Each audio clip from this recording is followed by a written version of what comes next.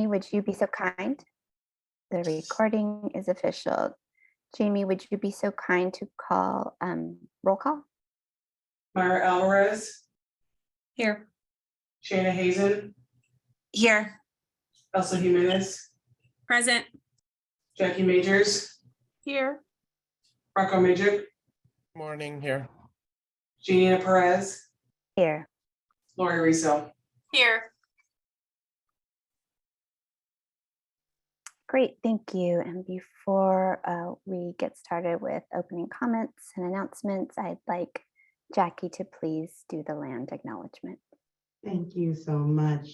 As a reminder, this is a virtual land acknowledgement that was created by the California Indian Culture and Sovereignty Center at CSU San Marcos, American Indian Studies Department. So we acknowledge that this virtual meeting is taking place throughout the unceded territory of California, home to nearly 200 tribal nations. As we begin this event, we acknowledge and honor the original inhabitants of our various regions. A land acknowledgement is a critical step towards working with Native communities to secure a meaningful partnership and inclusion in the stewardship and protection of their cultural resources and homelands. Let's take a moment to honor these ancestral grounds that we are collectively gathered upon and support the resilience and strength that all Indigenous peoples have shown worldwide. I am currently meeting here online from the headquarters of First Five California in Sacramento, which is the traditional unceded territory of the Miwok and Nisenan tribes.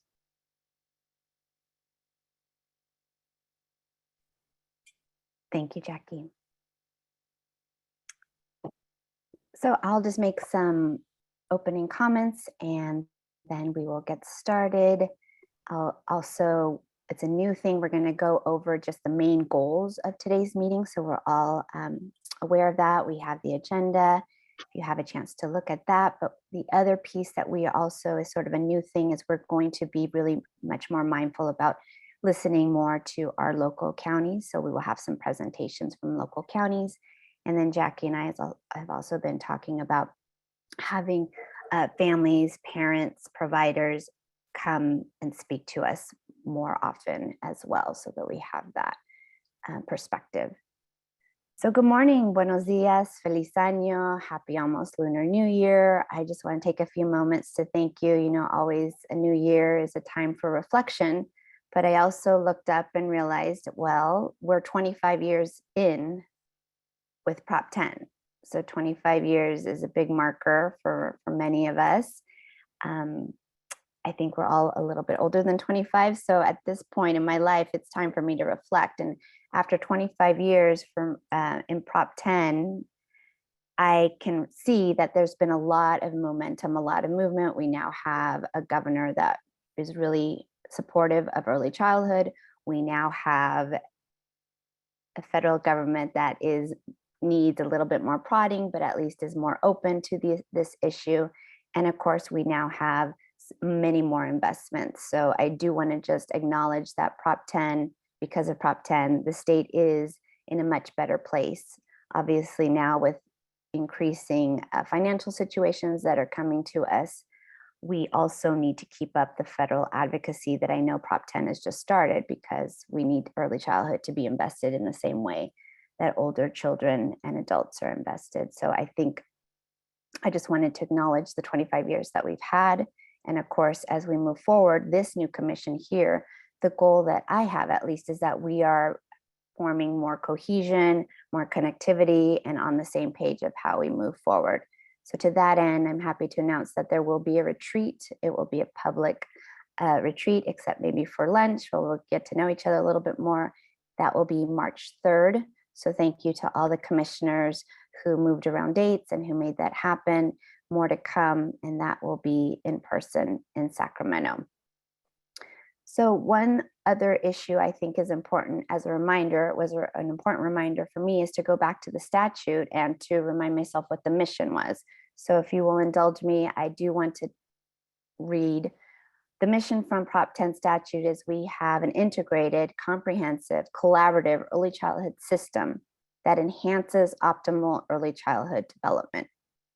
And I know the mission statement that's used from First Five products right now is a little different, but I just want to lift that up because for me, the system building is really critical, that we're always focused on system building. And the word that I use many times is leveraging, and how are we leveraging and creating that state system. So in addition to the audacious goal that I know many commissioners worked on last year and the North Star, I do just want to bring back into the space the commitment, and at least my recommitment to really trying to lift up the system building that I do see our state in need of leadership. And I think First Five is a great leader to that end. So with that, I'm going to just quickly say, in terms of main goals, we're going to look at the annual report today. I hope folks had a chance to look at it, to read it, to offer up feedback. I do believe staff are willing to give us a couple of days if there's some written comments that we want to make, but hopefully any major things we can flag today at the meeting. And then we are going to vote on the commission restructuring. We're going to have more meetings, more public meetings, more consolidation actually of our current subcommittees. And then in addition, we are going to get a financial update and as well tee up some future investment discussions. I do think though, we will just have to move forward together of how best we want to talk about this. My hope is that we can use the retreat as a time to talk about what is our mission again, but what are our commissioners here working with staff and of course other stakeholders, what reiterate, why are we doing the work that we're doing? How is it impacting kids and families and providers? And how do we measure success? So some of those things we're going to really dig into more in March 3rd. And I think that'll help us come back to being really clear on what we are investing in and how we're leveraging First Five with other state agencies. Okay, the other piece I do want to ask for is that we are going to switch a couple of things. So we're going to have this commission presentation, which is an action item. We're going to move it up from item 8 to item 7. So we will now have that happen before we have the strategic visioning update from Arabella. Okay, I'm going to now turn it over back to Jackie to just remind us of how this hybrid meeting is going to work. Thank you. Perfect. Thank you so much, Chair Perez. So good morning, everybody, and thank you so much for joining us virtually from where you are. Hopefully the storms throughout California have kept your families safe and sound. Staff here were worried for a little bit, but we are all intact and nothing major. Other than I actually had a little lake created in front of my house. I didn't buy a lake cube, I got one over the storm season. So I'd like to quickly go over how we will conduct today's meeting, including the facilitation of discussion amongst commissioners and public comment. First off, if anyone is having technical difficulties, please send an email to info@ccfc.ca.gov. Again, that's info@ccfc.ca.gov. We have staff standing by who will immediately assist you. So commissioners, to eliminate any background noise, it'd be helpful if you could mute yourselves during presentations. Upon each agenda item, you will be able to provide feedback and ask questions. You can either use the raise hand function in the Zoom webinar or physically raise your hand using your webcam so that the chair can call upon you to speak. Voting will be conducted in the same manner as our prior virtual meetings. Jamie Hastings will call for each commissioner's vote. The public will be muted. So for the general public, the public will be muted during the meeting. The public will have various opportunities to provide public comment by using the raise hand function on the Zoom webinar. This will allow Jamie to identify whom wants to speak. At that point, Jamie will call on the attendee and unmute their line in order to allow them to provide their public comment. So in closing, again, if anyone is having technical difficulties, such as using the raise hand function, please send an email to info@ccfc.ca.gov. We have staff monitoring that account, so you should receive assistance right away. Unless there are any other technical questions, we can continue with the meeting, Chair Perez. Great, gracias. So now I'm going to ask about conflicts of interest and read this official statement. Please let me know if there's any agenda item that presents or potentially may present a conflict for any of our commissioners. Obtaining this information in advance will ensure that I can announce your non-participation in any aspect so that we are in compliance with applicable laws. Does any commissioner at this time have a conflict? Seeing none, I am now going to turn it back over to Jackie to go over the executive director report. And then after that, we will have a presentation from our wonderful partners at First Five, led by Avo. Thank you, Jackie. Perfect. Thank you so much. And thank you for setting the tone for this 2-year, Chair Perez. I'm excited about doubling down and reintegrating back into kind of our mission about being systems change agents. As you can see, new to the ED report, with the support and request of Chair Perez, we actually finally listed all of the meetings, which happen to be 4 pages of all the work that we're doing with other state partners. And really just grateful and proud of that work that staff have been doing to actually realize the intent and the mission of Proposition 10 as being kind of the voice, if you will, the interagency voice at that state level with our partners. So I just wanted to kind of double down and lift that up for folks. So as we also gear up into another ledge cycle, we're excited to know that First Five was actually included in the governor's release as a statement as what people are saying, which I think is just a testament to the work that you all and in support of our work here, we're able to kind of actually come alongside because we have made such tremendous investments. The administration has made such tremendous historical investments in the 0-5 space. It really is. We are really excited about the implementation and what this looks like on the ground for families to ensure that the families who need it the most are getting the services and supports that are intended by these investments.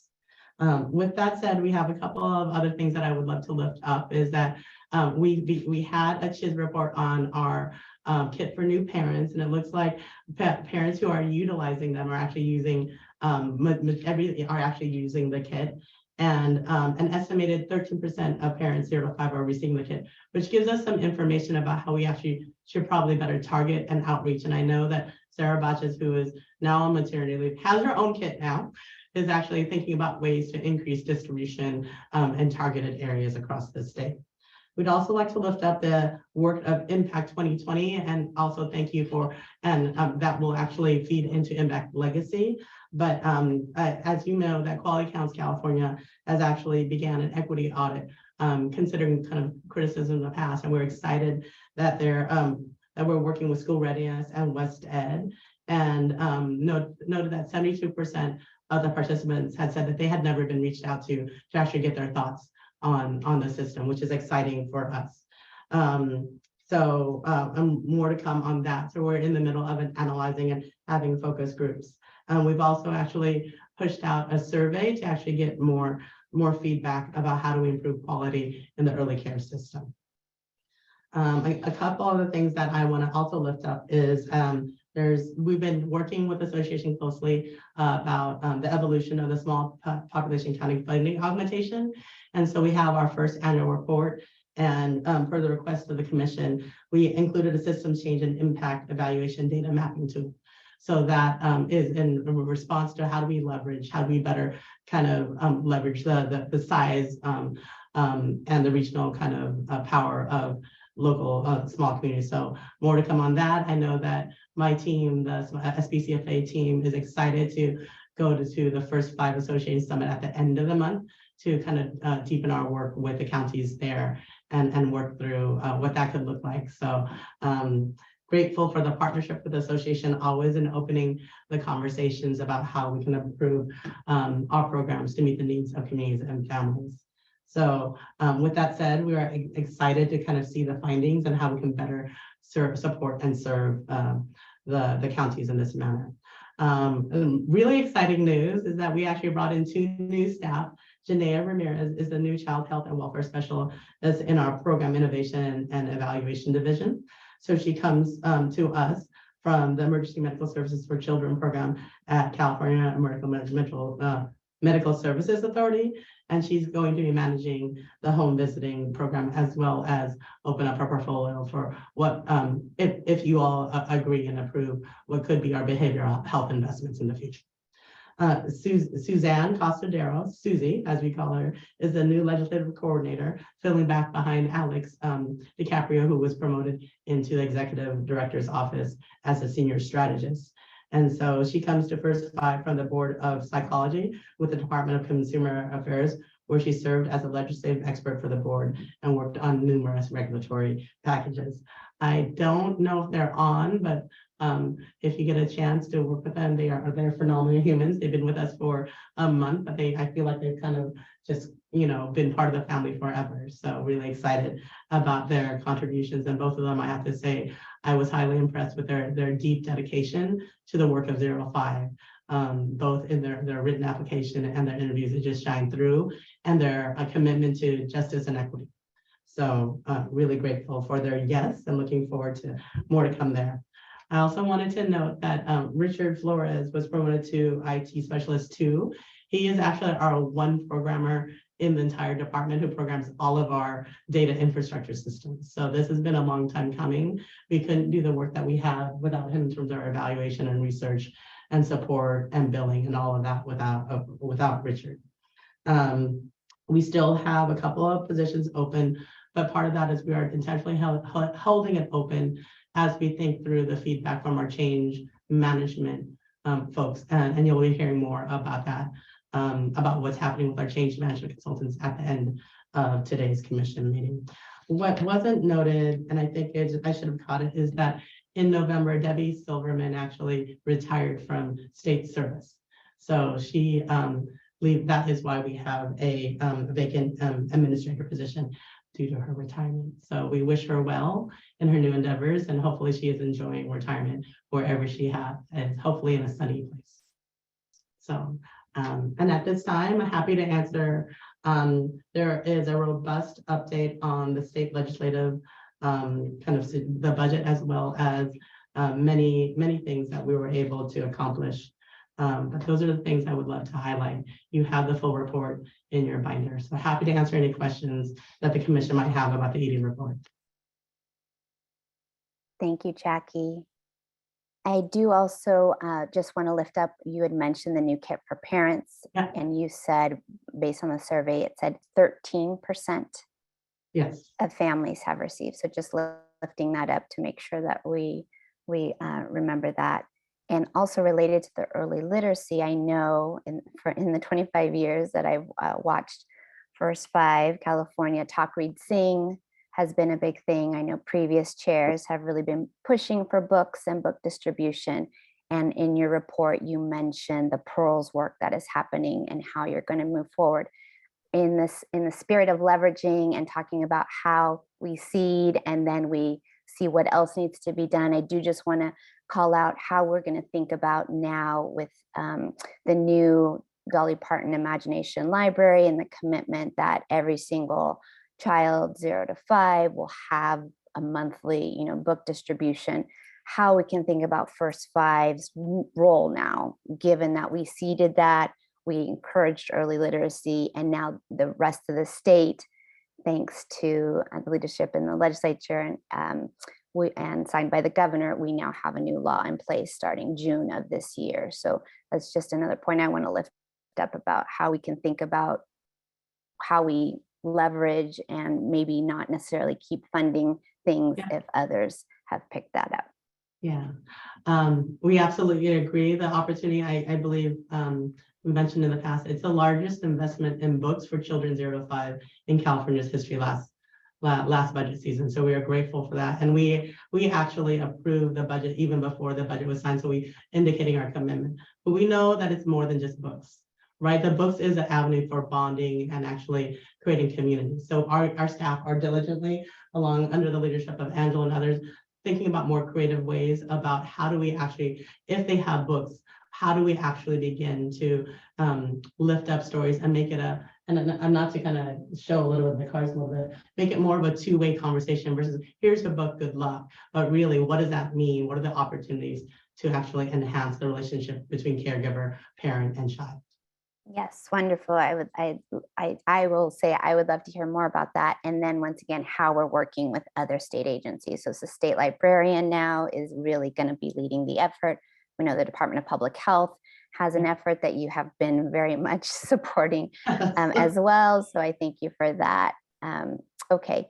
I also wanted to, if I have the privilege to just announce that our own Sheena Hassan was reappointed recently.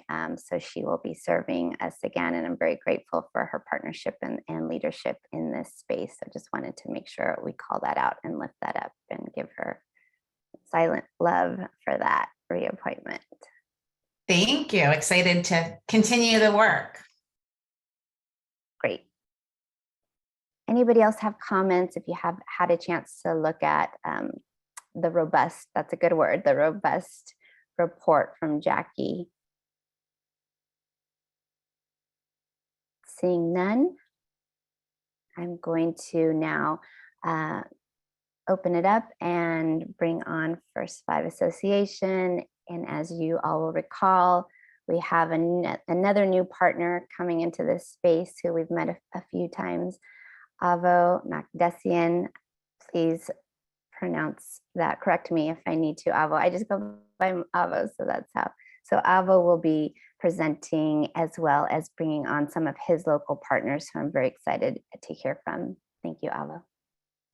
Thank you, Chair Perez, and good morning and Happy New Year to the Commission. Again, Avo Makdessian with the First Five Association.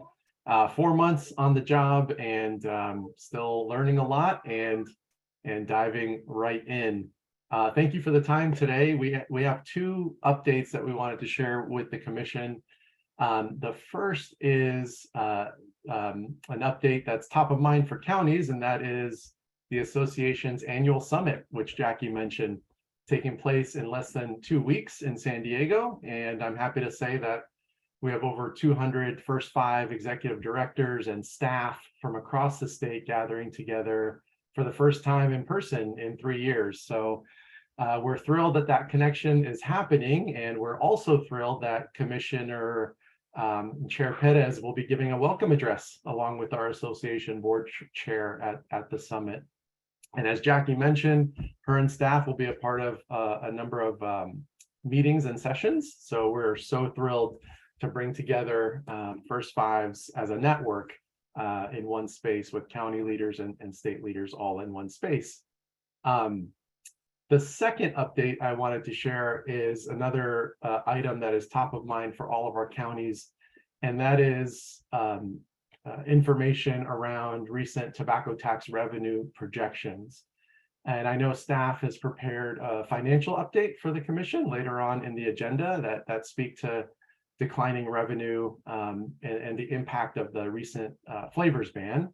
However, I wanted to give the Commission a county viewpoint of these revenues, given that these revenue declines affect 80%, or 80% of the revenue declines affect counties, I should say. These revenue declines, they're not foreign to the First Five world, and we'll continue to face annual declines as Californians smoke less and purchase less tobacco. Yay, it's a great thing. However, what is different with this recent flavors ban is the speed at which these revenue declines are going to be taking place in our local communities and how they'll hit our programs and some of the cumulative effects on revenue over time. So I have one quick slide I just want to put up for the Commission, if I could share my screen here. And this will, I think, better illustrate what we're talking about. So the revenue challenge that we're facing, given some of the recent projections, is looking at the second bullet there. Tobacco sales looks like they're going to be down about $71 million statewide through 2030.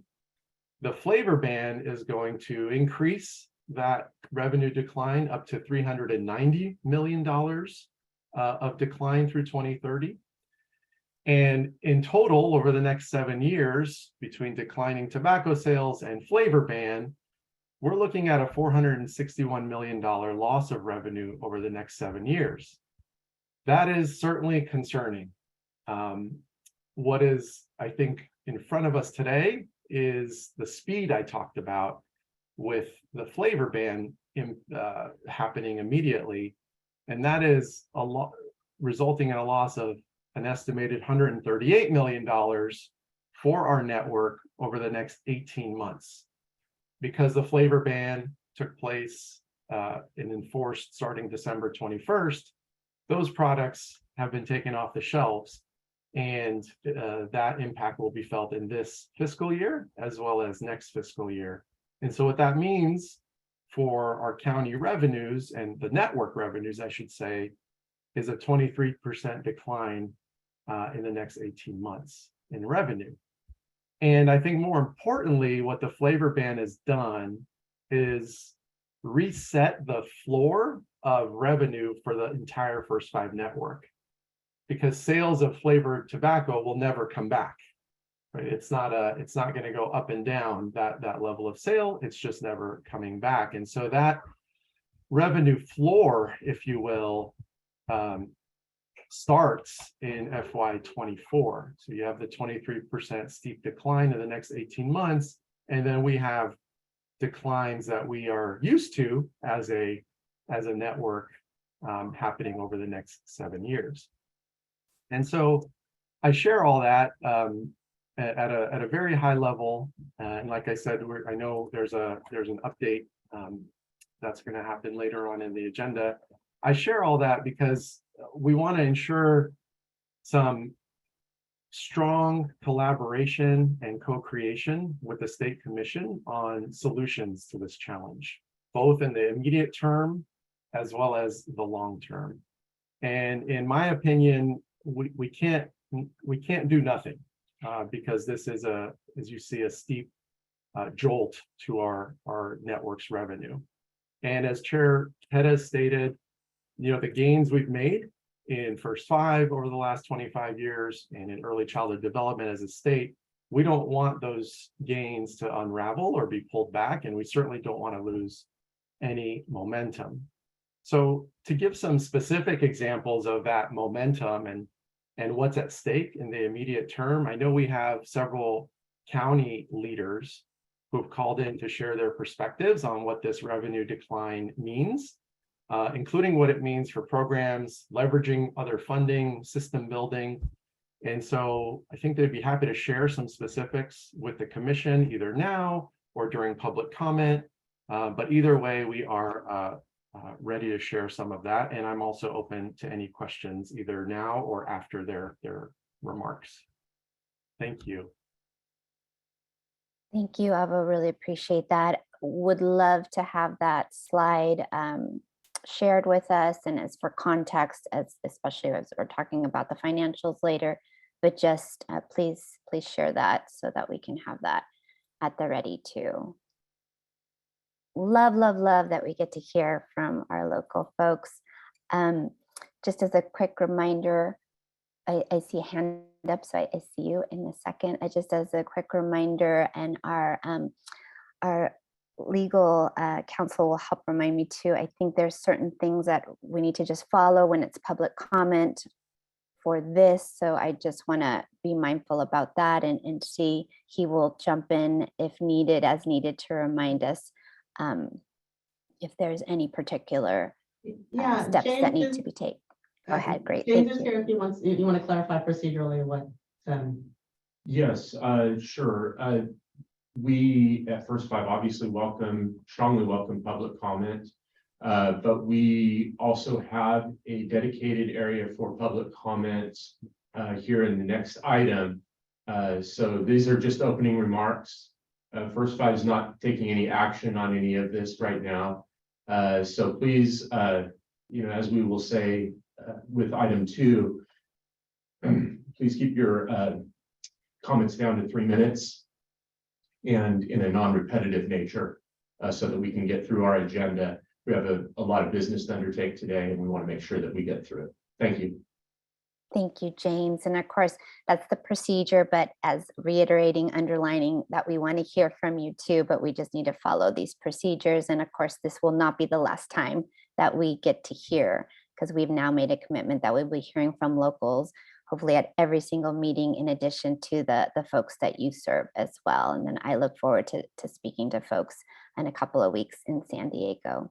So with that, I saw a raised hand. Should we just go that way, or Jamie will also let me know if there's others that want to speak? Yes, we have a few. I would need to know, are they part of your presentation, Avo, or are they more considered public comment and we could wait till item 2 as James suggested? Yeah, anybody speaking to the impact of revenue decline are part of this presentation.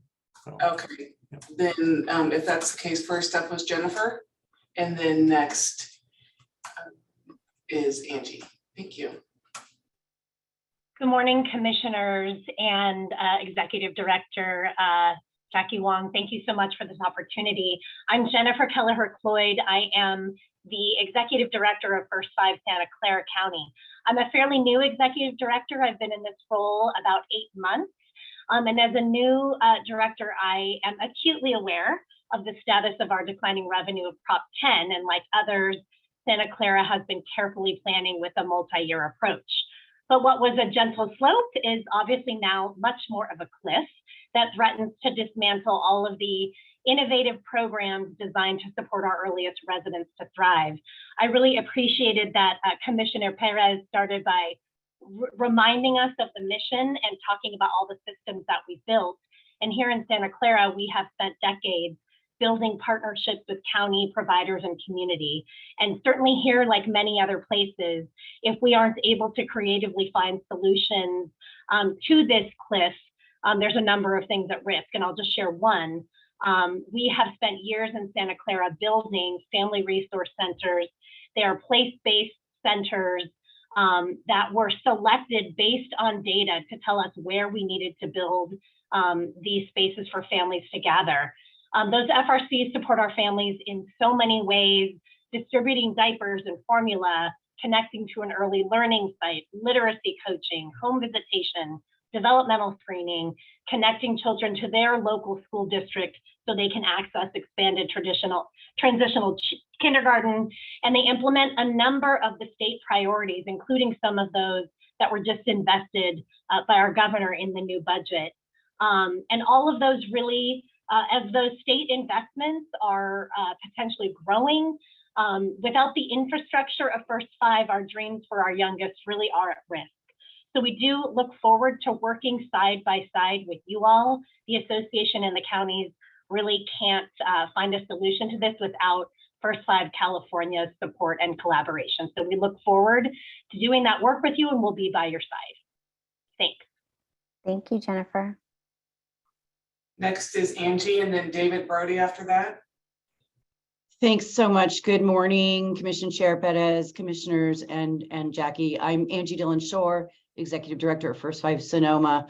I'd like to build on Avo's comments by also sharing just a couple of specific examples of the impact that this budget shortfall is going to have here on our local First 5 Sonoma programs for children and families that we partner with.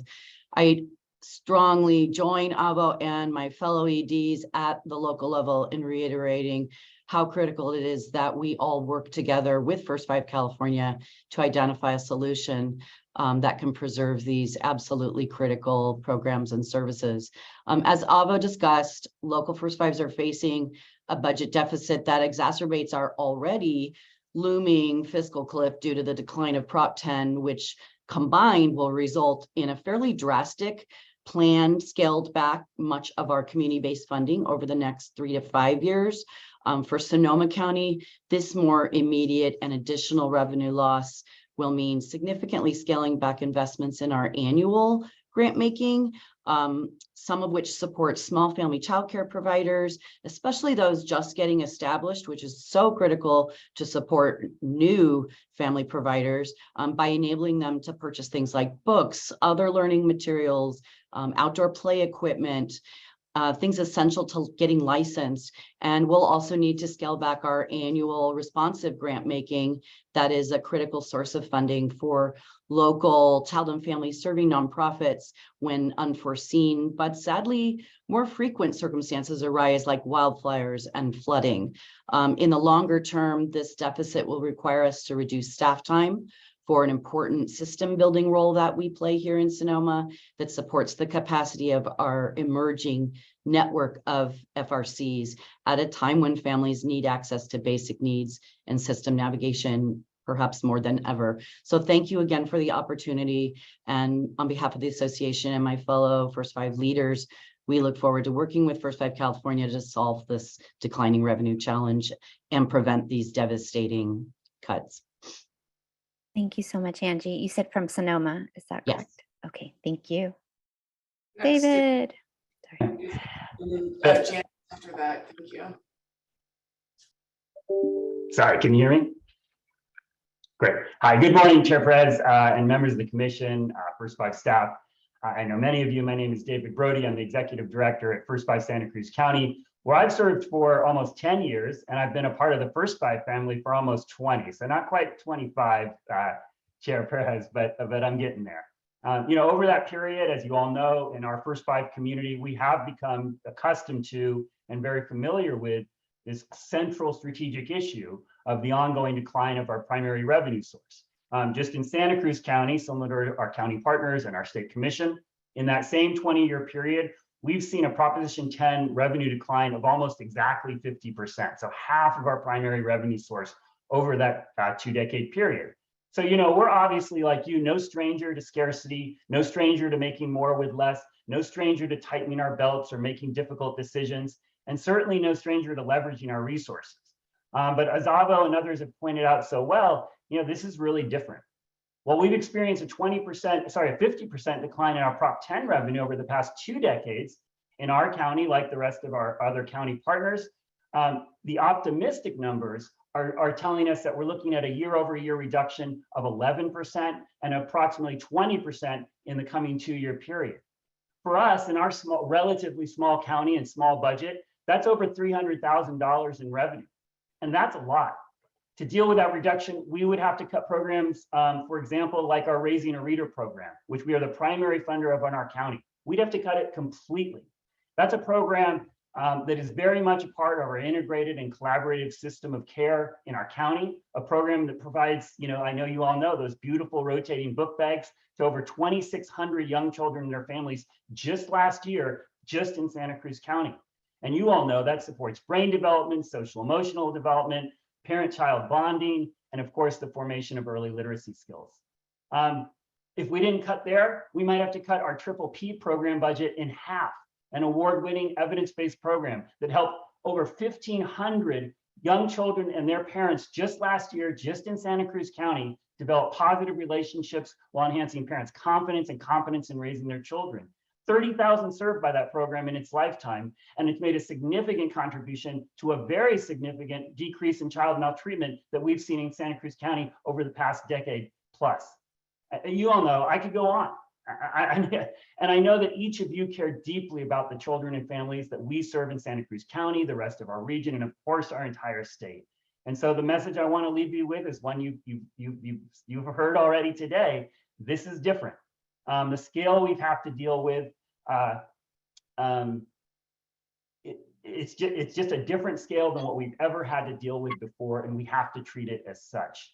On top of years and years of reduction. Thank you. We're at 3 minutes, Mr. Brody. Yeah, well, I just want to say that I thank our commission and our region, and I know our entire association looks forward to working with the First Five Commission on finding a solution with our statewide partners. Thank you very much. Thank you. Next is Janice, and after that, Francine. I have to unmute myself, sorry. So thank you, Commissioner Perez and the state commissioners and the state staff. I'll try to keep mine even briefer. I've been with First Five for 21 years. And in that time, I've seen us evolve from local grant making agencies to really community leaders and partners, bridging those local systems and advancing child and family centered policies. It's been that systems work that Giannina mentioned earlier that has really, really evolved. And First Fives in their community as systems leaders and system integrators and facilitators has really been the chief focus of our work in partnership with the state, right? We've done some really great things working on systems. And for us in Placer, stable funding is critical, not just for the programs that we fund, like David and my colleagues, Angie and others have mentioned, but it's much bigger than that. This will affect the systems work that we do. For example, 1/3 currently of the revenues that we have here in Placer are from sources other than tobacco tax funding. It's from grant funds that we leverage to bring in additional dollars. So $1.5 million we brought in last year, benefiting an additional 18,000 people in our county. This is only possible because we're able to leverage the administrative capacity that we have to support things like family centers during COVID, to provide critical supports to pregnant and parenting women that are struggling with addiction, and to expand our system of referrals and linkages to services. This exists because of our nimbleness to respond, because we're this nimble local government entity, but also our administrative capacity. The grant opportunities that we have do not allow the administrative costs that provide us with a staff person, right? It's my first 5 tobacco tax dollars that fund those positions that enable us to leverage those additional dollars. And they're critical to sustaining our own commission staff and the systems work that we do. Without that basic core support, I would not be able to respond to grant opportunities that were available and serve those additional folks, and to be able to help our network of system providers in Placer County. A drastic cut to our bottom line has a much greater impact than just reduced First Five funding for programs. So I really appreciate your attentiveness to this issue and urge you to dialogue with us in terms of how we might be able to respond to this issue. Thank you very much. Thank you, Janice. I just want to reiterate that 1/3 of your revenue is not tobacco tax. So that just also shows how you are leveraging. So thank you. Thank you for lifting that up too. Thank you. Francine. Francine Ruth. Great. Good morning, commissioners. Thank you so much for this time. I'm not going to reiterate what my colleagues have said. Similarly to Placer, quite a bit of our dollars are not coming now from Prop 10 dollars, because we could see the handwriting on the wall. We could see the declining resources, and we ended up leveraging MAW, working with our local governments to increase the funding that we get from them. Local and state agencies were implementing the DSS CalWorks home visiting program and applying for the First Five state grants. So what we've seen in terms of our last strategic plan, which was just approved in December, is, as you're talking about as well, really emphasizing the systems change and the systems change work and the roles that First Five has as a champion and advocate, a whole family, whole child, whole systems connector, healing-centered, relationship-based, quality-driven capacity builder. What we see is that we are the gas and the glue. And sometimes what happens is people will take up the idea, like the book idea, but then when they start to implement it, it's like, are they really using culturally responsive and appropriate books? Are they approaching it in a way that makes sense for our families, our communities, is respectful for them? We're really proud of the way that we're really implementing and focusing on race, equity, diversity, inclusion, and community engagement to power. And those kinds of activities and works do not get paid for by other folks. That is our Prop 10 dollars. We have been, because of all that other leveraging, we've been able to delay removing funding from our reserves up until a few years ago. Now we're looking at a 40% cut in what we had historically been providing, going from 7 million down to 4 million, projected services from 20,000 down to 7,700 or so. What we're recognizing is that if we want to be systems leaders and systems providers, we still have to provide some of those direct services, or else we are removed from our communities and our families, and we're not understanding what they're going through. So we too would love to continue to work with you all on this, recognizing it is an urgent need because of the specific situation now, and that the role that First Five plays as the gas and the glue and the facilitator of all of this will be dramatically impacted if we don't address it. So thanks again. We look forward to working with you to figure out an alternative. Francine. Next is Ruth, and then it looks like the final speaker will be Alethea.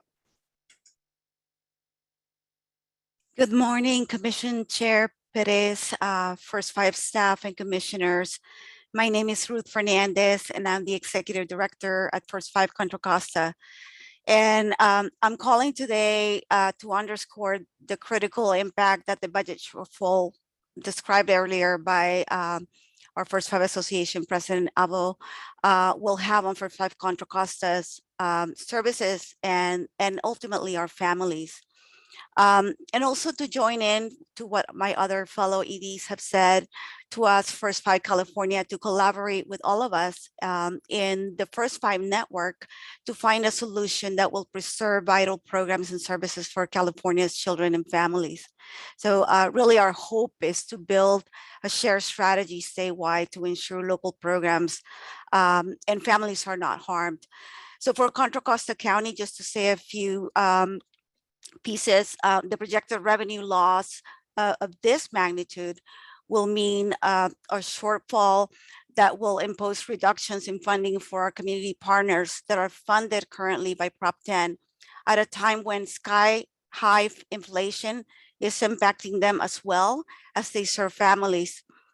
Also, a reduction in funding will reduce services for families. When we look around Contra Costa County, early childhood resources are already not equally distributed. And so this immediate reduction that we're facing in core programming will directly impact what we do as essential resources for our most vulnerable. Since the pandemic, the needs of families in our county have significantly increased. Thousands of Contra Costa families rely on First Five services, including those offered through our First Five centers, our FRCs, our parent education, early intervention, and early childhood services, in addition to financial supports and supplies and other resources that we provide. So reducing our services ultimately at a time where there's heightened need in our county and statewide will definitely have a rippling impact on the progress we have made up until now in building the resiliency for our families in our communities. So I really appreciate the opportunity to just speak to this issue and how the cuts will impact Contra Costa specifically. We really look forward to working with First Five California to solve this decline revenue challenge and prevent these devastating cuts. I'm very hopeful and feel strongly about the power that together we can catalyze through united advocacy. So I thank you all and I appreciate all the comments made by Chair Perez. Thank you. Thank you, Ruth. Nice to see you. Nice to see you. Alethea. Thank you. Good morning, Chair Perez and First Five California Commissioners. My name is Alethea Arguelles, and I'm the Executive Director of First Five San Diego. And to not belabor everything that has already been mentioned, I definitely concur with everything that has been shared. And I just wanted to share some thoughts from San Diego County. We have been blessed to serve well over 44,000 children in our last annual report, 44,000 children. And one of our critical support programs that we have been fortunate enough to be funding, the sole funder of, is our Healthy Development Services. And we actually provide screening, identification, and treatment to children that are self-referred or referred into our system of care at no cost to families. Collectively, we had well over 20,000 children that were screened. And then of course, well over 30% identified and also received direct treatment, mild to moderate identification of social, emotional, and developmental needs. Let that set in that there is nowhere else that is funding to serve our babies that are identified in this range. where do we turn families to? That is something that is unsettling. When we talk about what keeps you up at night, that's what keeps me up at night. I had to reduce that program in the millions in 2020. We were able to restore almost 100% of that temporarily because we saw the vast need in our county due to the impacts of the pandemic and really just the shutdown, right? Developmental concerns. We believe in San Diego that our mission, our vision is to make sure little ones are ready to learn, that they enter school ready to learn. And we're really worried that if we don't have critical safety net programs like Healthy Development Services or Help Me Grow through our statewide network, will children be ready to learn? And are we doing a tremendous handoff, like a positive handoff to our schools, right? Our LEAs that we need to be partnering with. And so I see my Commissioner Hassan, and we're going to be connecting on how do we prepare here in San Diego County, right, for this big conversation. And I am very excited that we are having this conversation today, or that we're sharing this with you all as our statewide commissioners to help come together to figure out some solutions and some strategy that are sustainable.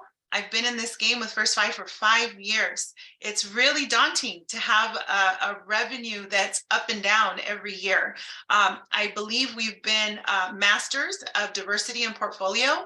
I've been able to leverage well over $8 million here in our local county to help us, right, continue to lead the charge. And I'm thankful to our county partners and, of course, First Five California for the funding opportunities to continue to doing this great work. And so, again, thank you, for this this space to share the concerns of an unpredictable funding stream, but also the opportunity to highlight the amazing work that our statewide network represents, and really being seen as those tremendous stewards in fidelity to serving our little ones, pregnant individuals, and our families in our state. So thank you so much for all that you do to help champion this forward. Thank you, Alicia. Just calling out again your $8 million that you're leveraging. I really do appreciate that. Many of you have talked about how you're leveraging. I think that's just a smart approach as well when you're discussing, when we're discussing this issue. So thank you for all your shares. This is definitely not the last time we will be dialoguing. I personally have a commitment to keep learning more and more and being able to lift up all the work that you're doing and leveraging. Want to look if any of our other commissioners have anything on this issue.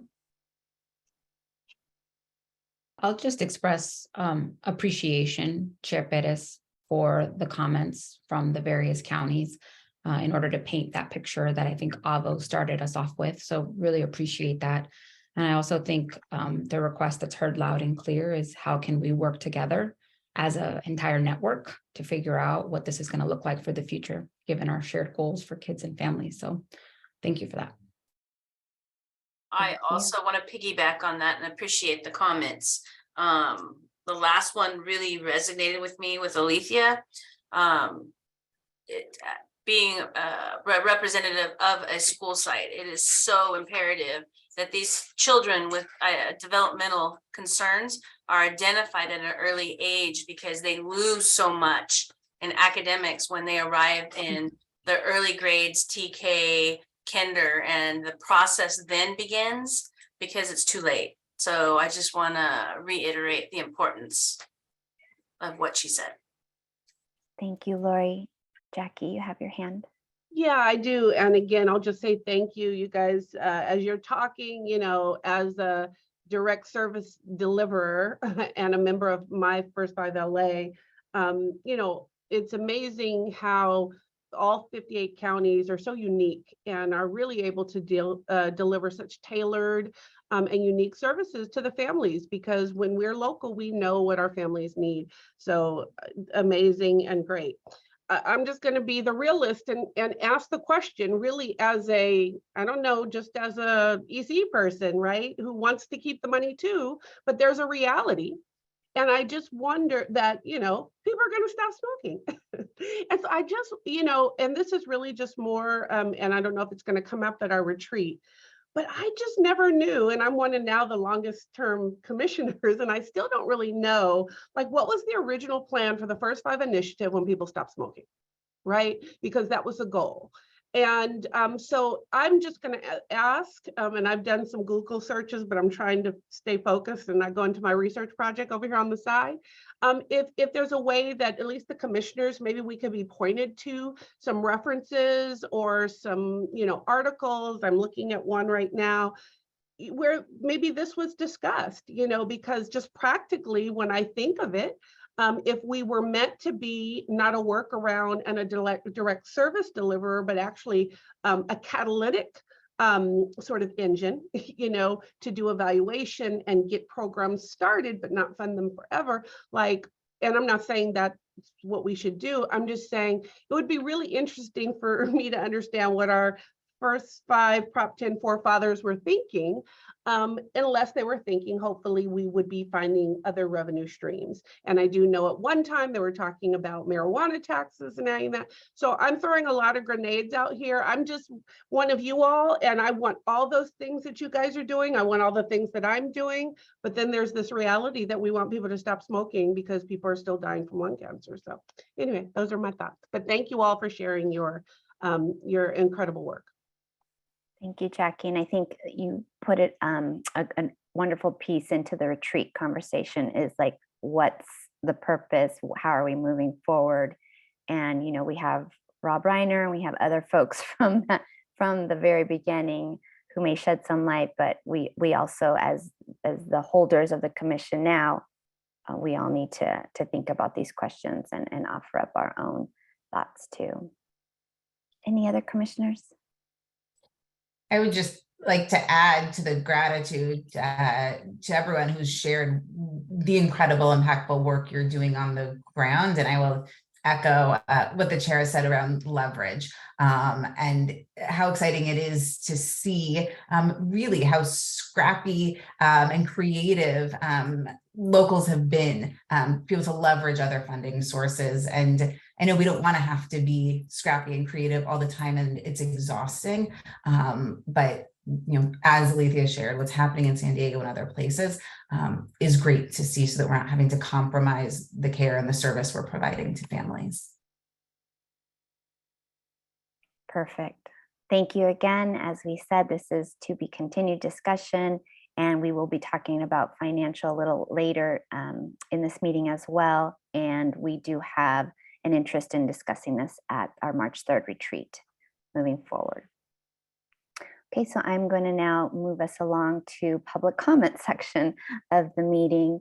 So if there's any member of the public who would like to speak on any non-agenda items not related to judicial, administrative, litigation, personnel matters, no action may be taken, as a reminder, by the commission on public comment. And if you wish to comment, please raise your hand and Jamie will call on you.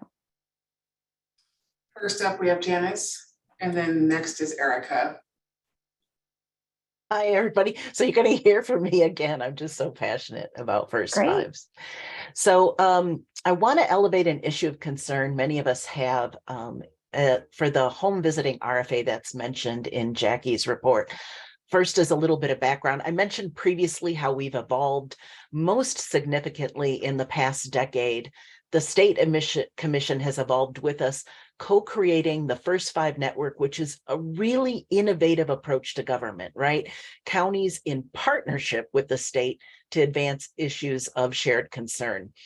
Our on-the-ground experience and adaptability, combined with the state's leadership, have enabled us to pilot and perfect programs and amplify public messaging to really promote positive outcomes for children and families, addressing issues of diversity and inclusion, rural and urban needs, early identification of developmental delays, really elevating California as a national leader in the early childhood space. At your last meeting, several of us spoke in support of Impact, which has been an investment in early education that has been game-changing. And we've been working diligently with state staff to create a program that makes most efficient and impactful use of those dollars. First Five is an experiment in how government can work best, that state level agency actually working in partnership with us to achieve outcomes. First Five is not so much a program as it is a movement, and we learn together and do best for our kids together.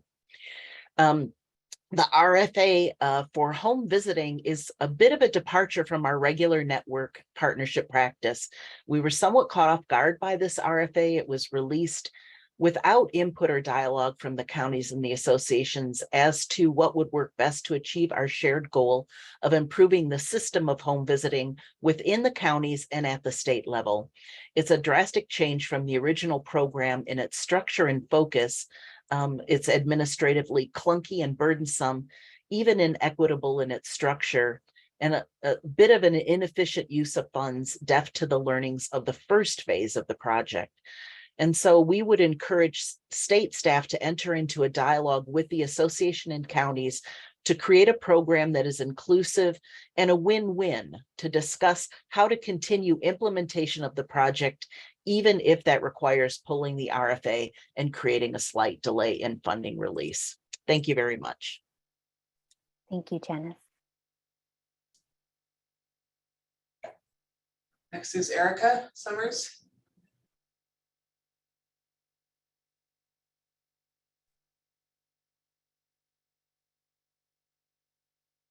Hey, good morning, commissioners and staff. Can everybody hear me? Okay. My name is Erica Summers. I'm Executive Director in First 5 Yuba County and also the regional representative for the Sacramento region. I first want to thank the Commission for your continued support and partnership to ensure our initiatives at both the state and local levels are aligned. As my colleagues continue to echo, we appreciate the State Commission's bold focus and importance of supporting systems change work as evidenced by home visiting and the literacy efforts we just discussed, which are also aligned with the governor's priorities, like CalWORKs home visiting and obviously the Imagination Library Initiative. Collectively, the association and counties have had a great track record in working with the State Commission to achieve the best outcomes for children and families across California. But that being said, last week, First 5 California released an RFA that was very concerning for many counties. First and foremost, with the lack of communication with the association and the siloed approach in structuring various funding initiatives, impact, refugee grants, and others, that didn't make sense. As you know, the First 5 network has demonstrated government at its best, states and counties working together in partnership to achieve optimal results. Yet this RFA, unlike others, was released without counties and the association as thought partners, and really undermines our culture of partnership and collective power. Without partnering with the association, we miss an opportunity to be innovative and assure effective and efficient use of public funds. While we acknowledge a shift may have been necessary to eliminate administrative burdens and possible red tape at the state level, the state's change in procurement processes have fundamental problems that are not inclusive or take into account race, equity, or diversity of California. The state's administrative burden is frankly being moved to local counties to coordinate, some of which might not have the capacity to manage various funding streams with competing contract and reporting requirements, all while providing TA and administrative oversight. The RFA has set up a regional structure for funding that is inequitable. Regions are based on impact funding, not necessarily a good fit for home visiting coordination. Counties may be better grouped in other ways for TA according to their readiness of home visiting coordination efforts. The process is also competitive, potentially leaving out regions that do not have the capacity to coordinate or submit an application of this magnitude. Without local engagement to co-design and problem solve, we lose the opportunity to create efficiency, streamline reporting process, and maximize the impact of public dollars. I would like to challenge the Commission to help us find a solution to ensure our culture of collaboration and collective impact with the First 5 network is sustained, and help us find a way to enhance systems change work in California that is effective, efficient, inclusive, and equitable. Thank you. Thank you, Erica. Appreciate you and Janice lifting this issue up. I also just want to reiterate that the respect and the kindness you offered up. There's passion, but there's also, just the kindness and the collaborative spirit. So I think I need to call that out in this day and age. I just want to recognize, thank you for, being frank, but also being kind and respectful. So with that, I double check because I don't want to put my first 5 staff on the defense or bring them in, but I did double check, and I think it will, if Jackie is game, it would be wonderful to have a response, being mindful like this is not an agendized item and we'll keep talking about it, but if Jackie wouldn't mind. Yeah, no, absolutely. I just want on process remind folks that when Debbie here, she did have several conversations with different people. And I had been part of at least 2 or 3 conversations, one with entire home visiting collaborative where this was raised.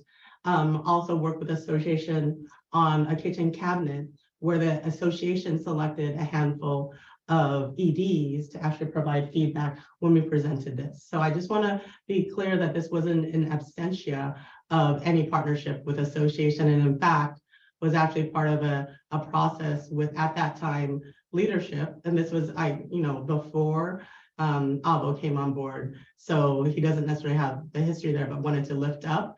And that's why we've been excited about the creation. And in fact, the concept of a kitchen cabinet was created in response to actually engaging the association more intentionally on this, if that makes sense.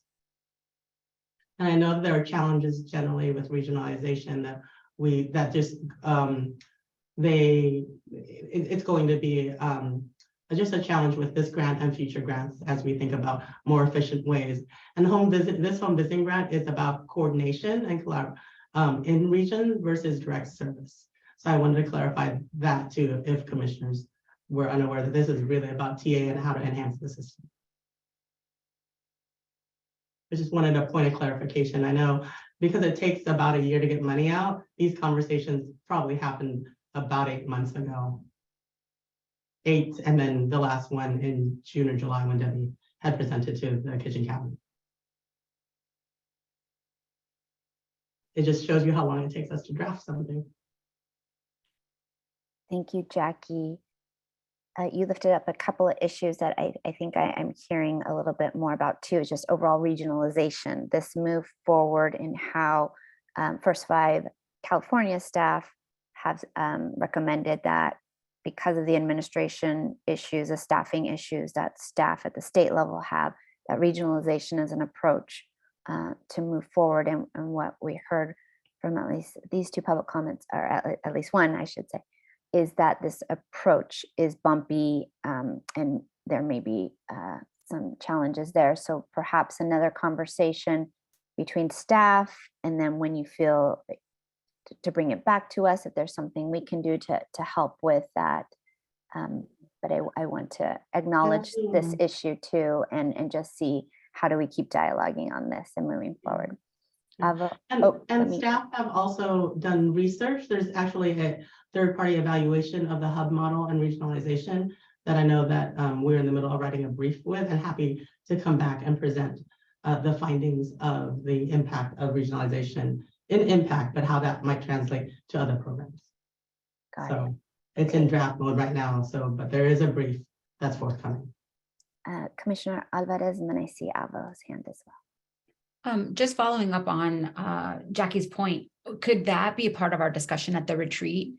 If this is an effort, moving towards regionalization that is going to be considered for future RFAs, and some of the immediate feedback has not been the most positive, I think that'd be a really good discussion, and glad to hear that there's that background paper getting worked on.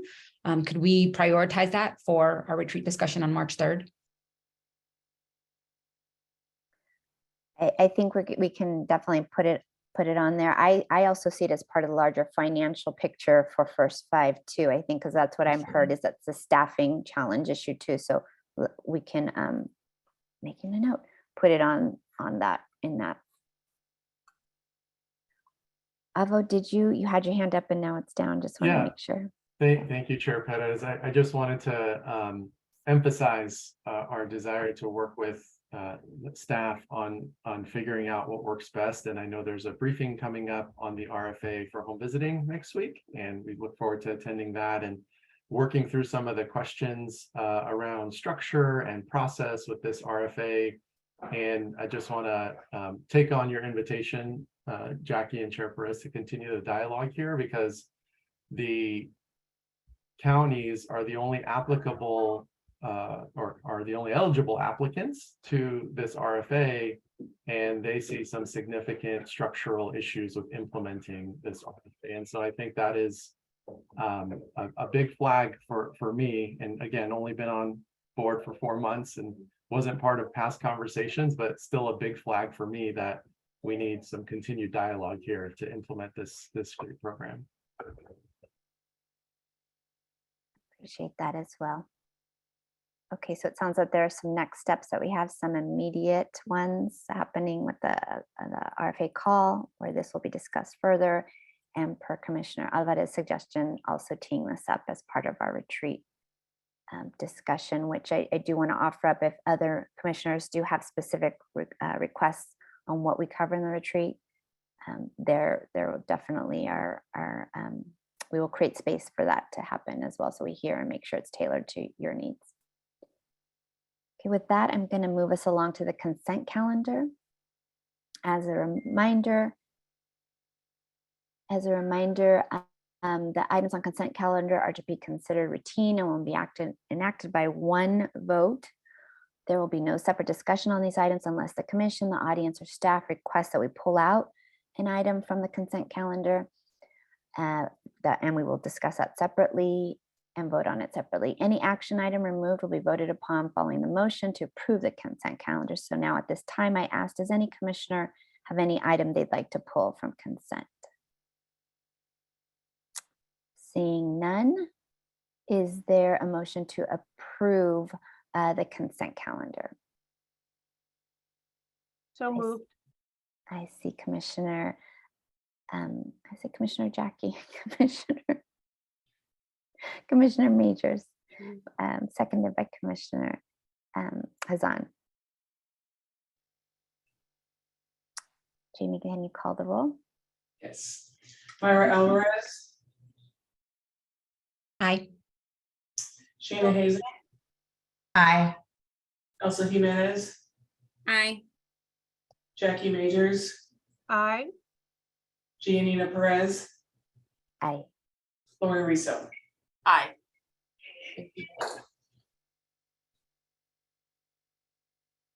Wonderful. So we've approved the consent calendar, and now we're going to move on to our regular agenda. And this is action items. So as a reminder, the protocol for our action items is the staff will present. We'll have quick questions from our commissioners, public comment, deliberation, and then voting by the State Commission. And a friendly reminder, everyone's adhered to this for the most part. We appreciate it. 3 minute per person time limit during public comment. So now I'm going to defer to Jackie to tee us up for the annual report discussion. Thank you, Chair Perez. I appreciate the tee up. So good morning again, commissioners, and I'll be sharing an overview of the 2021-2022 annual report. Staff are driving it from another way, so I apologize. I'm gonna have to say next every time I move on to a slide. So next, Simon. So the annual report is developed by a team of staff at First Five California using data submitted by county commissions. I'd also like to pause here and thank AVO and the counties for your attention to detail in collecting and reporting the information included in the report. We know it's a lot of work, but it's helpful. I'd also like to thank First Five California staff who have contributed to the development of this report in big and small ways. Specifically Gretchen Williams, who took a lot of time over the last several months to curate this and reach out to counties for the data. Also specifically Bernetta Syfax, our graphic designer, and Monica Roy, our staff lead, in getting all this assembled into one cohesive document that was sent to you in your packet. To our IT and research evaluation staff in facilitating data collection and analysis, and our program external affairs and fiscal staff in documenting all the work done for our children. Really, it is really during this time, all hands on deck. And so I am grateful and thank you all for your work in this. So now on to the report itself. This year's report covers the range of topics you see on your screen here. Next slide, please.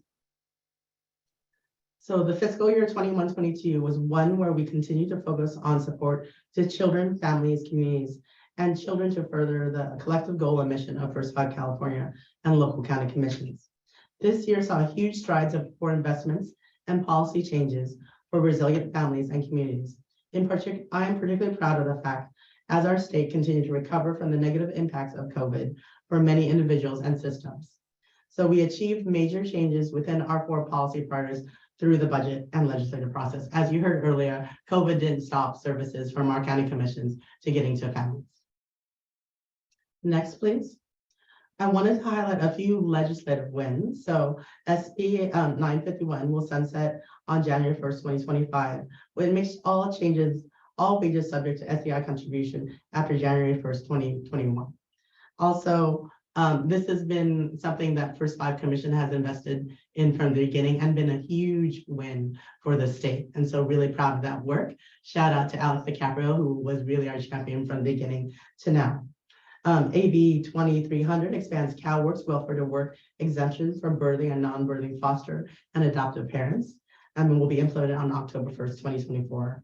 AB 2832 requires CDSS to finalize and present the screening tool and framework by January 1st, 2025, and requires that First Five California, the Early Childhood Policy Council, and other stakeholders to provide input on the framework and tool. Requires the framework to outline categories that are essential to supporting children from 0 to 8 years of age through a whole child approach, including but not limited to access to childcare, physical and mental health services, education, childhood adversity and community safety, economic well-being, and built environments. Further requires the framework to guide the development of the equity tool that will consist of indicators aligned with each of our framework's categories. Again, further leveraging us as system partners at the state level. Next up are our budget victories that we wanted to highlight. So a couple of notes from early learning. So we require that the California Department of Education to convene statewide interest holder work groups to provide recommendations on best practices for increasing access to high quality universal preschool for 3 and 4 year olds.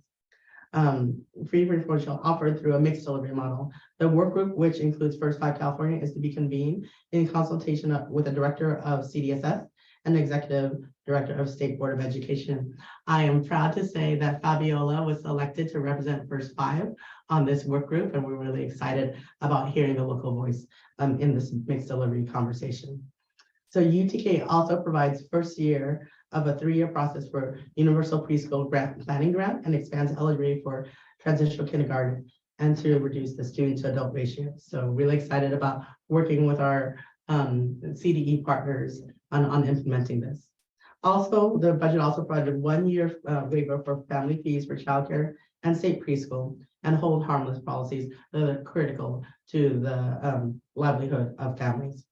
It also provides federal funds to implement childcare stipends and also provides childcare workforce health and retirement benefits. Provides professional development as part of the pre-K planning and implementation grant program. Requires the Department of Education to convene and recommend preschool standards, which our staff and Impact have been deeply involved with and provided information and feedback on, and additional funding to assist educators in reading supports and literacy instruction. And that was a part of the work that we were selected to be as part of the SSBI's task force on literacy. So in resilient families, we want to note that distribution of books funding to be encumbered through June 30th, 2025. So that, again, as mentioned earlier, it was the largest investment in California history in books for early learners. Also, a couple of notable mentions are expanding the Young Child Tax Credit and Foster Youth Tax Credit for WIC eligible families and foster youth. Establishment of the CalKids program, open college savings accounts for all California newborns, and provides extra funding for low-income first graders and provide information through the First Five California communication system. So as soon as that passed, they reached out as to how do we actually get more families in CalKids.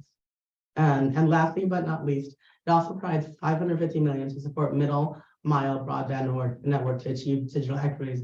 And as we know, during COVID, ensuring that there was reliable, stable internet was a key part of ensuring that we were on path to sustainable and access to services to kids and families. And it's a lot, so I don't know, Chairperson, if you want to kind of pause throughout or have discussions at the end, but happy to answer questions throughout. Next slide, please. This is the county commission revenue. So for 21-22, so total revenue was $417 million. And so moving to reported information on county revenue, the table you see summarized county reported having revenue from 21-22. The data included here reflects independently audited financial information from the counties. Statewide counties received over $417 million in revenue, 73% of which was direct from Prop 10 tobacco tax funds. Note the data included reflects Prop 10 income in addition to other First 5 California sources of revenue such as Impact 2020, SPCFA, and the DL pilot. Other First 5 California funds assessed by county commissions may include First 5 state advocacy funds, California Reschedule program dollars, or other local assistance agreements with First 5 California. Other public funds represent 17% of total county revenue. These funds may include maternity, infant and early childhood home visiting program funds, temporary assistance for needy families, TANF, Medi-Cal Mental Health Services Act dollars, CalWorks, California Home Visiting Program, or dental transformation. I wanted to point out that this total, 70 million, as it reflects our partners, the counties, and their hard work to leverage non-Prop 10 funding streams and develop collaborative relationships within their local systems of delivery. Finally, I'd like to also note for you today that there are two categories where negative revenue was reflected this year. Statewide total revenue from interest earned and other funds of revenues ended up as a negative number due to some unusual circumstances. First, a number of counties reported investment lost, and second, updated state and local financial reporting guidelines now require counties to identify leases as outlying liabilities under GASB. Overall, counties reported a 9% revenue decline from last year. Okay. And Jackie, you had said you want to pause and ask.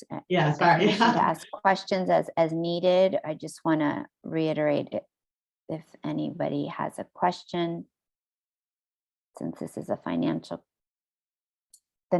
slide, and you just mentioned the negative, so I will ask it. So how can revenue be negative? Or here, Marco has a question too, so why don't I first defer to him? We've reached out and they've just said fair market value is of what they projected was negative. And I encourage Avo to and provide further detail. So it's an investment loss and I don't have details as to what was being invested in. So maybe we can have follow up on that later. That just struck me. Marco. Yeah, I mean, I think just off your comment, Giannina, I think similar, it would be just helpful to understand the revenue from interest earned. Typically, interest earned can't be negative. So I think it would just be interesting to better understand what ultimately could potentially be driving that. The other question I would have is this in the aggregate, or because there's some interest gain, because normal interest gain is happening, this number is ultimately lower than what the overall number looks like. So it would be, I don't know if the First 5 Commission staff knows that, or if the association knows that, but I think that would be helpful to know. So in other words, is the 5 million the true loss, or is the loss bigger, but it's just muted by the fact that there are gains in other areas? I think that's another thing to just consider, but it just piggybacking off of Giannina's comments. Yeah, Commissioner Majik, it is aggregate form. So there are several commissions who actually did have interest gained. And so if don't quote me this, if I understand correctly, the total loss was a negative 19 million in investment loss this past in the 2021-22 year.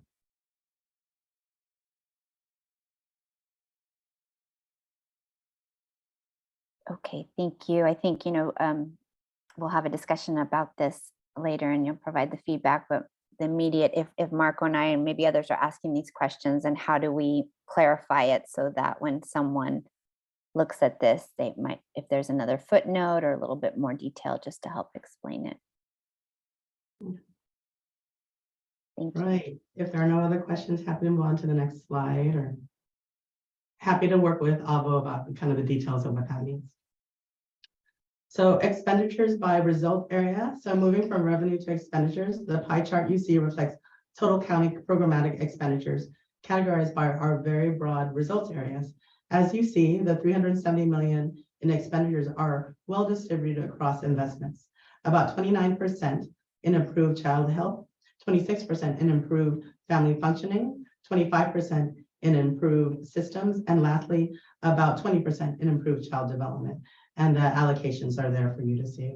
So within each of these categories, the next few slides go into additional detail to further describe the service categories within these result areas. Are there any questions about the pie chart and the distribution of investments or expenditures? If not, next slide, please.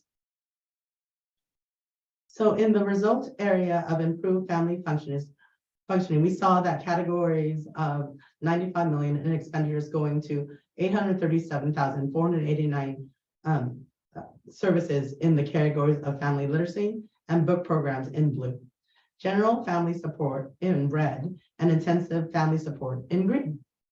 As you look at these slides, keep in mind that service delivery dosages and strategies vary in different service categories. So they could be high touch or light touch. So while family literacy and book programs has a more modest investment total at just over 4 million, it reaches over 400,000 individuals. And conversely, intensive family support services has a far greater price tag at over 26 million, yet serves far fewer individuals at about 28,000, which again, that's the intensity of services provided. Counties invest in programs and services based on the local needs and local priorities. And I am presenting alongside Avo to share some stories about what that looks like on the ground. And I believe, Avo, I don't know. Yeah, thank you for that, Jackie. We have next slide, please. To the next slide. Yep. I believe we have Hannah from First Five Fresno is going to give us a quick rundown of the work at Lighthouse for Children. Hannah?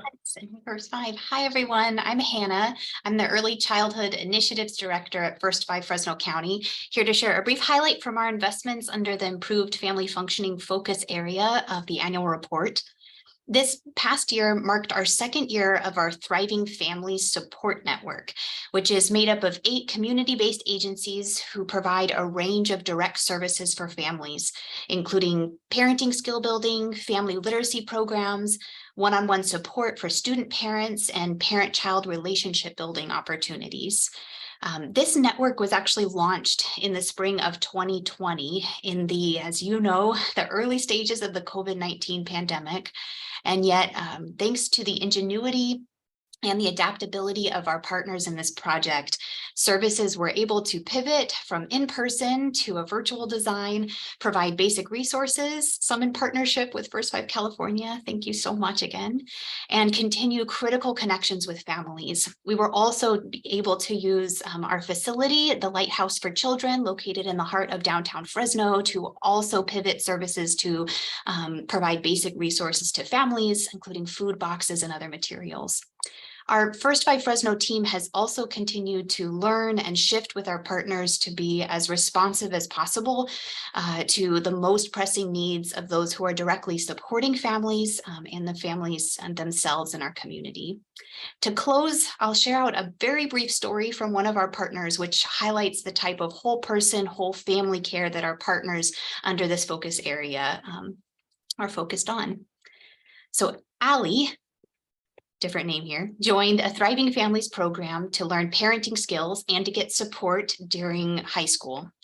When she joined the program, she had not yet visited a doctor for a prenatal appointment.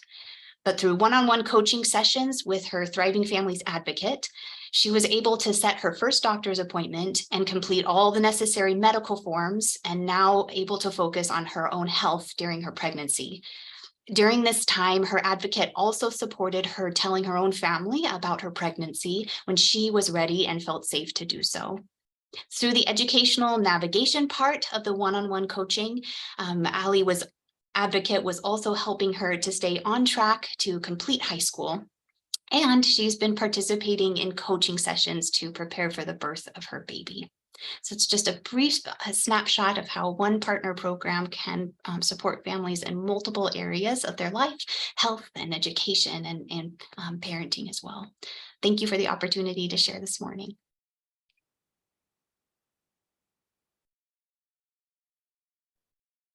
Okay. Good. I think if we can go to the next slide. Next slide. So in results area, improved child development, we saw the categories 74 million in expenditures going to 175,393 services in the categories of early learning program, direct cost in green, and quality early learning supports in blue. Early learning program direct costs at 17 million include 34,249 services for early learning and care programs, kindergarten transition services, and unique supports such as STEM and other extra supports based on need. For quality early learning supports, that 57 million investment provides for 141,144 services to enhance quality in a variety of early learning and care settings with professional development, coaching, and other support via Impact and Quality Counts California. On to our county highlight next. Yeah, thank you. For this one, we have First Five Solano, and I see Lorraine here from First Five Solano to give us a few highlights there. Thank you, Avo. Good morning, commissioners. I'm Lorraine Fernandez, and I'm a program manager here at First Five Solano. Thank you for the opportunity to share the success of First Five Solano's pre-kindergarten academies. We know that early experiences are essential for children to have later success in school, the workplace, and the community. And these challenges children face early in life can lead to lifelong negative outcomes and high community costs, including school dropout, incarceration, chronic health problems, and isolation within the community, which we certainly don't want for our young children especially. As part of our Children's Healthy Development Initiative, we have implemented pre-K academies in our 7 cities here in Solano County since 2007. We partner with the school districts to provide an average of 18 pre-K academy sessions each year, and pre-K academies are offered for 4 weeks in the summer before school starts and include parent engagement activities to connect families to school environments. The primary target population for these academies are children entering kindergarten in the fall who've never attended any type of early learning program. We also prioritize English language learners and others who are considered high risk due to factors such as poverty, family violence, child abuse or neglect, and special needs.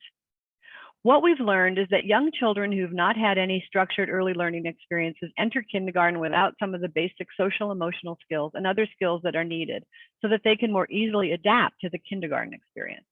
These skills include cooperative playing with others, building their curiosity, self-regulation and self-care, sitting at circle time, learning how to write their name, recognizing colors, shapes, and letters.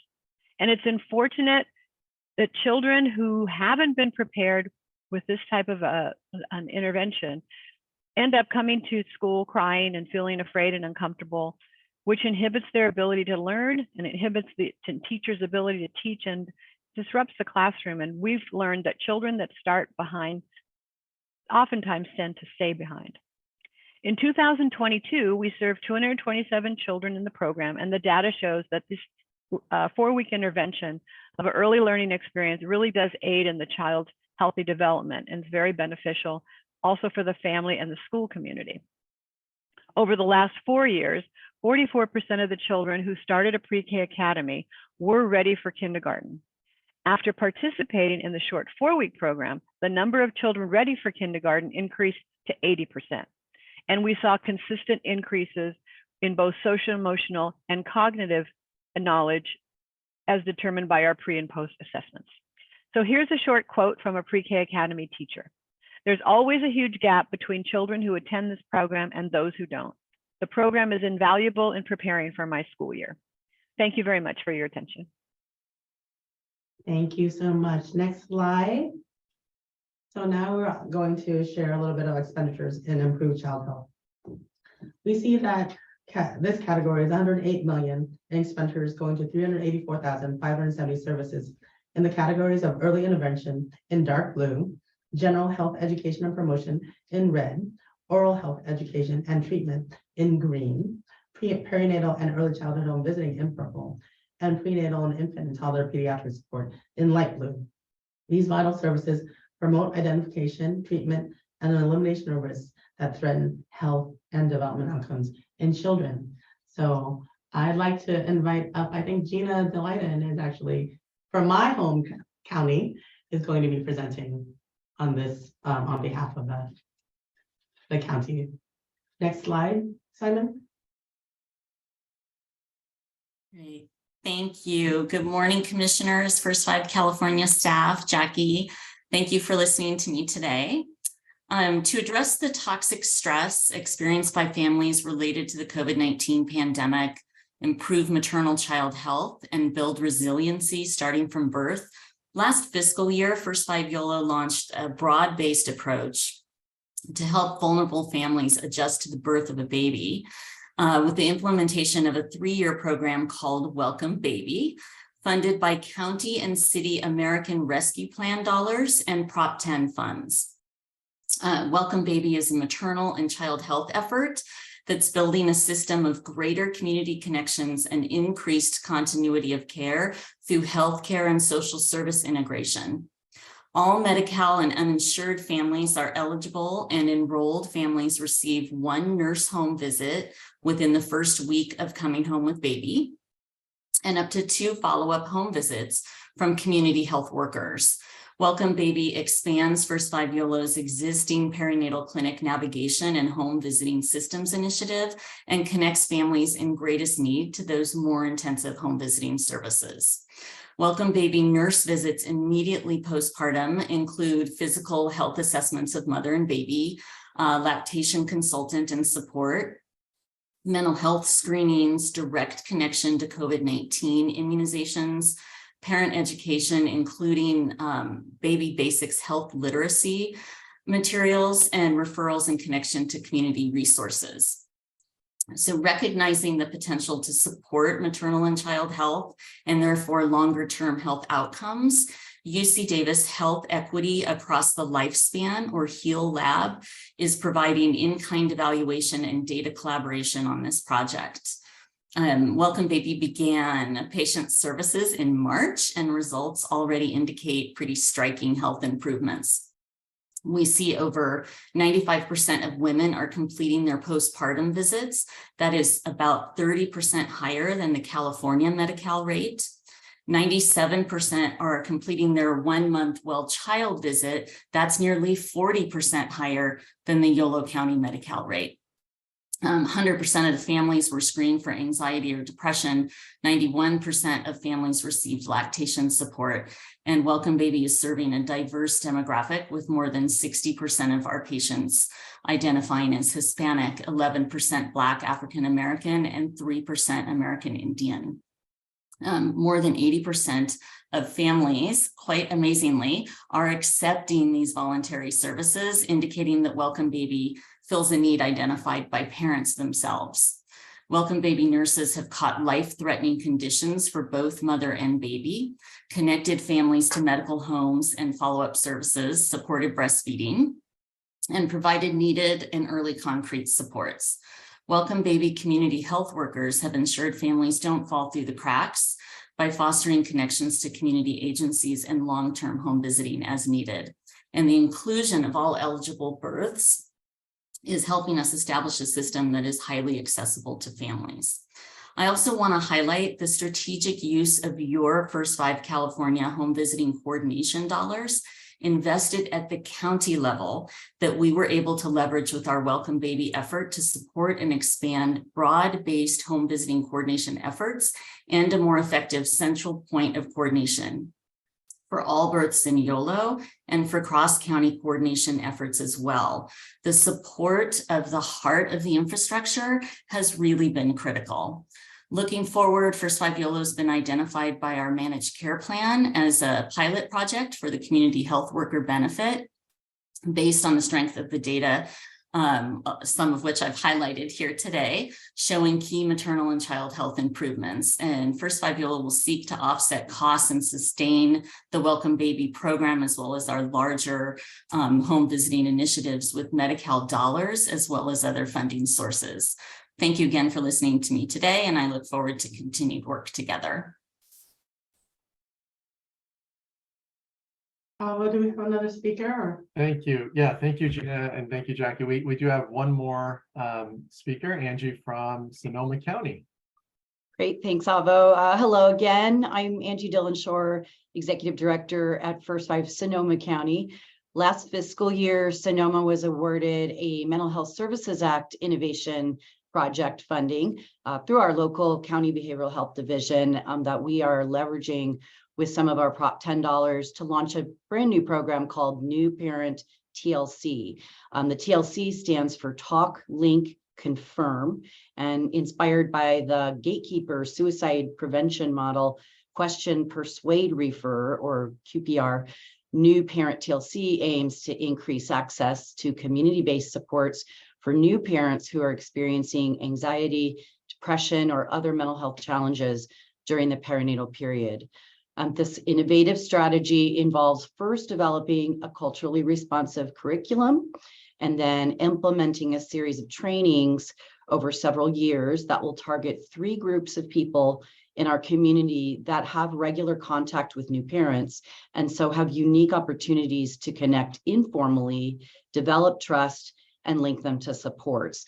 These 3 groups are childcare providers, beauty professionals, including hairstylists and nail technicians, and several hundred employees of some of Sonoma County's larger employers, so coworkers, basically. The training curriculum has been developed working with 2 local experts in perinatal, early relational, and infant mental health, as well as in-depth work with an advisory group that have really ensured that that training curriculum itself and the strategies that will be taught to the TLC connectors are culturally responsive and inclusive. As an important component of all MHSA innovation projects, First Five Sonoma has a robust evaluation plan in place, and we are just really excited to learn about the impact of this approach. So more to come on that. Thank you so much for the opportunity. Thank you all for that presentation. We can move on to the next slide, Simon. So expenditures to improve systems of care. So lastly, we have our improved systems of care result area, which reflects investments in system-wide structural support and impact our overall systems reaching children in all of the other result areas. Here we see counties investing over 93 million in 21-22, 54 million in systems building efforts, 35 million in public policy and advocacy, and 4 million in emergency and disaster relief. As these efforts are at the system level, counties do not report numbers of individuals served. And I don't know if you wanted to speak to this, because yeah, I just, excuse me, thank you, Jackie. Just really briefly, you heard some snippets of the system of care work and systems change work happening throughout all the presentations, but just want to encourage you all to read through the annual report and focus on that systems change area, because every county system is a little bit different. But the weaving of partnerships and leveraging funding and doing the policy advocacy is highlighted, I think, really well in the annual report. So don't want to lose sight of that. Other than that, I just wanted to give one quick closing comment, if I could, Jackie. Go ahead. Yeah, so I thank you to Fresno, Solano, for Hannah, Lorraine, for Sonoma, Angie, and Gina from YOLO. Just want to reiterate that these program highlights are, and the programs are really meant to fill these critical gaps that each county is seeing that's unique to their county. And like I said, we're leveraging and as resourceful a bunch of system leaders as I've ever seen in my career. And so I just want to reiterate that the highlights and everything that you are reading in the annual report is also the outcomes of our network collectively. And I'm just reflecting after hearing all these highlights and reading through the report, I'm reflecting on the governor's statement a couple of weeks ago during his budget message that Sacramento's vision is realized at the local level. And so all of these impacts and highlights I know are shared statewide with the state commission and the local commissions. And so these impacts and these positive trends in impact are the state commissions as much as it is individual counties. And so just wanted to reiterate that. And thanks for the opportunity to highlight some of these programs. Thank you for that, Avo, and continued discussion and partnership. So I want to highlight a couple of things that I know have been important to the commission, our demographic information. Next slide, Simon. So statewide county commissions serve a diversity of populations by age, race, ethnicity, and language. Altogether, they serve a total of 1,359,002 unique individuals. 575,816 of which were children 0 to 5 served. That's 42% of the total. Just about half of the total individuals served were primary caregivers, meaning parents, guardians, grandparents, caregivers, and the remaining 100,117 were teachers and care providers. So lots of impact on individuals. Next slide, please. The next few slides are voluntary data. So we have a lot of unknown and incomplete data, but it does show you kind of the range of diverse populations that are being served. So with respect to race and ethnicity and language, the data presented here represents all children and their parents, grandparents, and guardians. Providers and teachers are excluded in these data.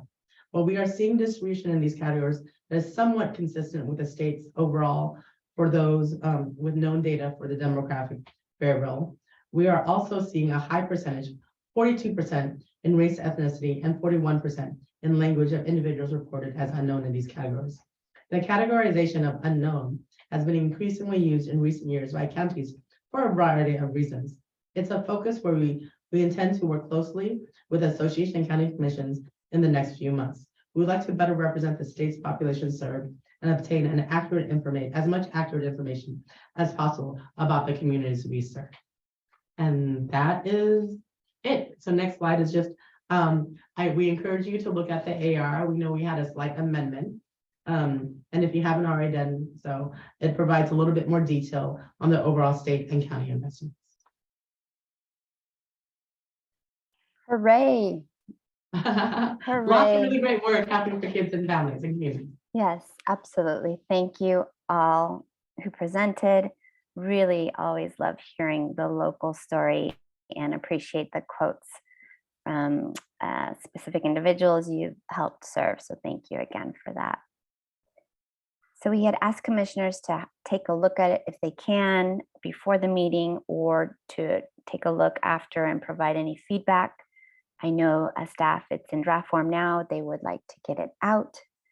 And I would like to state that one area will not be a big surprise is in the intro letter at minimum, I really want us to consider how do we call out the leveraging piece. So we talk about the new investments, we talk about the previous investments. And so the investments are always important and wonderful, but because I'm reiterating the mission per the statute about creating collaborative, comprehensive early childhood system that enhances optimal early childhood development.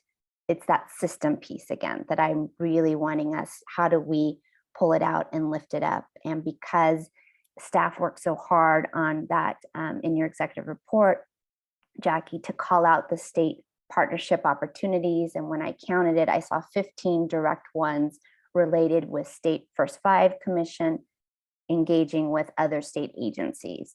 So even pulling out something like that, you know, we have more than a dozen ongoing partnerships with the state, and then calling out some particularly meaningful ones or the biggest bang for your buck ones to once again show other state agencies, the legislature, the administration, how we are investing in spite of the financial challenges we have, and we, taking a note from what locals have shared earlier, leveraging, how we are leveraging all the investments that they're doing and connecting and making that. So for me, that's a really big thing that I don't think we have to do. I hope not a lot more work. It's just playing around with the intro letter so that we can call out things that you've already highlighted in your executive report.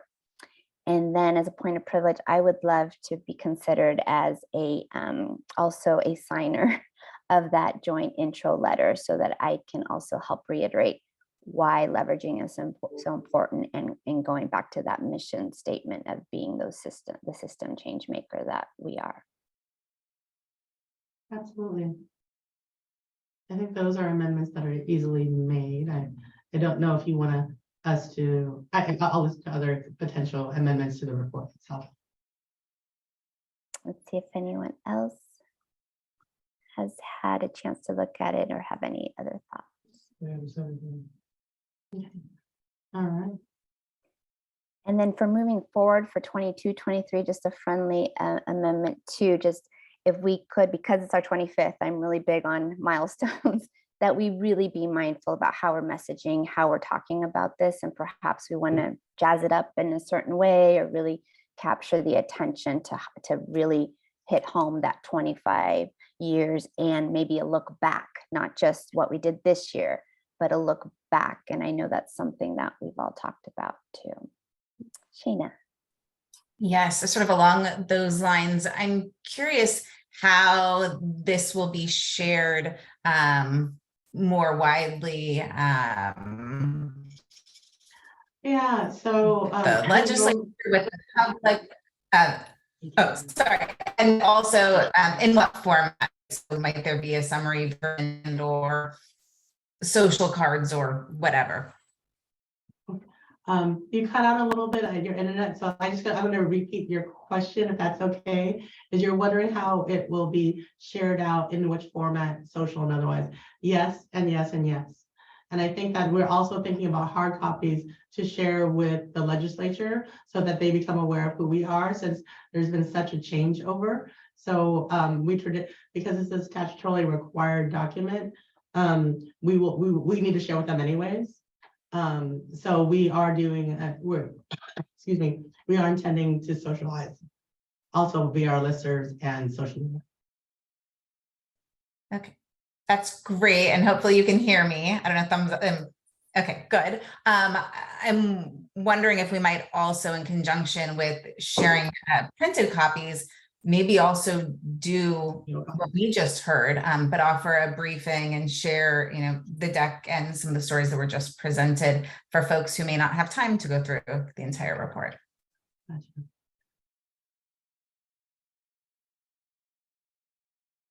Commissioner Rizzo. I would just like to say I really appreciated the county highlights section.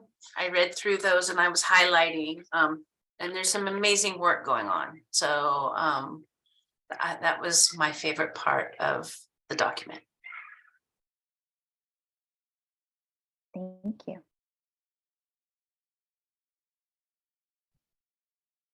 Chair Perez, I know this is an action item, so I don't know if somebody wants to make a motion with taking into account the amendment that you requested on co-signing, as well as changing the letter, the content of the letter to be more focused on systems change. So when I offer up the motion, do I need to state those particular things? So Yes. I move that we approve the annual report with the addition of the chair signing on and the intro letter lifting up the leveraging that First Five has done with other state agencies. Is there a motion? Right. I'm looking at James. That is correct. He's thumbs up. Yay. I'm looking at James to make sure. He's like thumbs up. Correct motion. Yes, I'd like to make a motion. Second. Chair Perez made the motion. Oh, I see. Second. Thank you, Jane. So it's been moved by myself, seconded by Commissioner Hazan. Please, Jamie, call the roll. Myra Alvarez, Aye. Shana Hazen, Aye. Elsa Jimenez, Aye. Jackie Majors, Aye. Gianita Perez, Aye. Lori Rizzo. Aye. Thank you. Great, so that action has been approved. Once again, great work to all the staff, and thank you, counties, for all that you've done. And now we're going to move back to information, but I want to do a check. We're a little behind. So we're just going to keep going, and if folks need to take breaks, I'm hopeful they will. This is the financial. the fun financial We are, segment, which, yeah.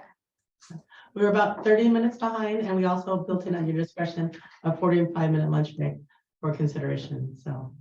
So we'll yeah. probably cut that down, but I want to look at my commissioners. We're going to keep going and get through the financial and the future investments. I just want to, we have lunch scheduled for 1 o'clock, so we have an hour left.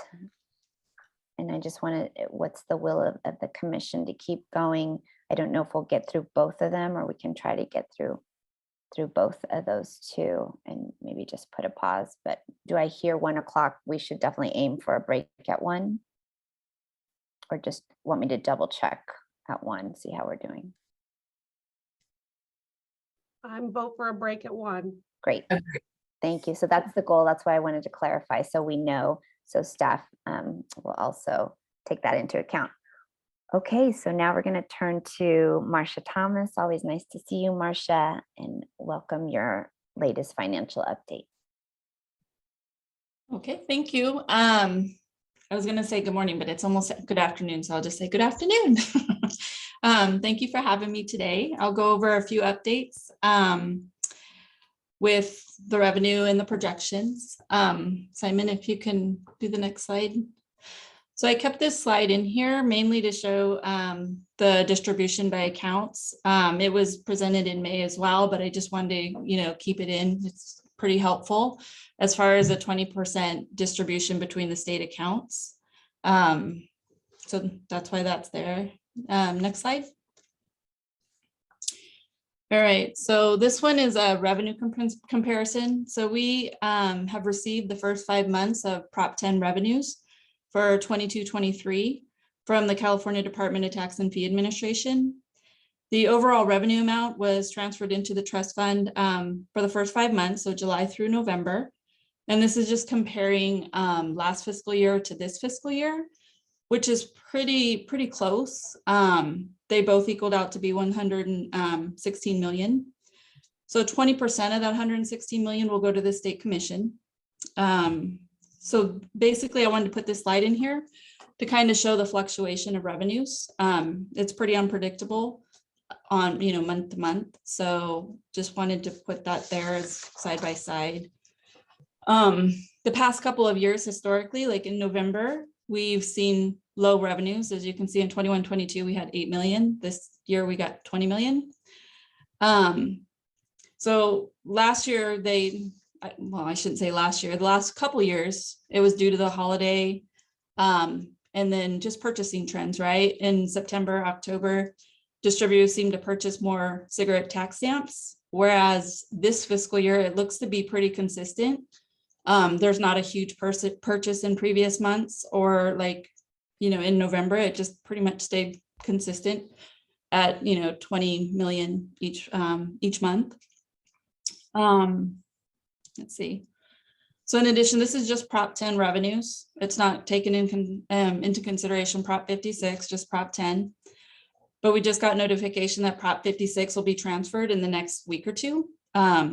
Initially in May of 2022, it was projected to be 90 million, but we're actually going to have 84.7 million transferred into the trust fund. So, and 20% of that will be the state commission. Next slide. So since the October commission meeting, the following changes have been made to the financial plan. So upon release of the governor's proposed budget, the Department of Finance released updated revenue projections for the cigarette and tobacco tax revenues. The updated revenue projections are inclusive of the passage of Proposition 31, which was passed in November, and upheld SB 793, banning the sale of flavored tobacco products and tobacco product flavor enhancers.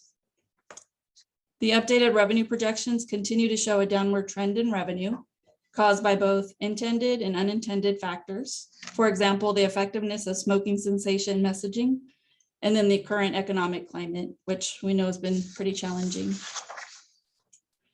So this slide is a comparison of our revenue projections based off the information that we received from the Department of Finance. It's showing May versus January. So these projections include Prop 10 and Prop 56 backfill. And then staff takes those revenue projections from the Department of Finance and converts this information into revenue projections for the first 5 accounts by taking into consideration expenses such as the statewide assessments, CDTFA's administrative costs, and then the backfill to Prop 99 and breast cancer programs. So once that's adjusted, that's the 367 versus the 343 that you see on the 22-23. Okay, next slide. Okay, so this slide right here is basically showing updated projections and how it impacted the fiscal outlook and the overall projected balances in the various state fund accounts. Well, it's total. I shouldn't say various, it's total. This slide reflects our best projection of future revenue and expenditures. The under consideration is displayed in the blue dotted line and can be found on the fund condition summary. It's detailed there. These under consideration items were brought to the commission back in May during our budget planning meeting and have not yet been brought forward as an action item for commission approval. Following my update, staff will provide an update on the future investments. And the next slide. So the next slide is our administration account. The updated revenue projections also impacted the health of the administration account. Staff have been meeting to discuss how we navigate forward in reducing our costs to the administration budget.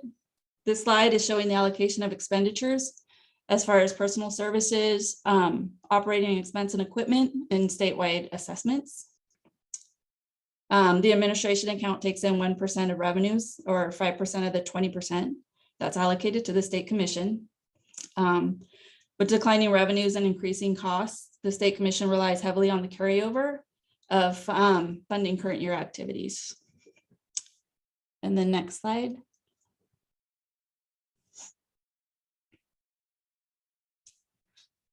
So this one was presented at the May retreat as well, and it's just a reminder of what each of those buckets,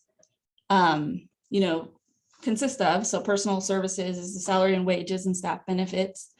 OE&E is your facilities, your general administrative, interdepartmental consulting and professional services, and information technology. So it's highlighting the main expenses for OE&E. And then the central administrative assessments such as pro rata, and then the SB 84 assessment. So the SB 84 should be ending, I believe, like 24-25. So we will no longer have that loan repayment obligation. And let's see.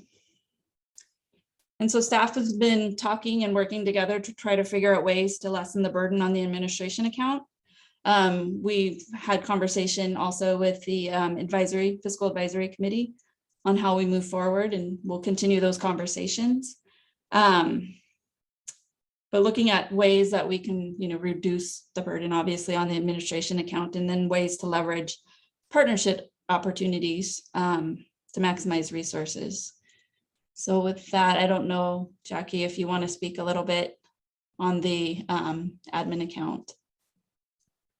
Yeah, no, thank you, Marcia. I know this is top of mind for all of us, and we keep on raising up just to create transparency and to be direct. And I know I've talked to Chair Perez around this, is that there's urgency around it. It is definitely a budget year +2 issue for us. These are fixed costs. Pro rata is just the cost of doing business with the states. There are also salaries and wages that are negotiated out of us. There are raises and step and column raises that are out of us that we inherit. And so I know that our local partners have already highlighted this, but we have declining revenue, and we only take 1%. We can only statutorily take 1% of that admin cost. So our costs are going up and our admin revenue is going down. So that's going to be, I know Marcia will raise this later if you haven't yet reviewed it, but the budget year +2 is that we are facing a budget year +2 issue. So we really, part of this is just really educating the commission on, like, these are the details of what goes into the admin account. Is it appropriate to ask questions now, Marcia? You would want to wait Yeah, till? yeah. Mhm. Okay. I kind of Great, ran thank- through my slides a little quickly, but yes, questions.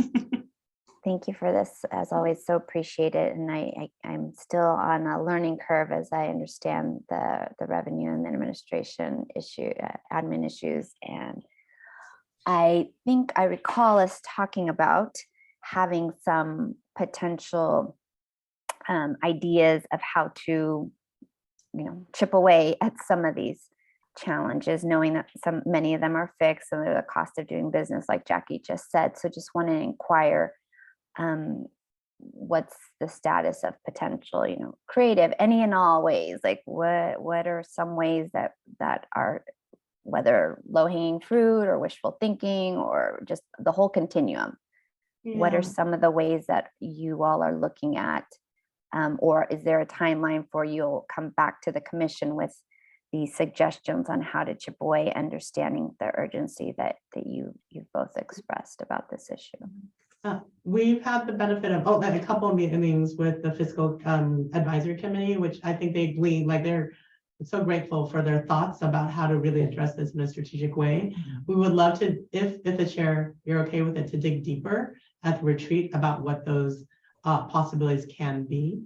We've done the things like we've journaled out salaries and wages to program folks begin to think about time accounting, right? So to like the amount of time Angela and I, we're all admin, but really we spend a lot on programming. Can we start to begin to time account and kind of chip away at that? But even then, we have declining revenue. Like there's no, on a 1% on declining revenue stream, well, healthcare costs go up, negotiated union salaries go up. It's just something that is actually out of our control, right? So it is a perfect storm that we need to really address. We are looking at, our telework policies, facilities, like kind of the typical things, cutting costs where we can. And however, I just need to there's urgency about, I'm going to reiterate, you have declining revenue, 1% on declining revenue costs and like increasing costs that are out of our control. Yep, I fully appreciate that and understand that, but I'm also of the mindset and thinking about how being in my previous positions, when we can present the case of what the problem is, we want to also present, and here is how we have tried to solve it. We've done X, Y, Z, we've gotten creative, we've done it all. And so that's the piece that I just want to make sure. And you mentioned you're chatting with the fiscal folks from the commission, which is great, but I just really hope that we can make sure that fully understand declining revenue. We got that, but just how do we also lift up how we're resolving it and still showing, and there's still a deficit is an important piece. I think if I may, Chair Perez, Please. as Jackie has indicated, we have had some initial discussions on the Finance Committee with respect to what haven't staff already tried to kind of reduce the administrative expense to kind of help line it up with the incoming revenue. And it sounds like a lot of the ideas that have been brought forward have already been implemented and are reflected in kind of in our current. I do think that our Finance Committee will have hopefully another discussion before our board retreat to see what else could be explored. But I think bottom line, it really is a call to diversify our revenues and bring in additional revenues to help cover the administrative expense, because it's just, there isn't enough money to cover the some of the wage increases, the pro rata increases, for example, that have already been brought forward, which the agency has no control over those expenses. So I do look forward to having conversations with Commissioner Midgick and staff at an upcoming Finance Committee to see what other things we need to explore in terms of expenses, but also bringing in new revenues to help cover the level of administration that is required to really continue the organization forward. Thank you, Commissioner Jimenez. Commissioner Hazan. Yes, so I think Commissioner Jimenez teed me up perfectly, which is my curiosity is what is that level, like that minimum sort of level of funding we need to be able to do the business we have to do. And so for me, that's not clear, and maybe it was shared and I missed it. Right, what is that amount, right? Irrespective of sort of what year it is, what programming we're doing, like what does that sort of like foundational level of administrative funding need to be? And then how do we get there by, you know, diversifying our revenue? Thank you. Yeah, I think that's something that we are exploring as well. What are the minimum needs with the realities that we have? Also not mentioned, and I think that, you know, Chair Perez, you asked me to highlight it, is the unfunded liabilities of those who have retired from us, that we are still, those also go up. So even if they're not working here, we're still paying for the unfunded liability for staff who aren't even here. And it's, even though, like, for example, I raised that the governor has actually raised, like, invested in PERS, that money, because we are unique in Prop 10, that those investments don't translate to subsidizing our unfunded liability, for example. And thank you for raising that. I think if these aren't captured in some sort of document, they do need to be, because I think in order to make this case crystal clear, and if Shayna's like, I don't fully understand, then I know I don't fully understand it if she doesn't. So if we could find a way to have that be a living document to where you're teeing up the challenges, but also highlighting these issues that we don't, you know, because when you told me about the PERS, because I'm like, oh, we're a state agency, we're getting relief because that's what the governor did. And you're like, no, that doesn't account. We're not part of that pie. I think that's important for us to have somewhere. So when we're telling a story, if we ever need to tell a story about this issue, or just for our own commission's knowledge, we understand like where really are our challenges and how deep they go. And I don't want to put our fiscal committee members on the spot, but if Commissioner Jimenez, you mentioned that you might have a fiscal beforehand, if that's possible, if you and Marco, I'm hoping. Well, if you we'll make it yeah, a priority. Yeah. We want this is and just lots of other things are priorities, but this is for our own sustainability. And some of the challenges voiced by the counties, if we can't function, the money doesn't get out, right? Like there's different things. So right, and teeing it up with what Myra had brought up earlier too about the regionalization, and you've told us that's important because of the staffing issue. So I see there's a lot of interconnectedness, and it all comes, you know, down to, well, how do we keep doing the work that we're doing? So if Commissioner Jimenez and Commissioner Midget are game, it would be great if they could co-present, or they could help lead us at least in this discussion item at the retreat, so that we can hear your thoughts on this, since you've had more conversations with staff on this issue. Happy to prioritize. Commissioner Jimenez, you have your hand up.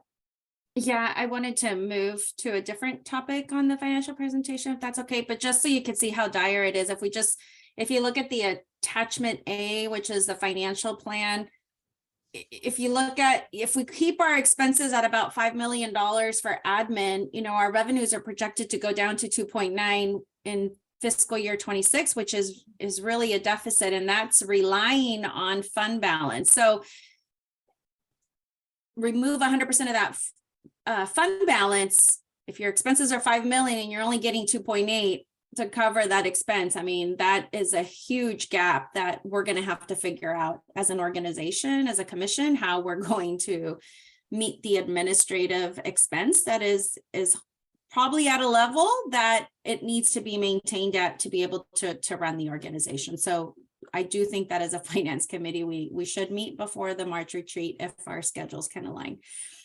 I wanted to go back to the revenue projection slide, and even in the staff report, Marcia, where we go from our January revenues from 342 in current fiscal year through to 280. Does that 280 include what we think are going to be the revenue reductions with the recent passage of the flavor ban, or is it pre-flavor ban? I wasn't sure in reading the staff report and also hearing your discussion. It was the other one that has the circles because that, let me see, which other slide was it? You had one that said Prop 10 and Prop 56 backfill. And it had the circles.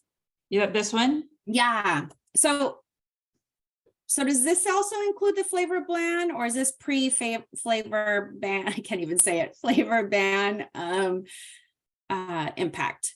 It's flavor ban impact. It has it included into those costs. Okay. Or into the revenue. Yeah. Into the future year revenues. Right.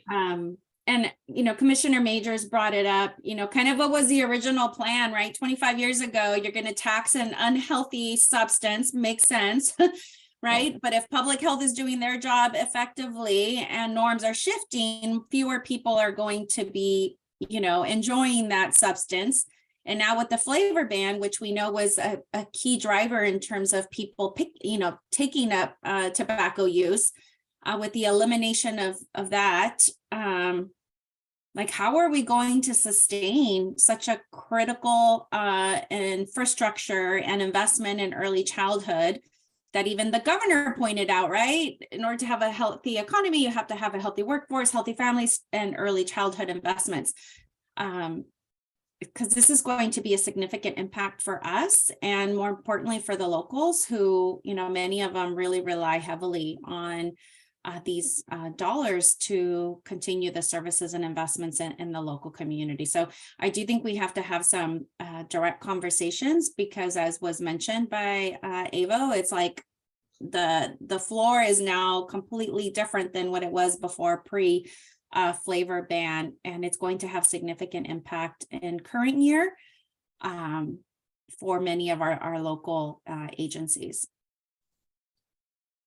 Thank you. And I don't have any solutions. Well, I thought that's what you said. You're going to meet and solve it, though, right? Between you and Marco, I'm sure we have something to go on. Okay, Marco. Yeah. No expectations. Elsa and I are starting a bake sale, so we will be touring the state with a bake sale. I think Gluten-free, fat-free, sugar-free bake sale, right, Marco? We got it, girl. Don't you worry. All right, excellent. Well, please keep that up. So you guys, are you both agreed to at the retreat? It sounds like to help present and lead us through this conversation. Wonderful. Sheena. I'm wondering, so as I think about the work ahead and sort of process, there seems to be an overlap between the work of our fiscal committee and public policy committee. And I'm wondering if and how those two committees might be able to collaborate, right? Both to identify what some fiscal solutions are, and from a policy standpoint, figure out, how we make sure this information gets in front of the right people, so that maybe a policy change could happen.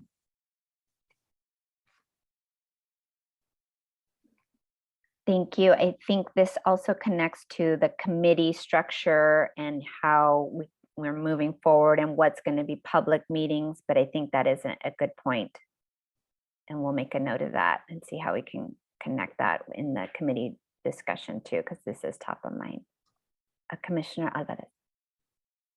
Thank you. I have a two-part question maybe. This is to Elsa's previous comment around the administration cap.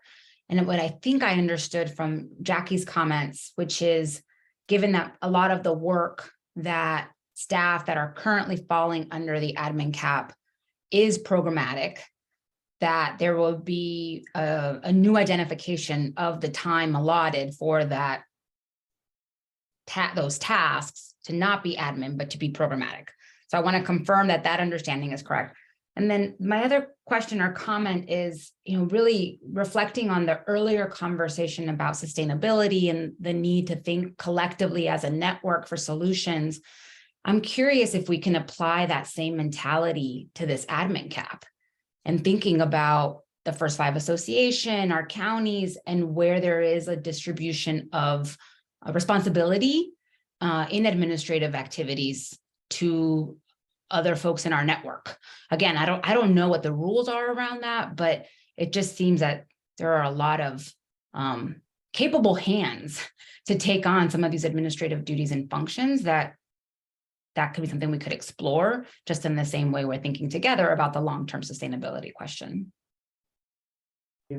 On the first note, Commissioner Alvarez, that is true, but it's not gonna, I'll be honest, it's not gonna make a huge dent in the millions of dollars. We have to find, as Commissioner Jimenez pointed, millions of dollars. That's not, it'll make a difference, but not a huge difference.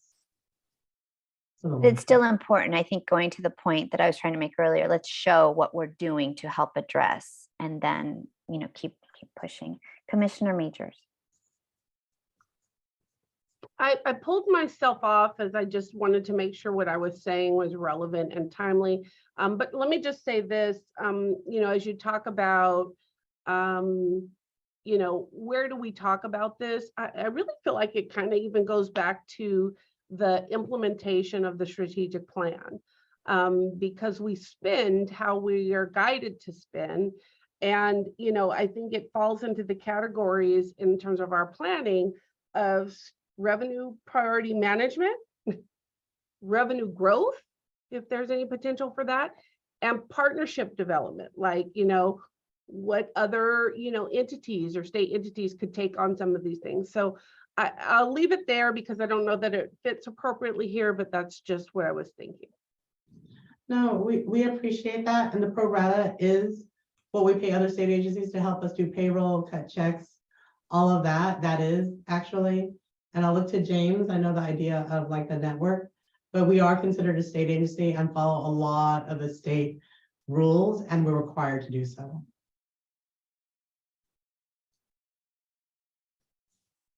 I mean, originally, I think the idea of my understanding of the statute was, oh, we'll just contract everything out.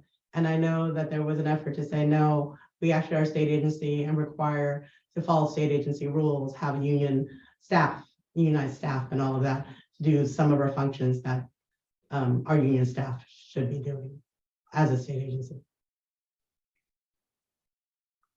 So I think, thank you, Jackie, for that. I think that's helpful too. Like, we really need to set the stage for the retreat about what we're trying to tackle. So this context, I think we need a level set, because you have a strategic plan that ends in 2024. So we're going to start talking about the new strategic plan. You have these immediate challenges, which the locals have very much sounded the alarm because it's impacting them right now too. We also have the revenue decline, and the administration issue too. And I've heard a number of the commissioners offer up some suggestions on how to move forward. So in order to make sure the time at the retreat is really well spent, I hope and I want to help with make sure that we have a clear understanding of context. We're all on the same page of what the issue is and where you need us to really double down, Jackie, and be most fruitful and helpful to you. I think we need to just be clear on what are the 3 questions that you want us to grapple with. And if we can do any thinking before the retreat, that would be really helpful.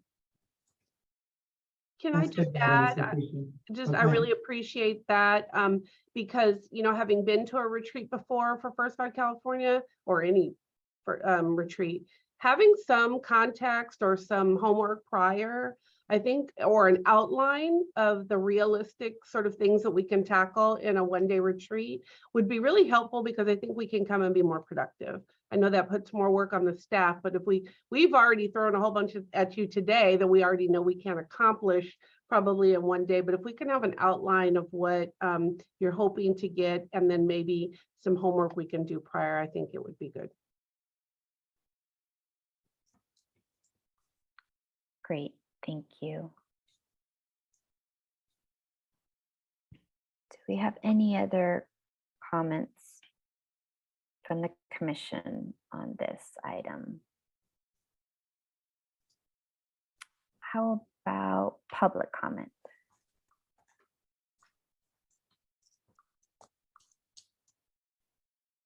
Jamie, do you see anything? We have Gina.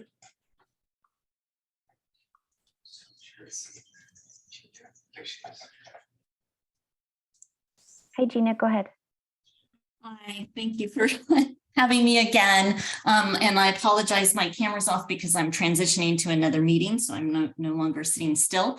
I just wanted to quickly jump back to the earlier in the presentation where there was a quick mention of the distributions, the county distributions. And I wanted to highlight an issue that I believe you are already working on, but just to let you know that my commissioners, excuse me, and YOLO are quite concerned.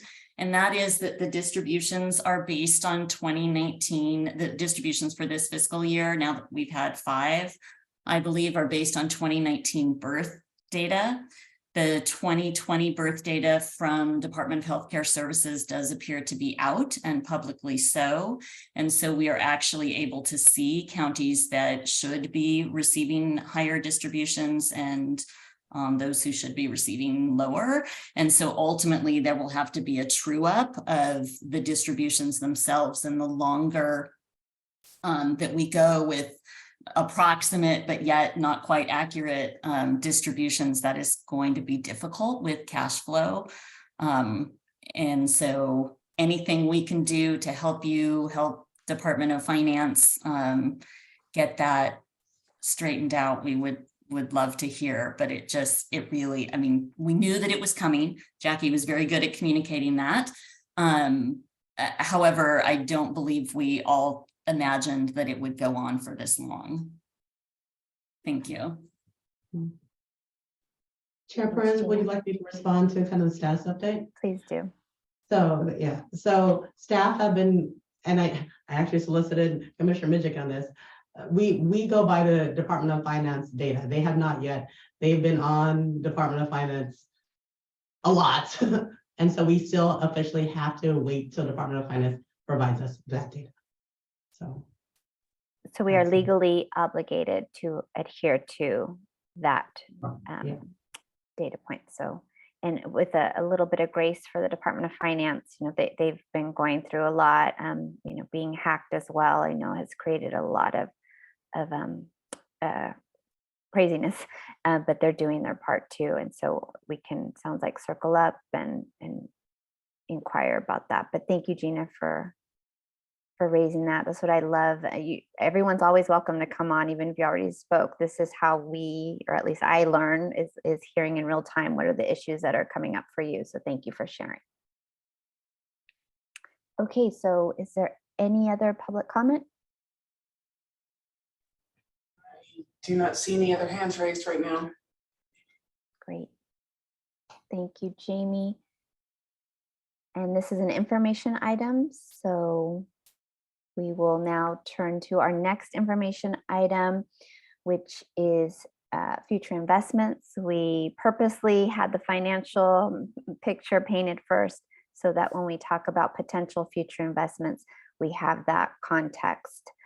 As a reminder, this is just an information item. And Angela, I hope it is okay. We have 30 minutes at this point for this piece of the presentation, and we can always come back if commissioners would like to after lunch. Angelo, please take it away. Thank you, Chair Perez. I'm pretty sure I can do it in 30 minutes. Next slide. Next slide. Take me to the Candyland. All right. So the takeaway, the big takeaway from this update is to show you where the investments are, right? I'm definitely going to read these talking points because they're very informative and lots of staff time and work have been put into it. But I want to give you, first and foremost, a sense of where the particular items are that we'll be giving an update on. And we hope that this flow chart will always give you a sense of where the investments are. So if you notice, each box, right, represents where we are in the process as it relates to the investment. So obviously we begin with the funding projections and then the distribution, brainstorming of ideas. And then of course we got this nice little loop here. The development of concepts, the presentation of concepts, finalization, request for funding, so on and so on, right?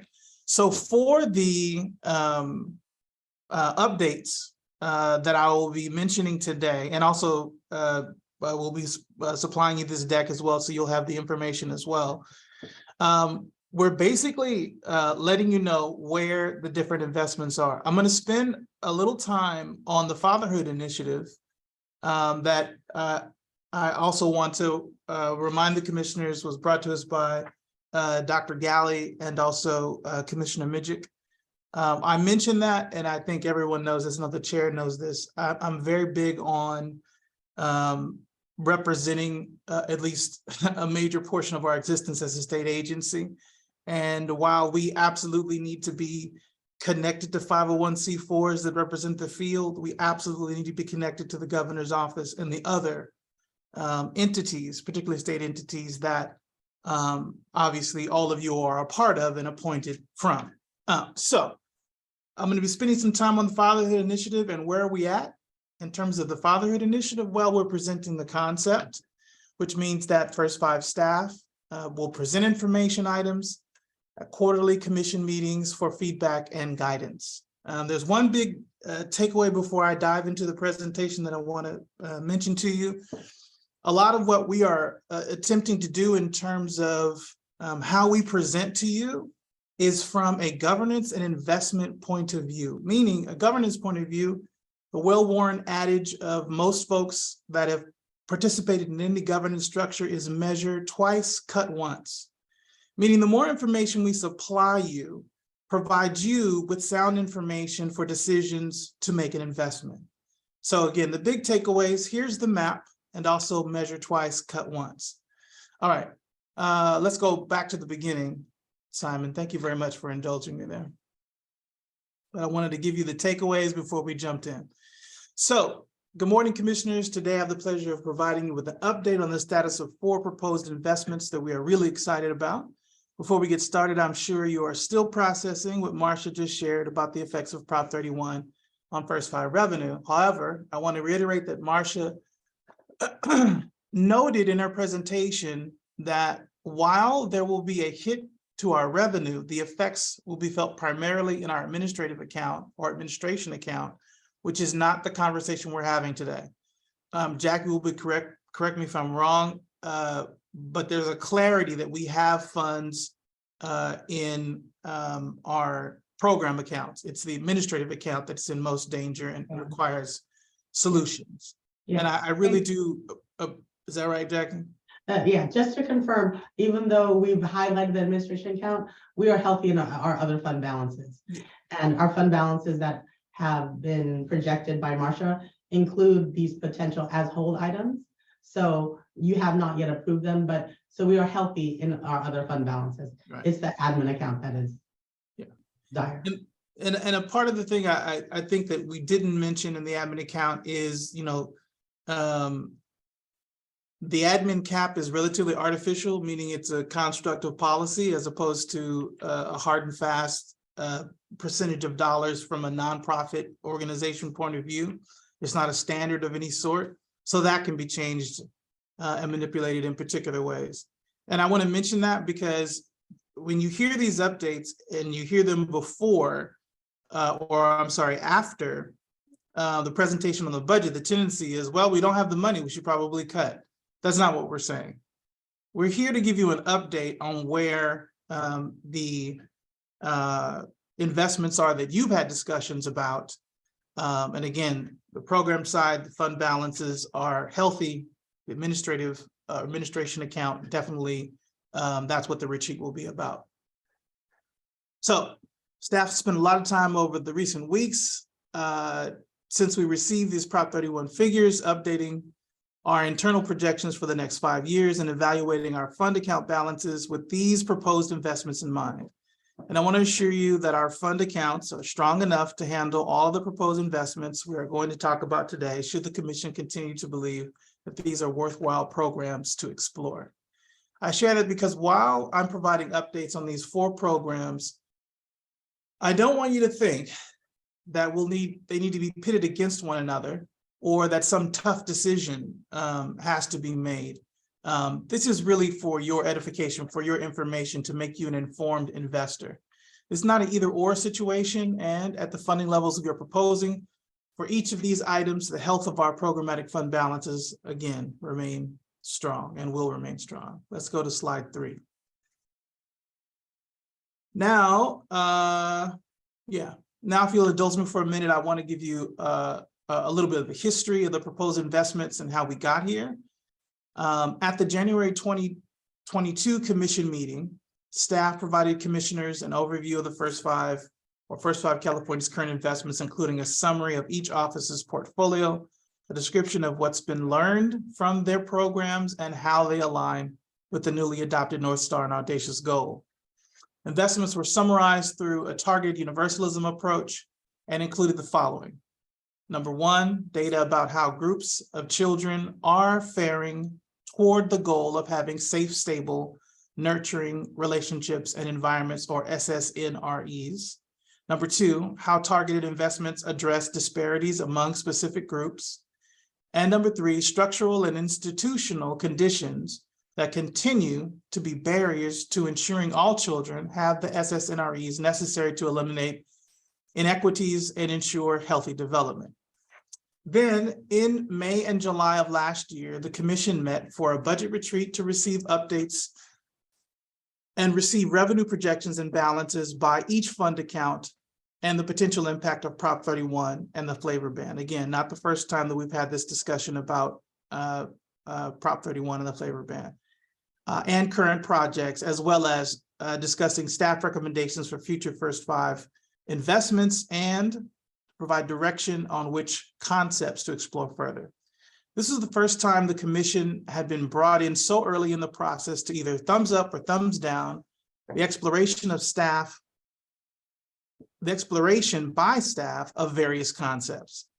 The idea being that the sooner the commission input is received, the more streamlined the process of beginning proposals to the commission will be, and the more meaningful the proposals will be. Staff brought 7 concepts in total for the commission to consider. 7 concepts. The commission tasked staff with exploring 5 of them: impact legacy, early childhood behavioral health, early childhood data ecosystem development, newcomer support, and fatherhood, while voting not to move forward with two others. UPK, and those are the UPK mixed delivery research and evaluation and the predictive risk modeling tool pilot. Impact legacy has already been approved by the commission, so we're going to spend our time today talking about the other 4. Next slide, please. Again, this gives a summary of those 4: behavioral health, fatherhood, childcare, and data. I want to take a quick moment to acknowledge Secretary Gallion, Commissioner Midget, and all of our HHS partners, because 3 of the 4 concepts you will hear about today originated from conversations we had with them about agency priorities and how First Five California could support, align, and leverage those priorities. So these are definitely in line with the comments that have been made by both the chair and Commissioner Majors. Slide 5, please. So now we're going to briskly move through the updates. The next slide, please. So again, back to the graphic, right? This graphic was developed by staff to show from start to finish the process and how we fund programs at First Five California. You'll see that the 4 investments we are going to discuss today, as well as 2 others the commissioners have recently acted upon, are placed in their respective locations based upon where they are in the process. For future meetings, we will be including this graphic in Jackie's executive director's report with notations for where all of our current programmatic investments reside in the process. This way, 6 times a year, the commission will receive a snapshot of every program staff are working on and the status of each. For the purpose of today's update, we will be reporting on each investment in 5 key areas. Number 1, the project summary. Number 2, the total proposed allocation. Number 3, proposed funding period. Number 4, status of development. Number 5, information and action item timeline. Let's go to the next slide, please. So let's talk about fatherhood. I'm probably going to spend the bulk of my time here, and then noting the time, we'll absolutely come back and be available to you for questions, and also The printed information will also give you an update as well. But I want to talk about one of the investments that I'm excited about. Obviously, I'm biased, I'm a new father. But again, just calling out Commissioner Midgick and Secretary Galley, bringing this fatherhood initiative idea to the fore.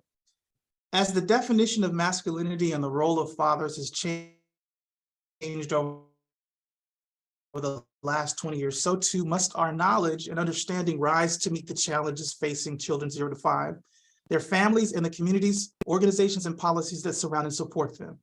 An example of the contemporary research that challenges past assumptions about fatherhood is the study conducted by the Centers for Disease Control, refuting the perception, for example, of the absentee Black father. The study revealed that not only are Black fathers present, but they are also more engaged in their children's lives than their white and Hispanic or Latino counterparts. Quoting from the study, Black fathers, or 70% of Black fathers in this study, were most likely to have bathed, dressed, diapered, and helped their children use the toilet every day compared to white 60%, Hispanic 45%. Black fathers were also found to be more likely to help their children with homework and take them to and from activities. I mention this because this is one of a series of reports in the last 20 years. This is 2013 that point at some of the tried and true, often stereotypical, but conventional wisdom that fathers are not engaged.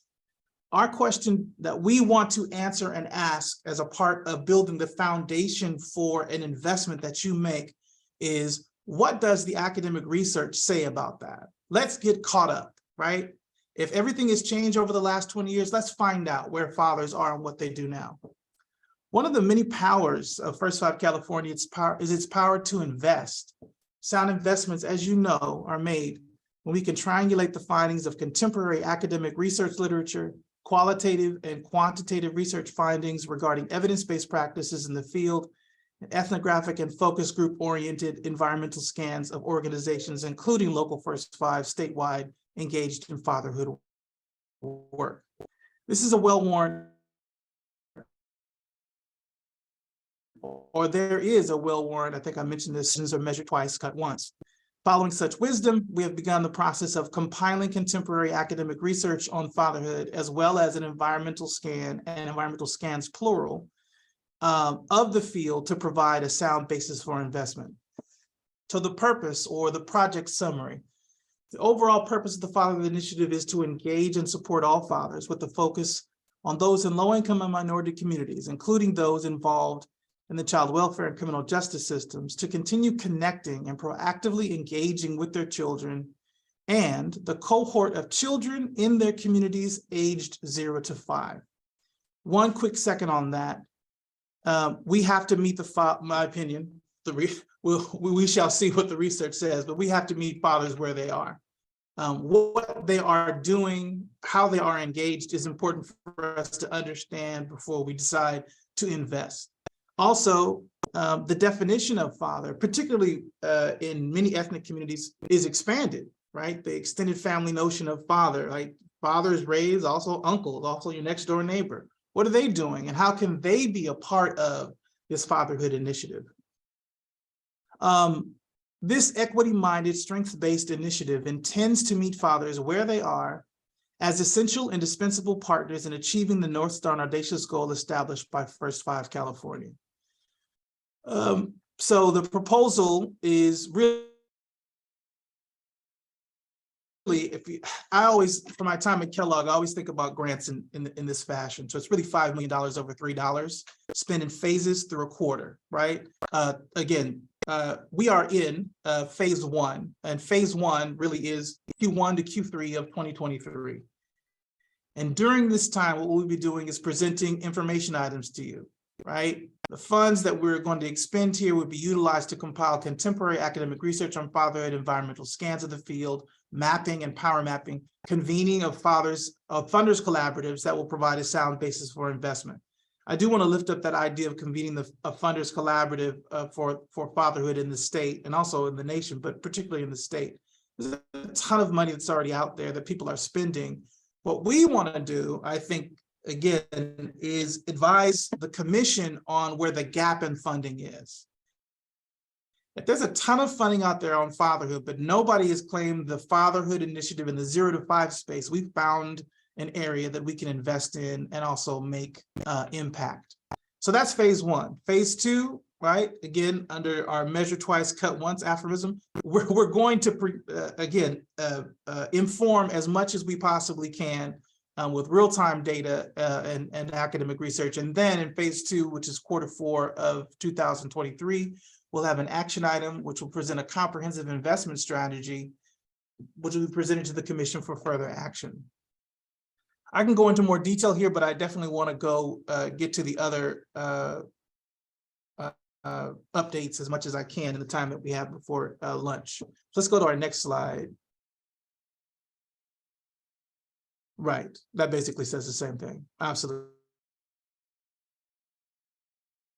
So where are we at right now? We're working on finalizing the conceptual design for information items. We're engaging stakeholders, mapping, I'm sorry, go back one, I'm sorry.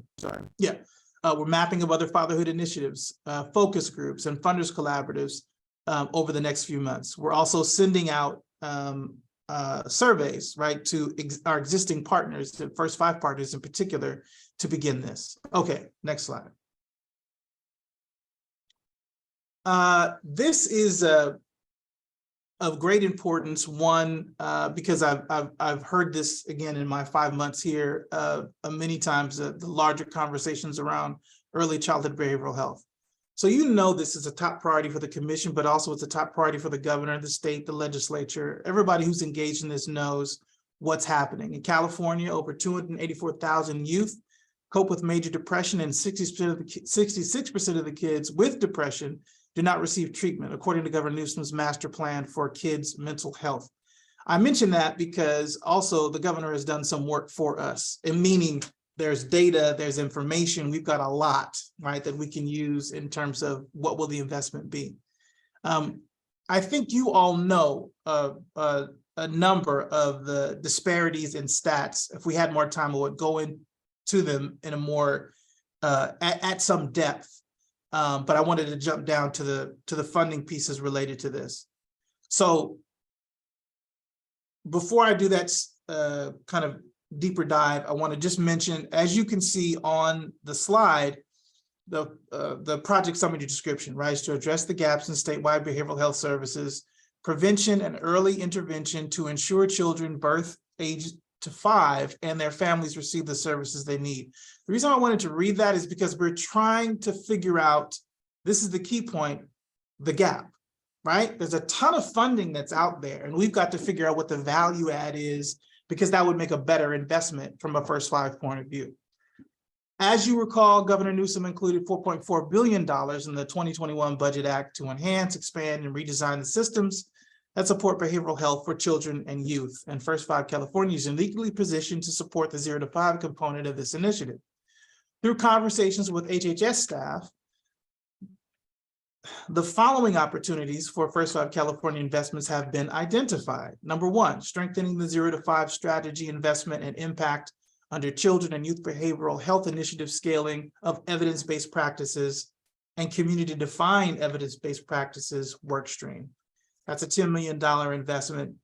There are several components to that.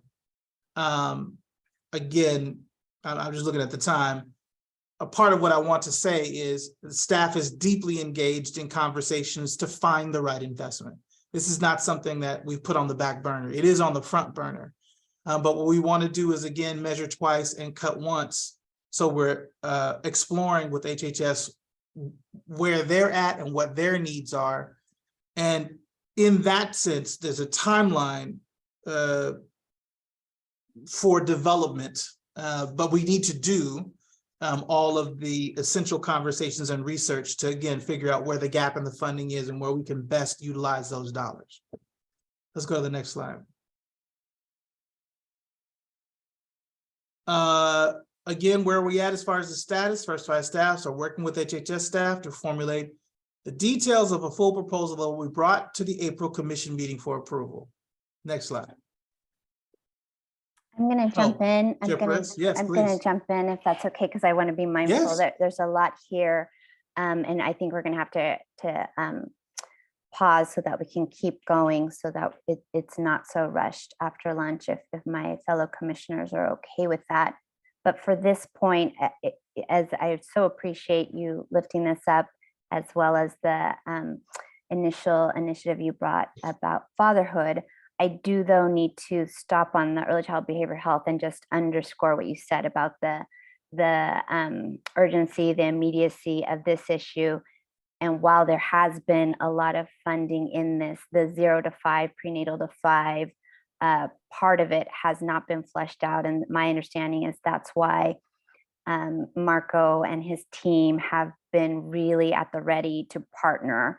And so I don't want to put him on the spot, but I know that they have a number of things that are ready to go. So when I see, still working with staff to formulate details, I just want to lift up and see if my fellow commissioner can also jump in to see if there's more there.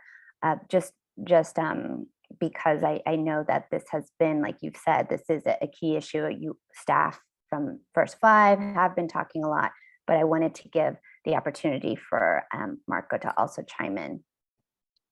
Yeah, thanks, Giannina, and to Angelo and Jackie first. I mean, a huge kudos and grateful to the partnership and the ongoing conversation. So, we at the governor's request have launched a $4.7 billion initiative that really is designed to kind of reimagine what behavioral health looks like for children 0 to 25. And I think that we fully recognize a lot of attention is being spent in kind of the 5 to 25.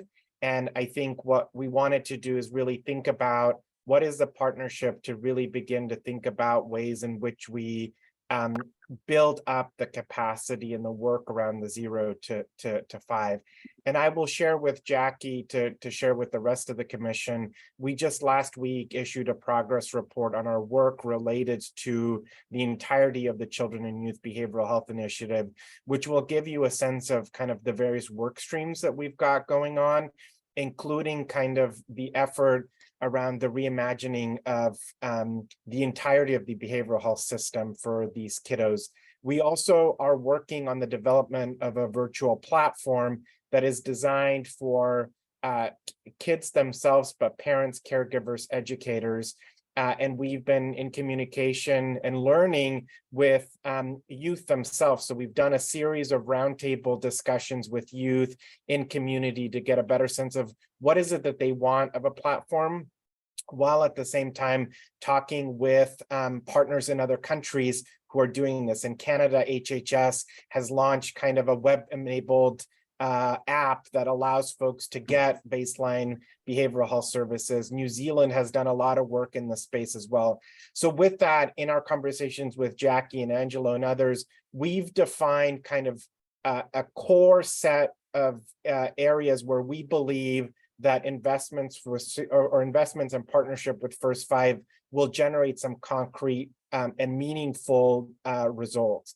And so I'll just lift those up, and I think they really mimic what Angelo shared, but just want to elevate them. And I think this is part of the conversation. So first, we're looking at funding over $500 million in evidence-based best practices to be able to lift up kind of what is happening in community, evaluate, scale, etc. And we think that there's an opportunity here for First Five to really fund two different things. One, a technical assistance for other local First Five and other 0 to 5 providers to be able to apply for those funds. I think many of those entities aren't aware of the initiative or how to get access to these dollars. And we think as a trusted messenger in the community, First Five Commission can really be able to provide some technical assistance to be able to help folks leverage this opportunity to get state dollars to help us evaluate and implement these evidence-based practices.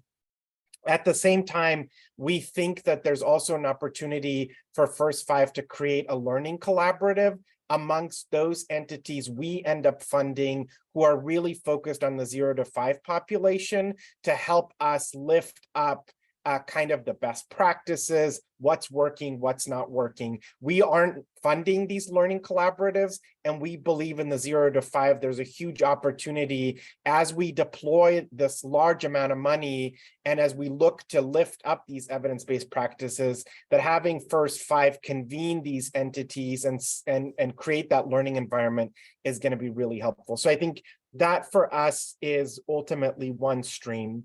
The other stream is as we look to build out these evidence-based practices and look to create some investments around infant and early child mental health consultations, we really think that there's an opportunity for First 5 to leverage some dollars into the grant-making process that we are embarking on to target dollars specific to 0 to 5.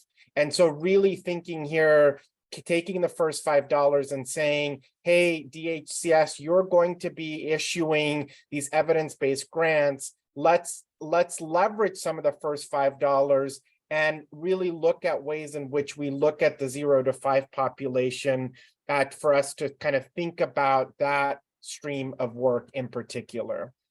And then third really is a huge opportunity related to our trauma-informed training program. So we're looking to create through the Office of the Surgeon General and through the Children and Youth Behavioral Health Initiative, a trauma-informed training program with a certificate for providers, educators, community partners. And we think that there's a pretty significant opportunity for us to think about how we partner with First 5 on some investments around how we get 0 to 5 providers and entities to really embark in training programs that allow us to deploy this evidence-based training program we're developing through the Office of the Surgeon General.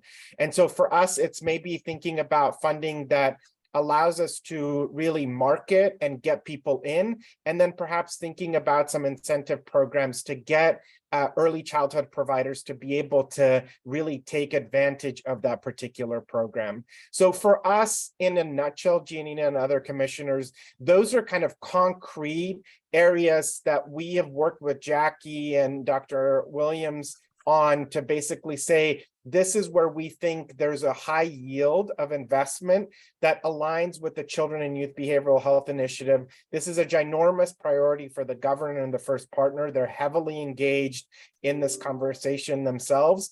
And we think that there are concrete outcomes that we can point to with these investments to say, like, the return on investment here is yielding X number of kids touch, X number of 0 to 5 providers touch, et cetera. So I think that will just give you a sense of kind of where the partnership has been, and really excited to continue to work with Jackie and Angelo and others to further iterate on this particular concept. Yeah, Chair Burris, can I add? For this, absolutely, please. I know it's lunchtime, so I don't know if you want to take. No, I think we need to close this out and then we'll take the break, but Yeah, yes, no, we please. are deeply committed to it, and we've identified areas where even in advance of April, for example, some of the training of early childhood providers can be rolled into Impact, for example. So that's funding that you've been approved. So there's existing infrastructure. We've been in communication with OSG because of our media campaign on the ACEs work. So there's a lot of work happening already. And so for us, it's the trying to land on the right dollar amount and really in agreement with all the things that Marco and staff have lifted up in terms of deeper partnership. And lending our credibility actually is the biggest thing in 0 to 5. I sit on the virtual platform think tank, and it's challenging. Marco's right. We focus on 5 and up, and there's a unique kind of engagement that we could kind of think more deeply about who we are as trusted messengers coming to us to send them to the portal. There are other creative ways, I think, operationally that we can lend to this effort. Wonderful. Thank you all for giving us the opportunity to dive into this particular issue right now. And so just calling out that there is this one, Angela, you have said this will be brought, full proposal brought for the April commission meeting, and that Jackie just said there are some items already happening or that you are working on related to early child behavioral health. I bring this up and thank you for the indulgence, just because I have heard loud and clear, and I have also said that this is a priority. And as Marco indicated, the administration has this as a priority. And so we can leverage, once again, we can show how we are helping put the spotlight on the 0 to 5 space, because I do think there is a gap there. And so there is an urgency that we need to step up. So we make sure that we have a really strong 0 to 5 plank as all of this billions of dollars moves into this much needed space. Just a quick comment. I just wanted to say thank you to you and also to Commissioner Midget. Really, you basically made my presentation. I love it. With amazing enthusiasm towards behavioral health. So I'm literally like making the check boxes in my talking points on what you said, Commissioner Midget. I love that. One, because you all are highly informed and we know what the opportunities are. So it'll be easier when we bring this back to you for action, because you'll all be well informed. The last thing I wanted to say is just remember, at any time, if you're ever wondering where these investments are, Simon, could we go back to the diagram slide? If you're ever wondering that, that's the biggest takeaway from this, right? If you're ever wondering, where are these investments at? Here is your guide. And Angela, I thought we would be able to, if you're so inclined and able to, the next 2 items related to the issue, we'll take a lunch and then you can still discuss those other 2. Absolutely. Is that's Yes, why I please. wanted to put a pause. So I want to make sure those other 2, they're not, they have the opportunity. And then Commissioner Alvarez has. Totally understood. Yep. Thank you. Thanks so much. I really appreciate the presentation on both the fatherhood and the early childhood mental health items. I'm really excited about both. I think, to the comments that everybody has said, this is an opportunity for California to really lead the way, and given our size and the number of babies we have, there's just such an incredible opportunity to really push the country in the direction we want it to go. So congratulations. Related to the early childhood mental health item, I just really want, and you guys may already be doing this, but I want to reiterate that the Mental Health Commission has already identified that SB 82 triage funding will be dedicated to children 0 to 5. Yes. And in the event that many of our babies require more intense support as a result of potential trauma in their lives, I just think having a strong relationship with our mental health providers at the community level is such an important part of that holistic system of support that we're trying to provide our families. So just want to circle back on that and encourage that connection. And then one of the things that Commissioner Midge said was the importance of looking at community practices and how they support the well-being of our babies. This is such an exciting opportunity, particularly for families of color, families from Indigenous communities, that many of the practices that center culture are incredibly supportive for babies' mental health. And the field, the literature is not as strong as it could be. So we really have an opportunity to contribute to that field and lift up this broader, more expansive definition of what early childhood mental health is. I'm really excited about that and looking forward to learning more from our local partners on what that means for the well-being of our babies. And I'm excited to see what comes. So thank you. Thank you. Thank you. I so appreciate you, Myra, because you also have that mental health commissioner hat as well. And so I just always want to make sure that we are leveraging within our commission the brilliance and expertise that all of our commissioners have from their other many hats and lived experiences. So I do, as we're going to put a pause, I do want to just close out that the April, I want to put Marco on the spot again, an April proposal, you feel like that's okay? Or are there any short-term immediate things that we need to consider? But it is an April proposal, okay? Because we are having a March retreat meeting, but. Yeah, I think it will be fine. I think we'll look to work with Angelo and Jackie to build an actual proposal and get that to folks in advance to make sure that people have a chance to read well ahead of time and vet.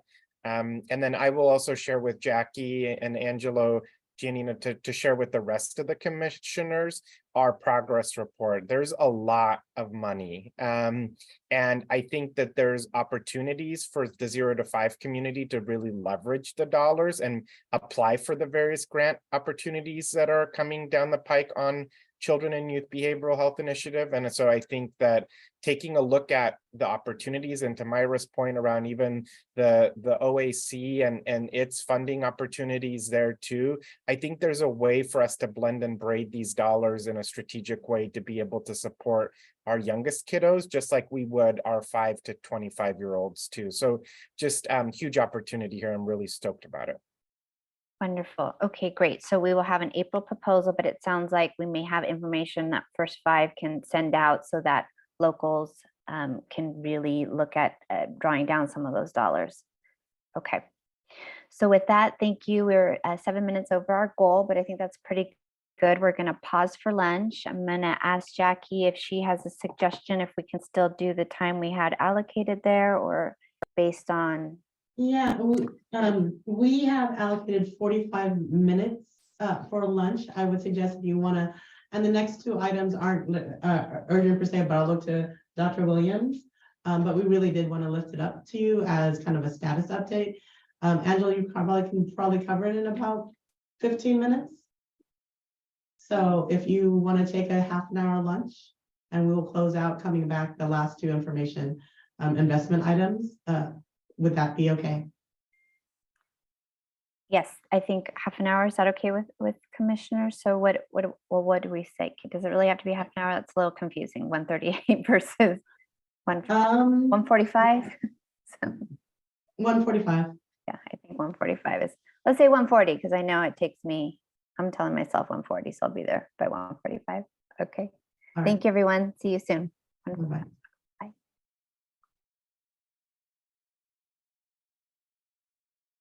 45. We'll be starting in a few minutes.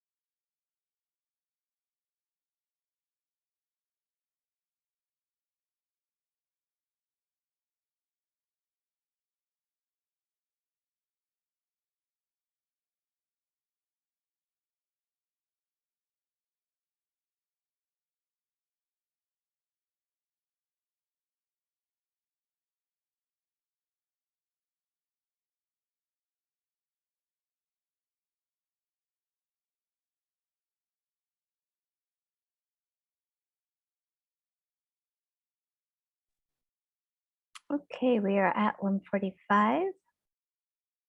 And just as a reminder, the game plan is that we will take about 15 more minutes for Dr. Williams to finish up this presentation.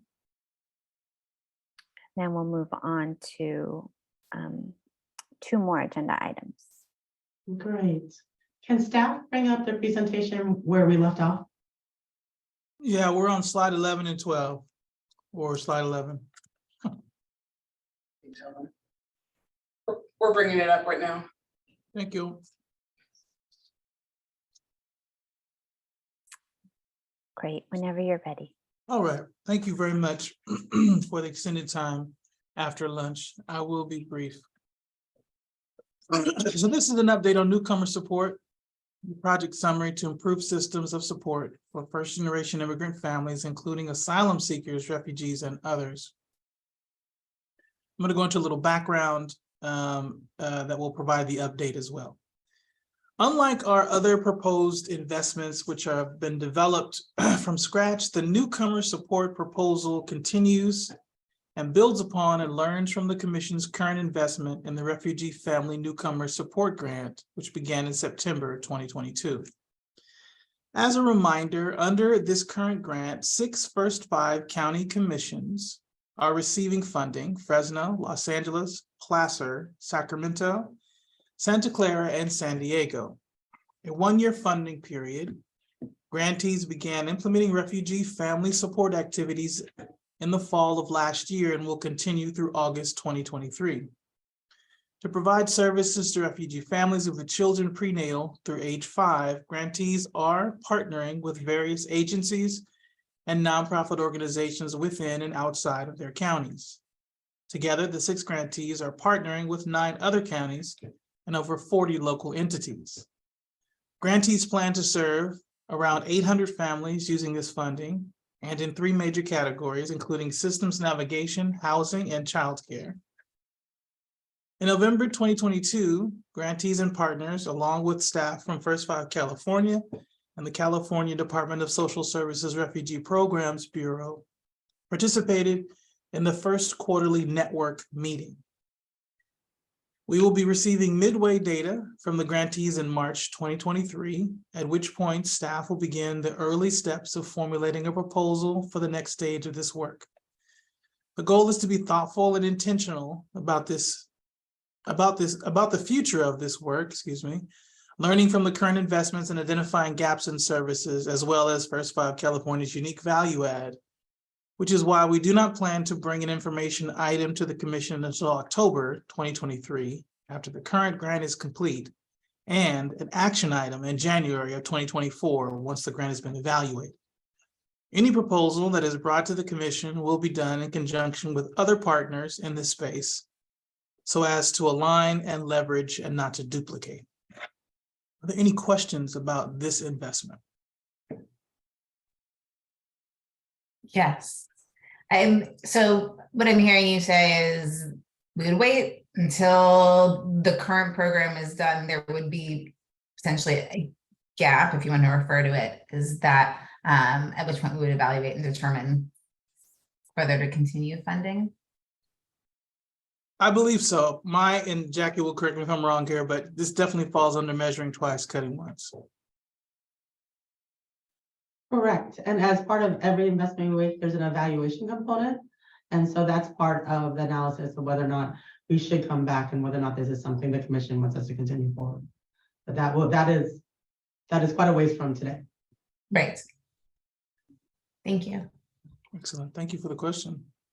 I also just appreciate the last sentence you said, Angelo, about in partnership with our other state agency partners.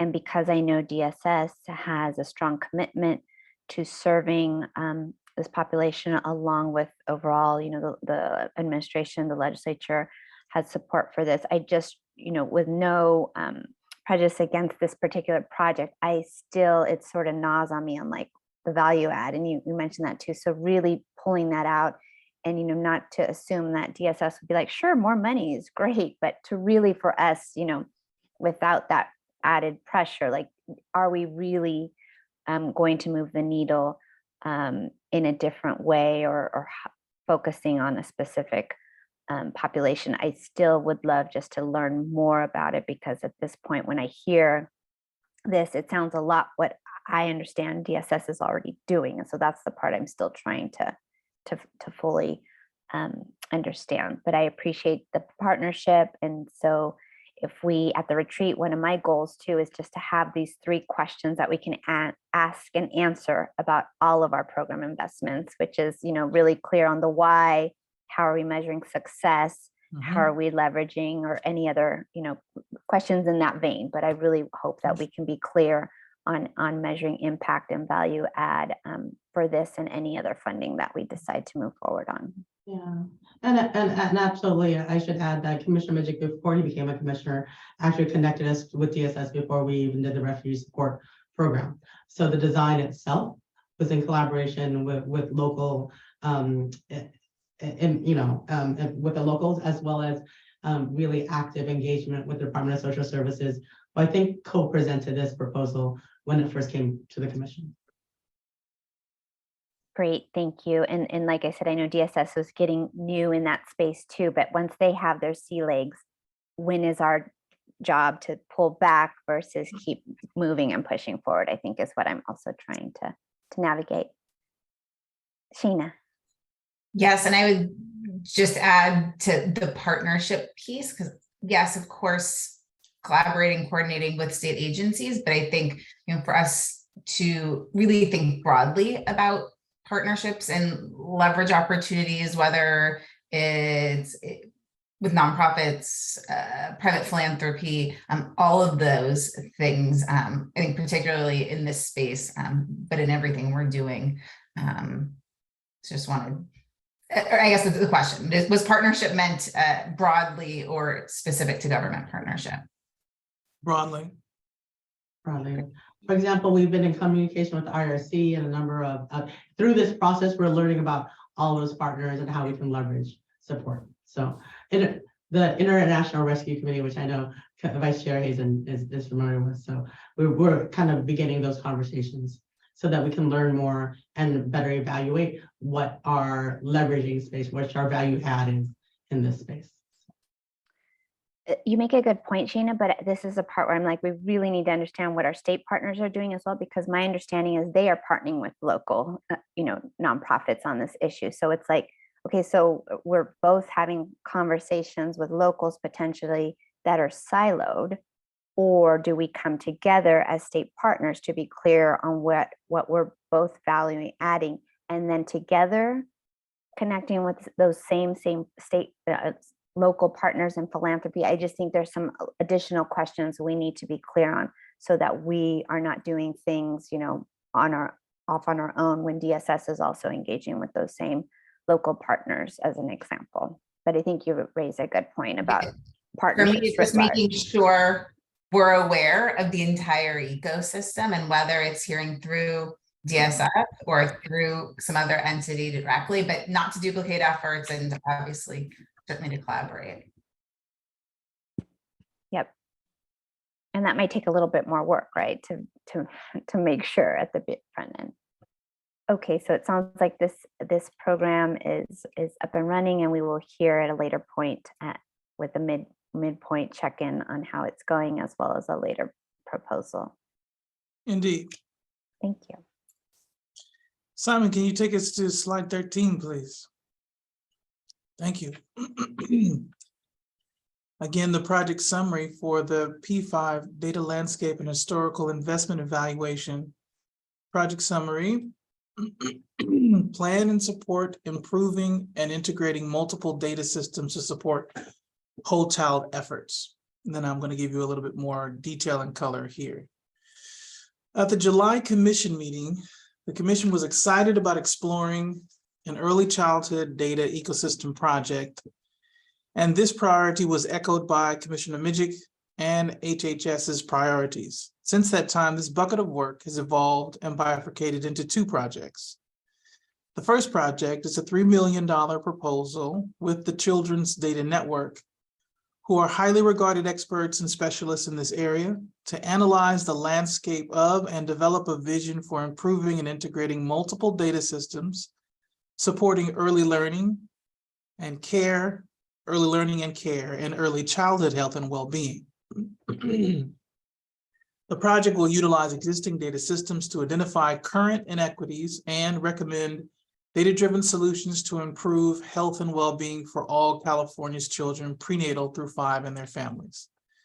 This work is intended to guide the Commission and staff in their engagement with efforts such as Cradle to Career Data System of the Governor's Office and Brilliant Beginnings with CDSS, as well as inform future investments. Deliverables under this body of work may include a landscape analysis of relevant 0 to 5 data systems, including options for integration into larger Cradle to Career style systems, analysis of current data from large-scale 0 to 5 data systems to illuminate inequities, recommendations for evidence-based and data-driven policies, programs, and practices to ameliorate inequities and promote health and well-being for all young children and families. Analysis of results of such data-driven practices, programs, and policies within and without California. This proposal is currently under development and will be shared with the Research Advisory Committee in the coming months. Staff are hoping for a rich discussion and direction from the committee to assist in the refinement of the proposal. Staff will use the committee's feedback to develop this concept in a formal proposal to be brought to the full commission. We expect an information item in April 2023 and an action item in July 2023, where the Children's Data Network will present. The second project under this body of work is what we are calling the 20-year look back, or the historical investment evaluation. This proposed project, which originated from commission discussion and suggestion, will examine the overall impact of First Five, Prop 10 in particular, since its inception. Staff intends to bring this project forward for an information item in April of 2023 and an action item in July of 2023 in conjunction with the P5 Data Landscape Project. Pending commission approval, an independent team of experts will be retained to document evidence of effects of local and statewide First Five activities to better understand whom First Five has served, where First Five has succeeded, and how and where First Five has yet to succeed and why. The project will also result in recommendations for ongoing data monitoring and evaluation, as well as opportunities for future investments. But any questions on either of these projects?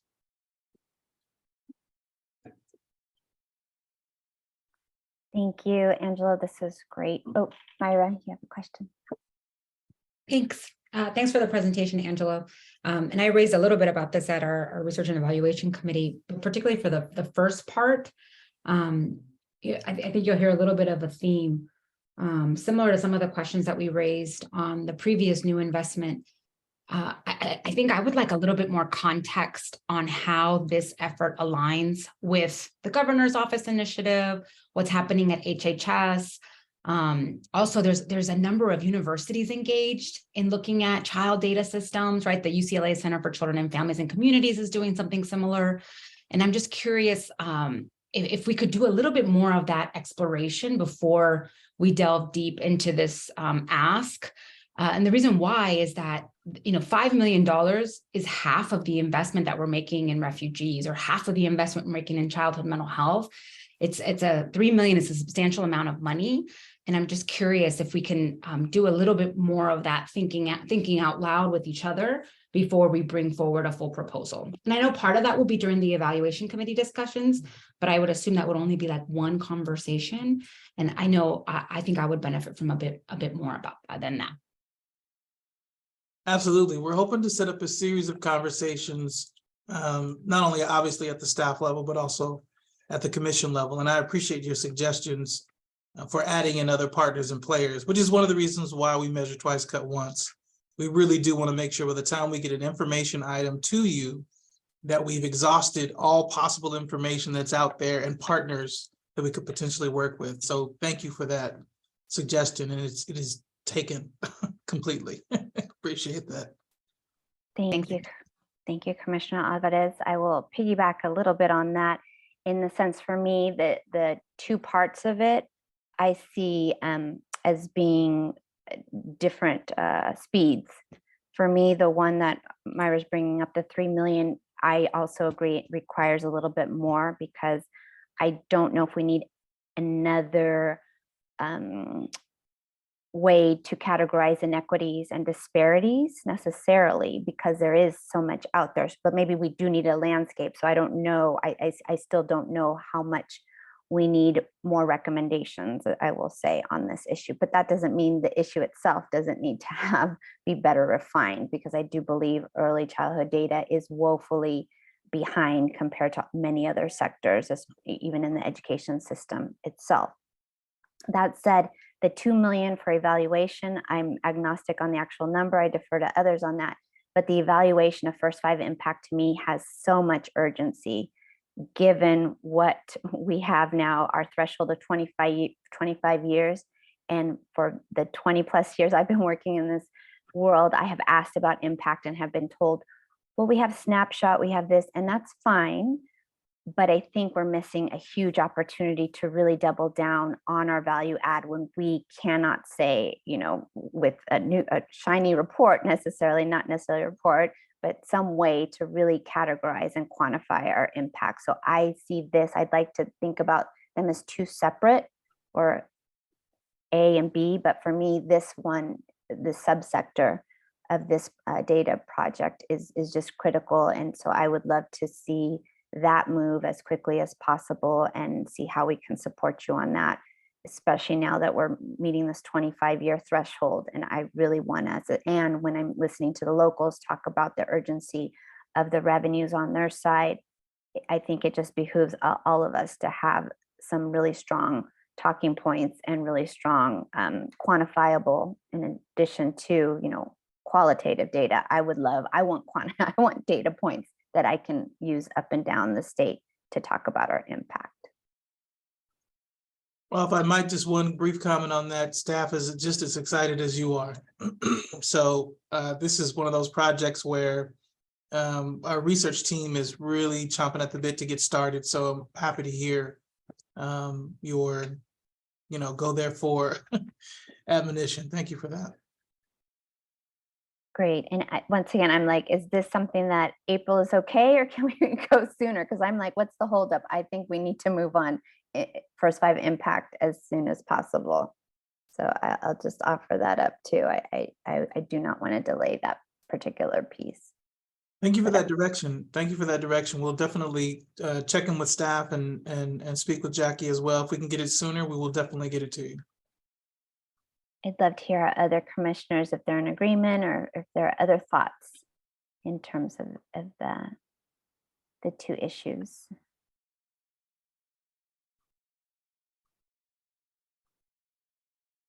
Okay, seeing none, I will now ask for any public comment.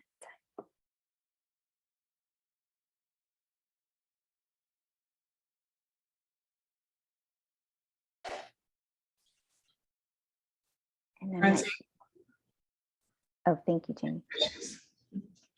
Yes, good afternoon, commissioners. It's so nice to see you again. And I have to say that I'm really excited about the prospects and the opportunities that are being discussed. I love the clarity and the flow of the Candyland process chart and the naming of it.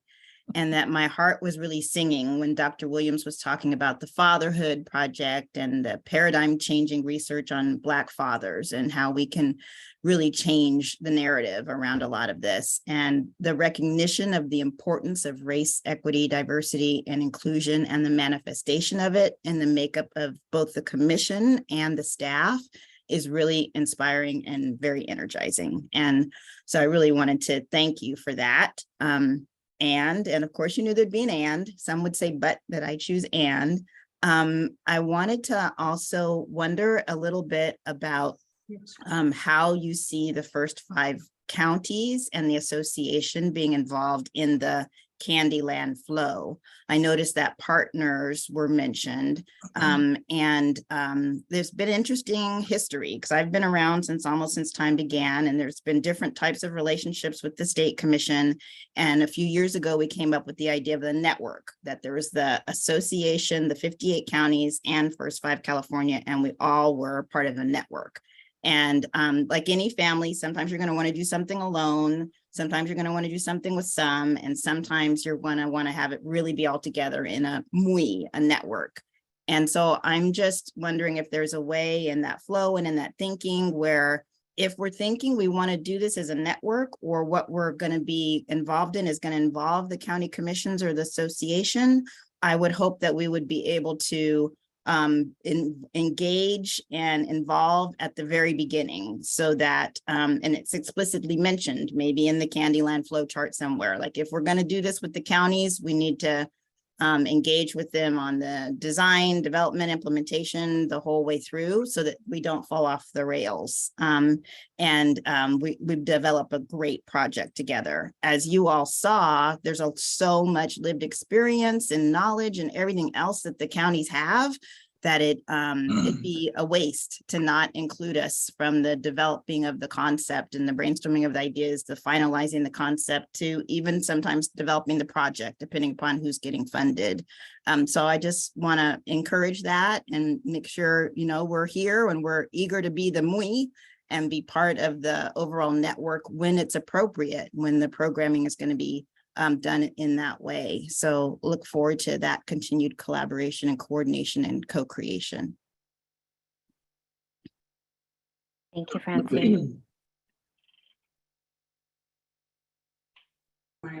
Angela, would you like to make any Just comment wanna- related to that? Yes, and then I can close it up if there's not any more comments. Just wanted to say thank you, Francine, for those comments in particular. A lot of what this map for us does is it helps us to visualize what happens at a state agency. It also helps us as a cornerstone for other data visualizations. So this is just and I love the example that you used of a family. And you know, when I do a lot of ancestry.com and this branch of the family and that branch of the family. So I think one of the best ways to think about this map is this is really data visualization around state agency processes. But you'll notice that, and I love the way that Simon and Alex put this flow chart together. It's iterative, meaning you can branch north, south, east, west, right? Based upon where you are in the process. And I would say, particularly for partners like yourself, you're everywhere on the map. We just need to we need to visualize that, right? And make it plain. And we'd love to work with you on that. And then the last thing I'll say and turn it back to you, Chair Perez, is, again, we're hoping that this map will be helpful to you as commissioners to be able to see where we are in the process. Again, these are just the updates for today. We hope to have a complete map with all of the things that are happening. So you can, number one, see the workload, right, in terms of what staff are doing, but also to see that staff is working extremely hard to meet the deadlines and to also collect and connect in every possible way with the administration in the field based upon, obviously, the strategic plan, the audacious goal, the North Star. But we'll hope that this will be helpful to you. And also, if you have comments, hey, this doesn't look right, or this should be different, please tell us. We know that every product needs to be peer reviewed, and we'd be happy to, accept your comments related to clarity, or use this wording as opposed to that. And I did have one question for you, Madam Chair. You mentioned 3 questions, and I just want to make sure I have them right. Why, how do we measure success, and who and how are we leveraging?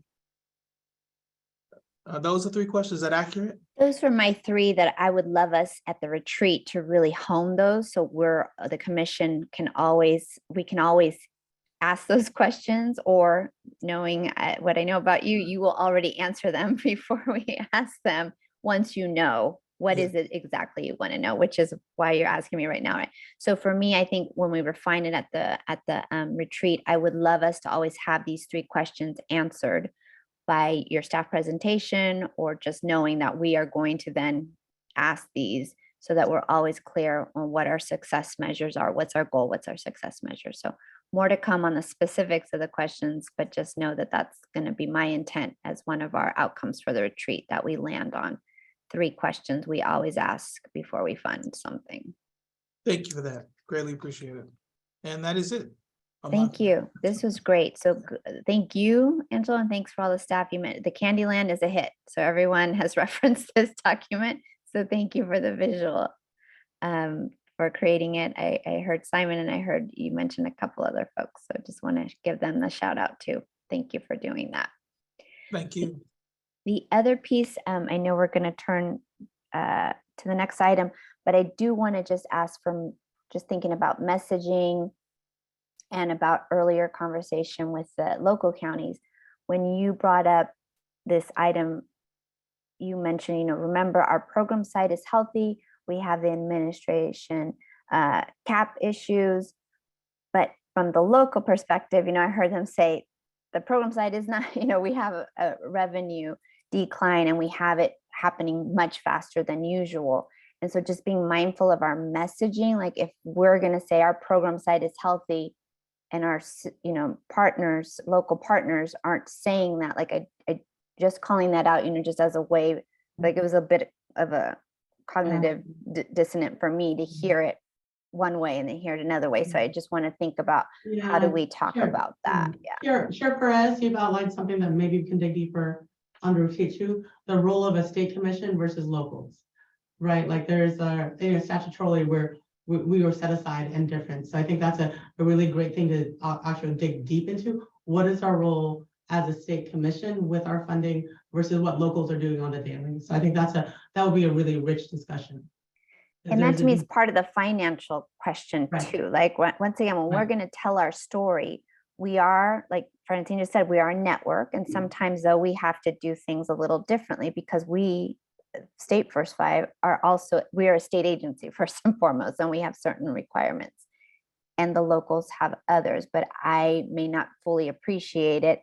And so if I don't, I'm just wondering how others that we may want to invite into our conversations, how are we going to help them understand the sustainability issues? There are some common themes that we and the locals share, and then perhaps they're not similar in the ways. And so I just wanted to ask that we see clarity.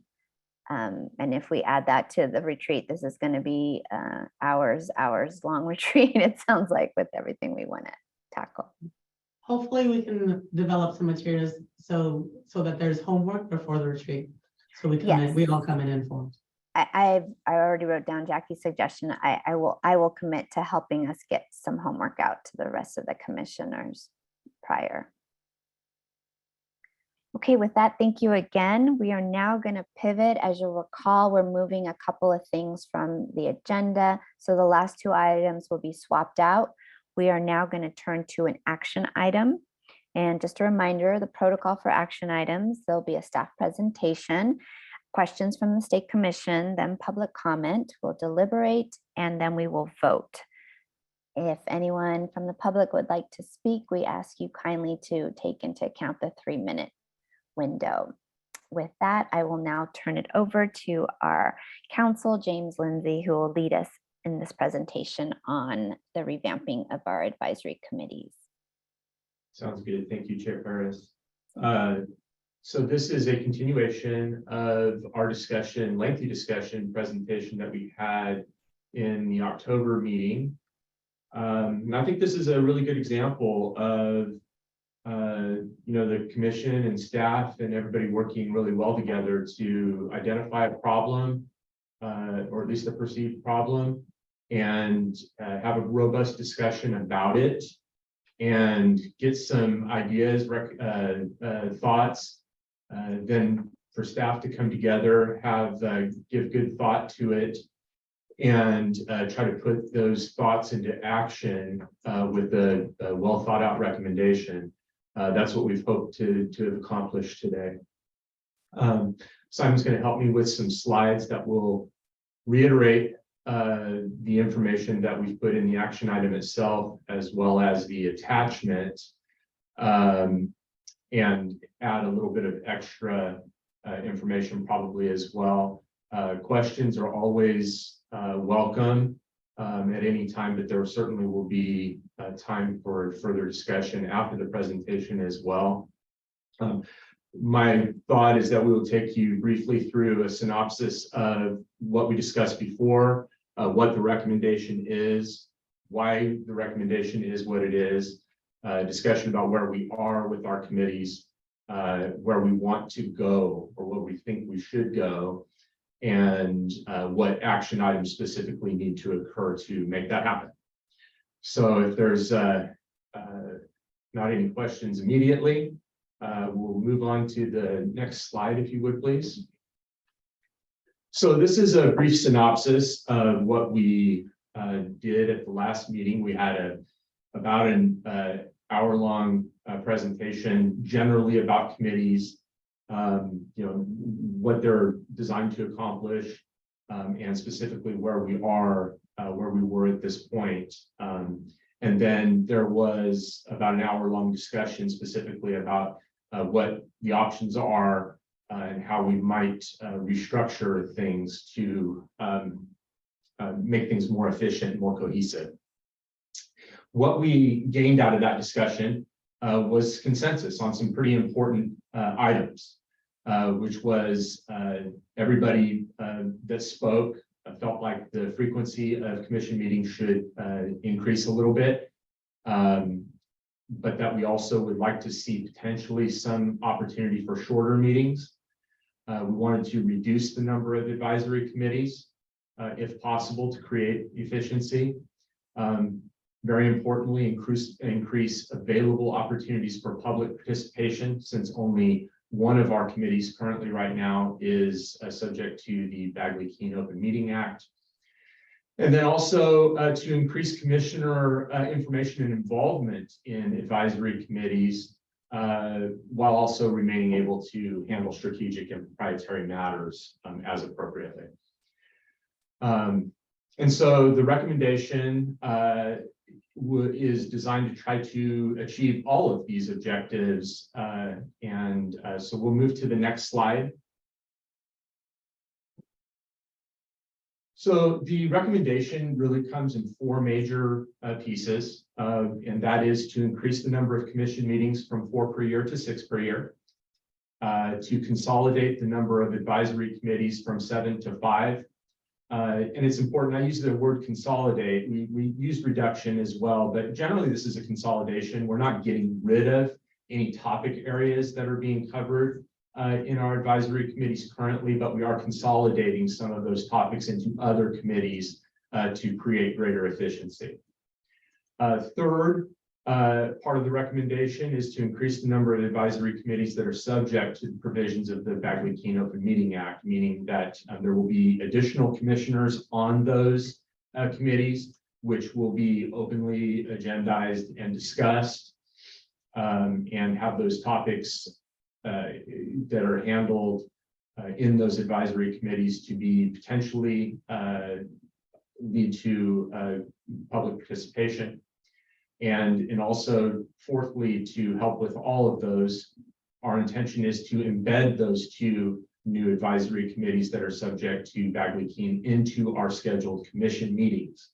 And I'll give you in a later slide, there's an example of potential scheduling and how that might operate. But the idea is to try to get all of our public meetings, whether they're commission meetings or public committee meetings, sort of out at the same time, so that it's easier for scheduling, it's easier for commissioners, it's easier for staff, and it's easier for the public, that they're not trying to keep up with a bunch of different calendar entries in public meetings. All right, so we can go to the next slide. And we've just entitled this reasoning, why are we making these recommendations? And the first is easy. In our discussion at the last commission meeting, we immediately seem to land on the number 6 from 4 in terms of the number of commission meetings. And so we've taken that and ran with it in this recommendation. I don't know that every commissioner specifically spoke on this, but those that did were unanimous that they wanted to meet more frequently. And that 6 sounded like a good point to advance that goal of sort of creating better cohesiveness and better frequency in terms of meeting. For the consolidation, again, just creates better efficiency with fewer committee meetings and easier scheduling when we only have 5 instead of 7, and we're putting potentially some of those committees into our normal commission meetings. The increase in advisory committees subject to Bagley-Keene, that advances 2 different goals that were very important, as I understood from our last commission meeting. Number 1, it increases the opportunity for public participation in those committees that really affect potentially the public, and creates a scenario where more commissioners can be on those committees, valuing the different voices and experiences and skill sets that each of the commissioners have. And it also advances the goal of increased commissioner access to advisory committees, in the sense that, as you might recall from the Bagley-Keene presentation that occurred last meeting before the advisory committee presentation. In a public meeting, even if a commissioner is not on that committee, they can now observe that committee if it's public. And so it creates information available to each commissioner, which is something that commissioners have expressed some concern about, that a number of the committees, because of the way they're structured, with 2 commissioners on, then it creates a Bagley-Keene violation to then have information flow, at least in a discussion deliberative way with other commissioners.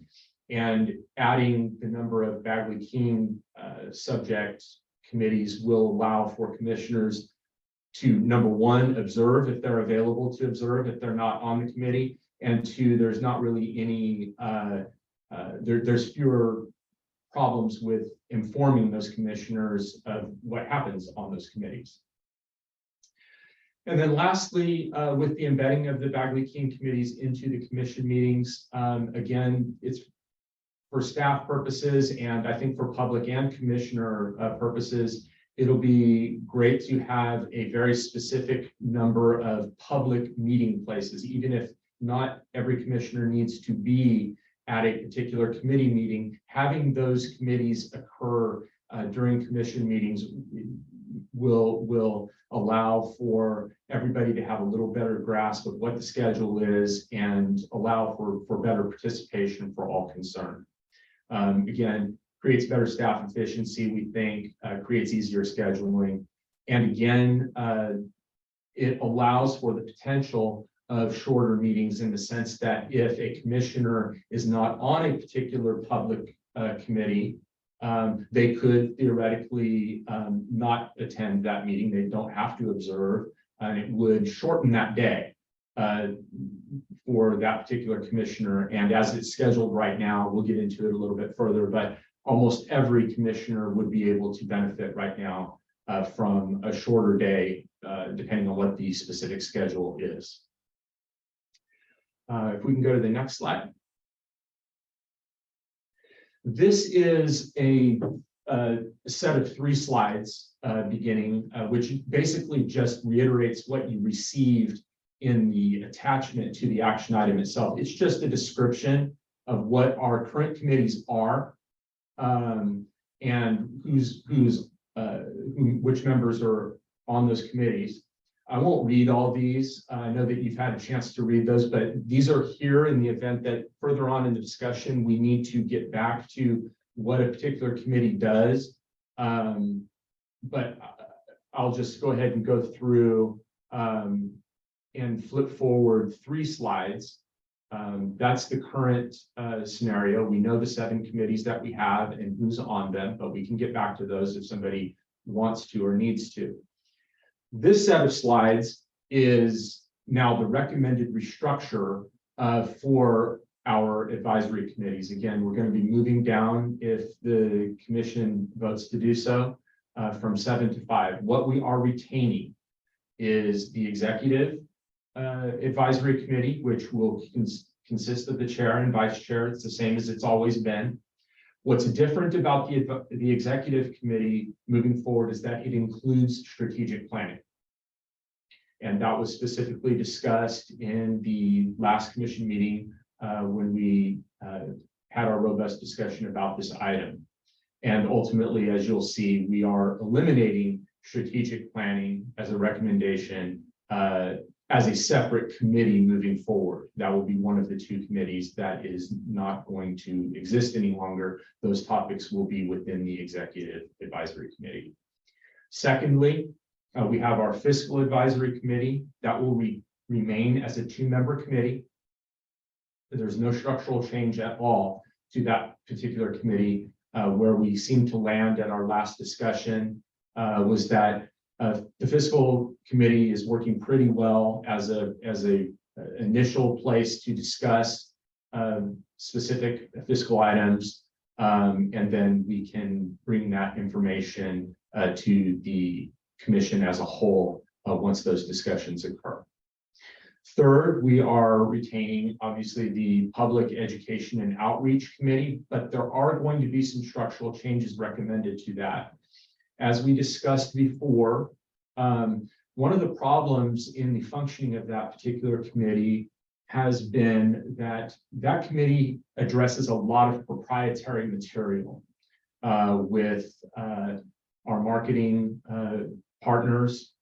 And it creates scenarios where you are at forks in the road, so to speak, in different things that we might want to do in terms of a media campaign, but we can't put that out there at the idea stage because, quite frankly, we wouldn't get anybody to work with us if we had that information out there at that stage. So as we discussed in our last meeting, we are proposing that actually go back down to 2 members so that it is no longer subject to Bagley-Keene, specifically for the purpose of better handling of proprietary items. Of course, just like any other committee, we will be reporting out that information to the commission as a whole, and the commission will be able to discuss those items at that point in an open context. But in terms of being able to deal with the specifics of that particular committee, it will be easier and better, more efficient to have that as a 2-member committee, at least as far as our recommendation is.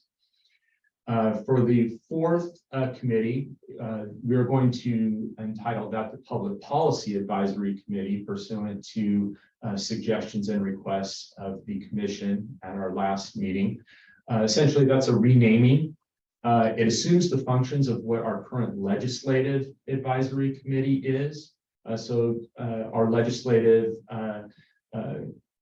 matters will still be dealt with in the Public Policy Committee. But where we landed on this from the last discussion is that we wanted this to be a little bit more.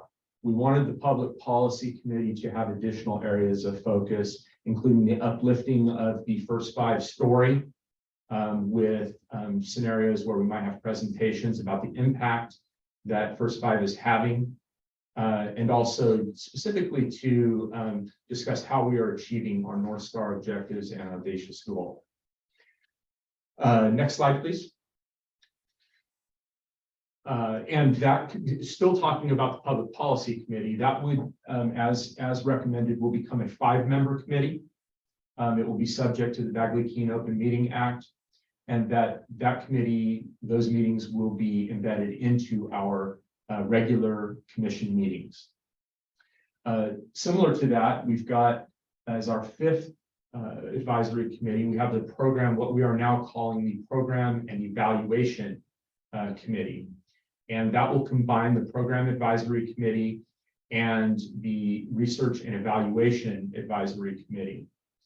That will also be a 5-member committee. It will therefore also be subject to Bagley-Keene, and the idea is for that to also be embedded into the commission meetings.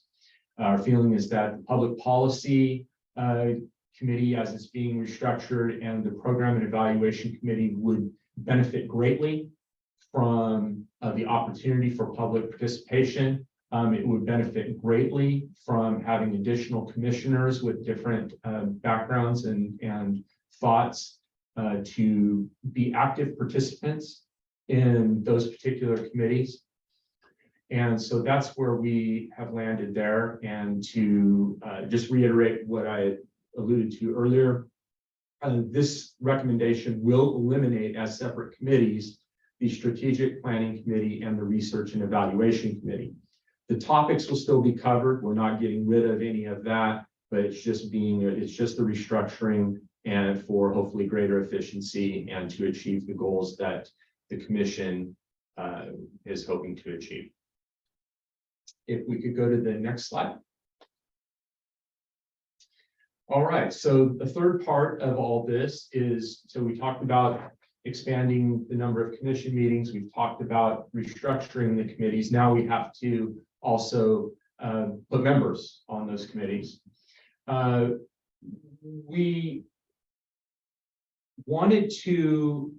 have 2 goals in mind here. Number one is continuation, continuity where possible of the committees as they are right now and how they're being, what the membership is.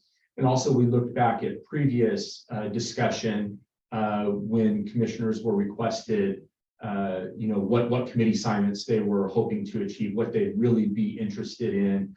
So we've tried to meld those into this recommendation. It was really important to us. It made sense to try to have 16 committee assignments because a full complement of commissioners is 8. We don't have 8 right now, we have 7.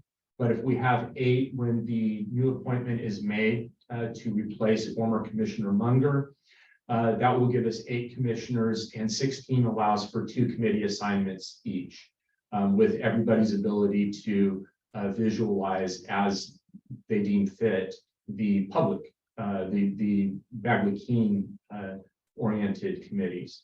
So with that in mind, what we have recommended is to continue on with the chair and the vice chair as on the executive advisory committee. With respect to the fiscal committee, we are also going with the continuation in our recommendation with Commissioner Jimenez and Commissioner Midget. For the Public Education and Outreach Committee, that's a little bit of a change because we're moving from 3 commissioners plus a vacancy to a 2-commissioner committee. But we are retaining continuity to the extent that that's available. And so we are recommending that Commissioner Alvarez and Majors be on that committee. And then the Public Policy and Program and Evaluation Committees will have 5 individuals. And that also creates continuation, generally speaking, within that consolidation. Ultimately, our thought is that we don't, and we can talk about this. This will be talked. I'll think about this as sort of related future action. The thought process is that right now we have 16 assignments, but we only have 7 commissioners.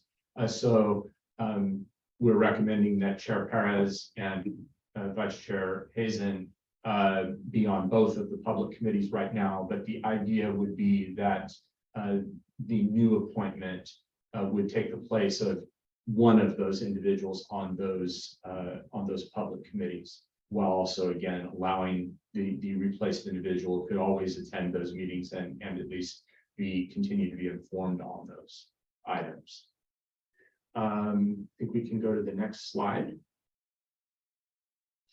All right, this is a scheduling example, and it's just an example. It just, so if we have 6 commission meetings, ultimately we are going to have to, as part of the future action, we're going to have to develop a schedule for the rest of 2023.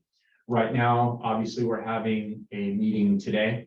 We have a meeting scheduled at the time of authoring this. We had a meeting scheduled for April. Obviously, we now actually have a meeting for technically a retreat for March. And we're going to have to decide ultimately whether or not the retreat is one of the 6 or if that's somehow an extra meeting. But in any event, the thought process is that we would have a commission meeting once we get sort of on schedule every approximately 60 days. And because we have one in April, I just sort of use the potential example of February, April, June, August, October, and December. It doesn't have to be that way. Ultimately, the commission will decide how it wants to structure its 6 meetings, but this is just hopefully illustrative. We're still trying to maintain the 10-to-4 schedule. Even though we are embedding the committees, the idea isn't necessarily that we will have longer days. I know that there was some discussion, as we talked about before, about potentially having some shorter days. The day itself will not be shorter, but it could be for and would be potentially for individual commissioners, depending on the committees that they're on. And so here we've put out the possibility of having a public policy committee from 10 to 11, a program and evaluation from 11 to 12, and a regular commission meeting from 12 to 4. And I know that there would be some concern about, well, only a 4-hour commission meeting. The thought is that right now we do 24 hours worth of commission meetings, so to speak. We meet 4 times a year for 6 hours. This particular example would be leading to 6 times a year at 4 hours. So it's really the same amount of time for commission business. We just have some additional time for these committees.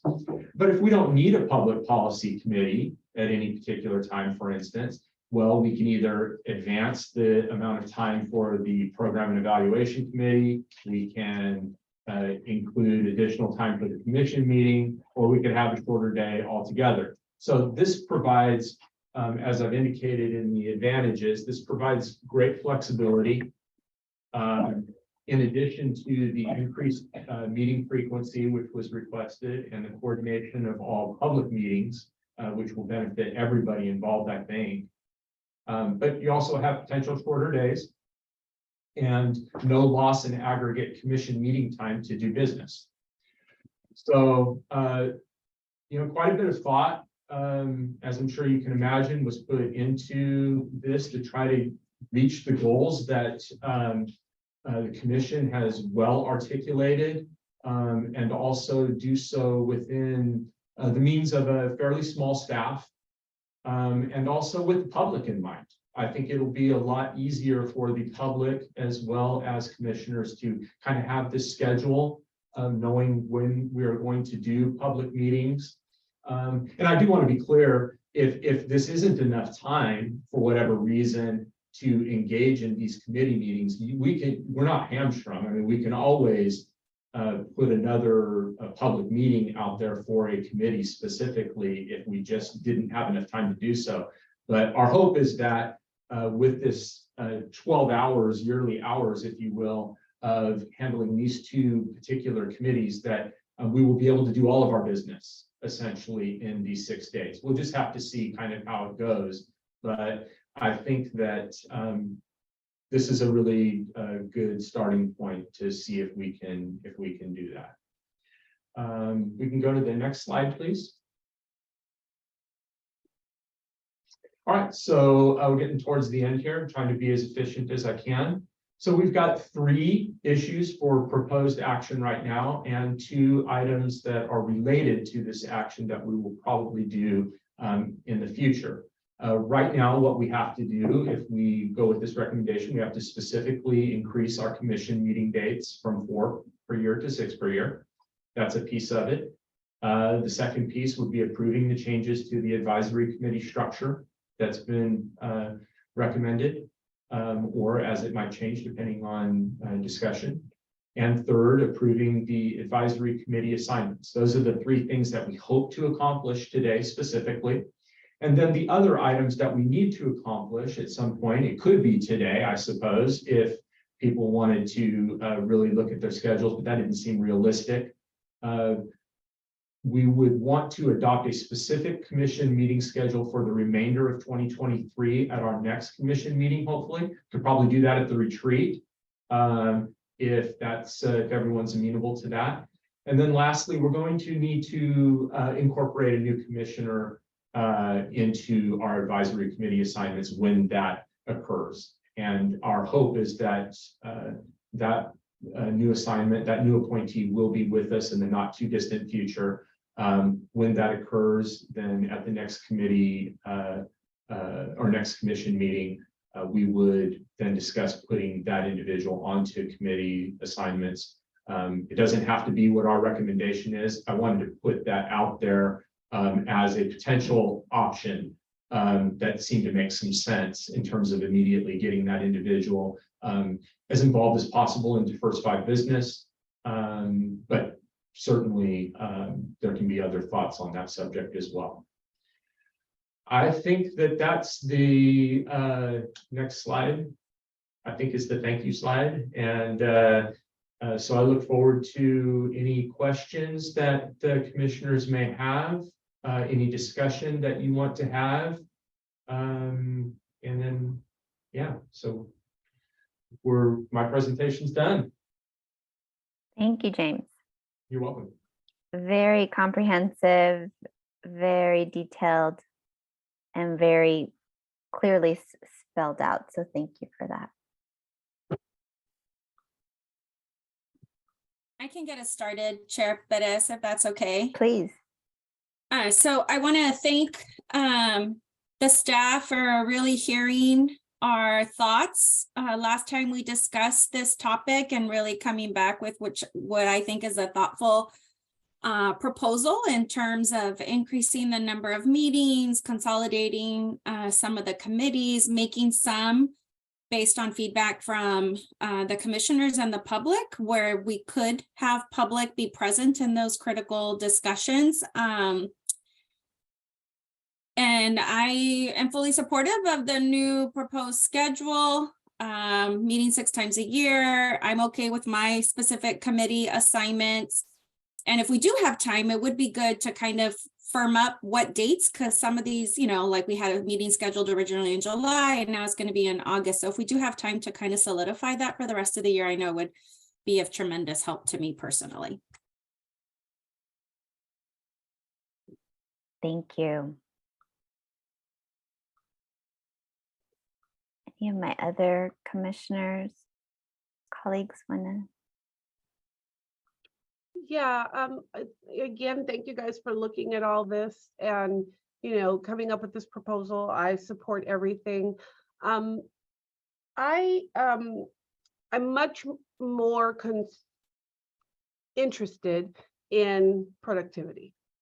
And so I'm hoping and hopeful that this will allow for just us to increase our productivity, our knowledge of initiatives, what we're doing.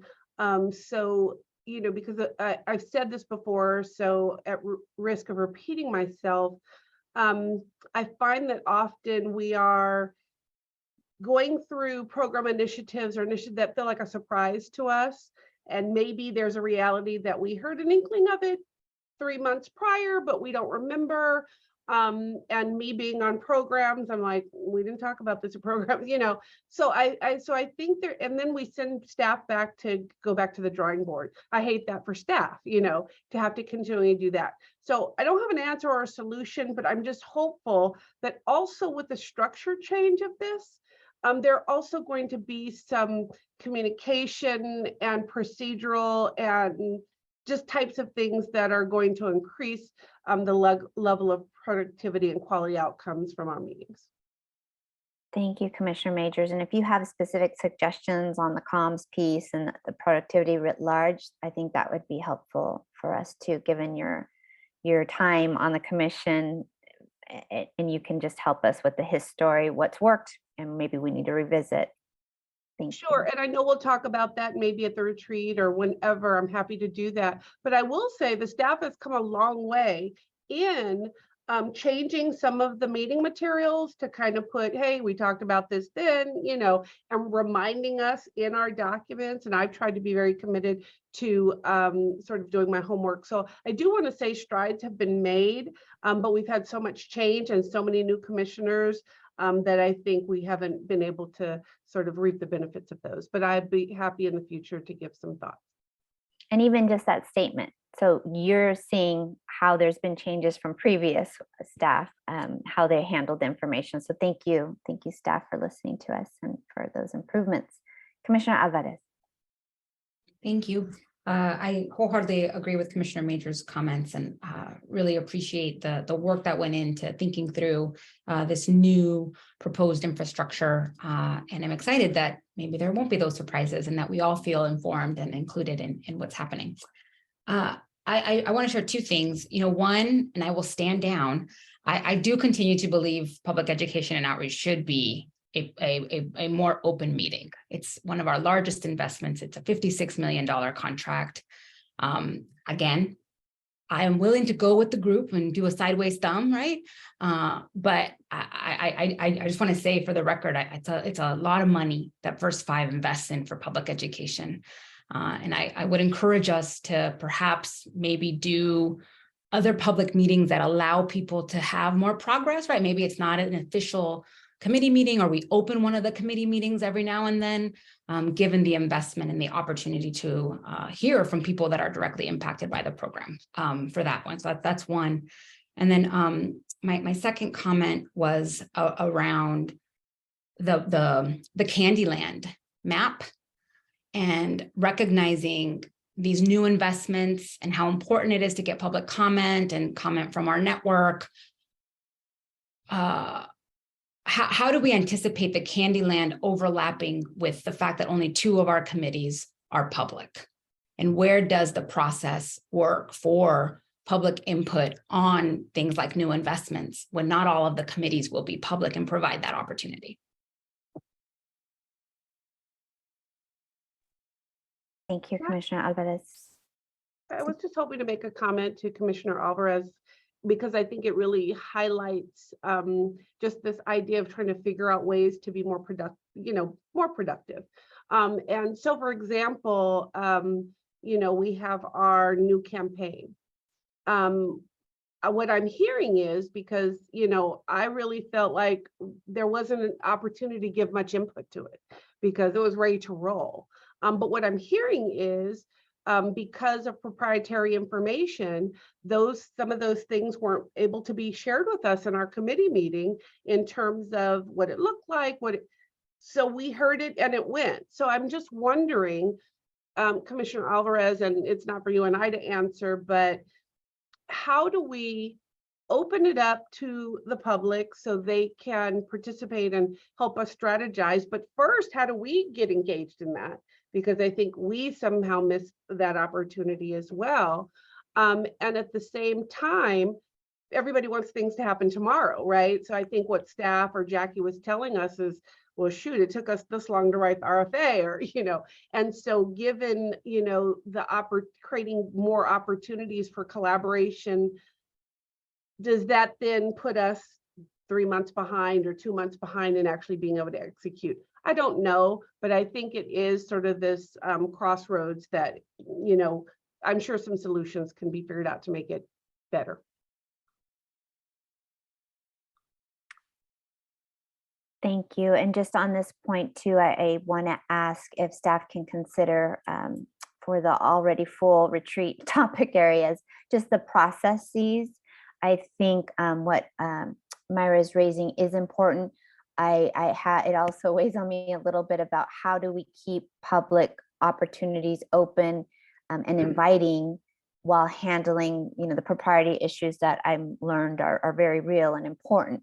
So is there a way to do some sort of hybrid at some point where public can weigh in? First and foremost, though, can we make sure our commissioners feel like there's a process where they know what's going on in the public education committee? And then how do we allow for that public participation, understanding that at other times they may need to close because of proprietary issues? So if there is a brainstorm, or if we kick it down specifically to the retreat, but I welcome this idea of how do we specifically engage public on and when that meeting needs to be closed at least some of the time or all of the time, if that's the recommendation. So I see Commissioner Rizzo's hand. Hi, one of the things, I think it was Francine, I forget what county she's from, but something she said resonated with me, and I'm going to compare it to my role here at the school district. I kind of see the EDs, the local EDs, as principals. And one of the things we principals fight for in a large district like mine is voice at the table and that collaborative voice. And I made a note when we were listening earlier, is like, why don't we do more of that collaborative with the local agencies and the EDs that are on the front lines? So I think this kind of ties into a little bit of that. And so it kind of spins off what, Commissioner Alvarez and Majors were saying. I think that's important. And I think they need their voices heard, and because they're living on the front lines, the daily battle. So thank you, Commissioner Rizzo. And I do know that Jackie and Avo have been much tighter in communication, and there's a process there with staff. But I hear Commissioner Rizzo also saying, how do we as a commission engage as well? And I hope this meeting when we had many more local commissioners' voices was the beginning of us really learning and listening from our locals. So I don't know if, I also see Commissioner Hazen, but I want to just lift that up because I know Jackie has done a good job and Avo about connecting. Yeah, I think ever since I came on board, I had mentioned, and we've mentioned several times, the kitchen cabinet, where we've asked the association to identify EDs for home visiting or small county populations. So instead of just for full transparency, I'm a direct person, that historically there's a perception that First Five California only spoke to a handful of select EDs. So taking that out of it, I said, association, these are the programs we're talking about. You tell me who to talk to so we can define. That's what we call the kitchen cabinet. So it might not be all 58 EDs, but I know with AVO, it's like, you're the association, help me think together on who you, as the membership body, think are the voices that should be part of the kitchen cabinet designing this. That's awesome. And there's also a note where, there's so much you can share because they need to write for the grant, so you can't tell them everything. Yes, Right? exactly. So I just want to be clear that that's a new process that wasn't in place before, a very transparent process where I just want to lift up that what I also heard was, oh, First Five only spoke to one or two people, whoever those people are. I'm like, I don't even know who they are. So let's just break that down and just work with the association, them self-identifying the leaders as part of the conversation. Thank you, Jackie. Commissioner Hazen. Yes, so I think it's great that those conversations are happening and that these kitchen cabinets exist. And I would say sort of in line with what Commissioner Majors shared, which is, and I feel this too, even though we've both been here a long time, we forget, right? We don't meet as frequently. And so my hope is that by meeting more frequently, we don't have to sort of rehash issues and that we can be more productive. And I would also say, in the vein of sometimes we forget, I would ask Jackie if you can remind us that because you're doing all of these wonderful things, you're meeting with the associations, you're talking to the EDs, that work is happening, but just continue to lift that up for us so that we don't make up stories in our head that aren't true. So that's the first. And then I think the other thing, and I think we talked about this at executive committee, in terms of being able to share information, get more input, be more public, is formalizing, I believe, a report out process for each committee. So even for, and Chair Perez, tell me if this is right or wrong, I think the intent was even for committees that may not meet publicly, that now based on the structure, 6 times a year, there would be formal report outs about whatever can be made public about the work that's happening in those committees so that we can get that continuous feedback. Yes, absolutely. Thank you for lifting that up. It's something that we discussed and we would love to see how we can operationalize that. I know from my short time here, every time I say, is there any committee reports? I hear some crickets. So maybe we can find a way to make it easier for us or if staff have better ideas, how do we just make sure we all know? And then to Commissioner Majors and Hazen's point too about reminding us, I also think that what you did, a couple of different presentations today, there was the reminder, what happened, beautiful. I thought that was spot on too. So I think thumbs up for just making that the routine. We always need to be reminded of what happened. So it sounds like more to be thought about the public piece of it, particularly for the public education committee.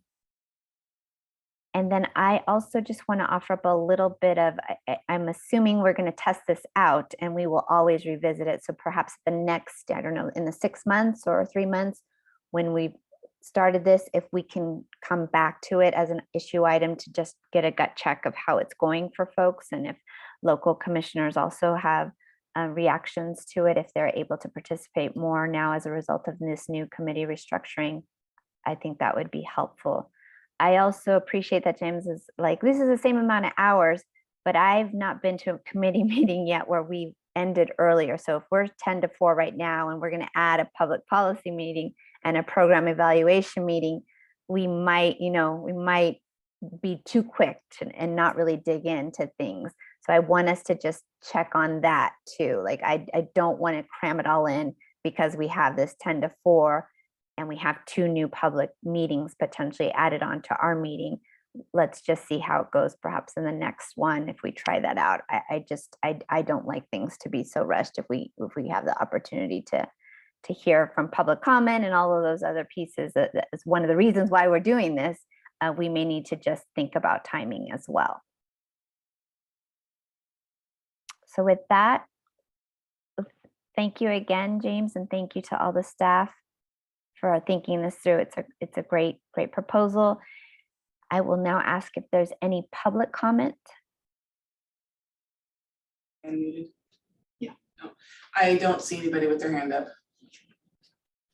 Okay, so now let me clear my throat and read this motion because James set it up nicely, but now I have to read it. All right, is there a motion to approve? And I think I will say it because I have the cheat sheet here. I move that we approve increasing the number of commission meetings from 4 to 6 per year. And then with the schedule to be approved at the next commission meeting.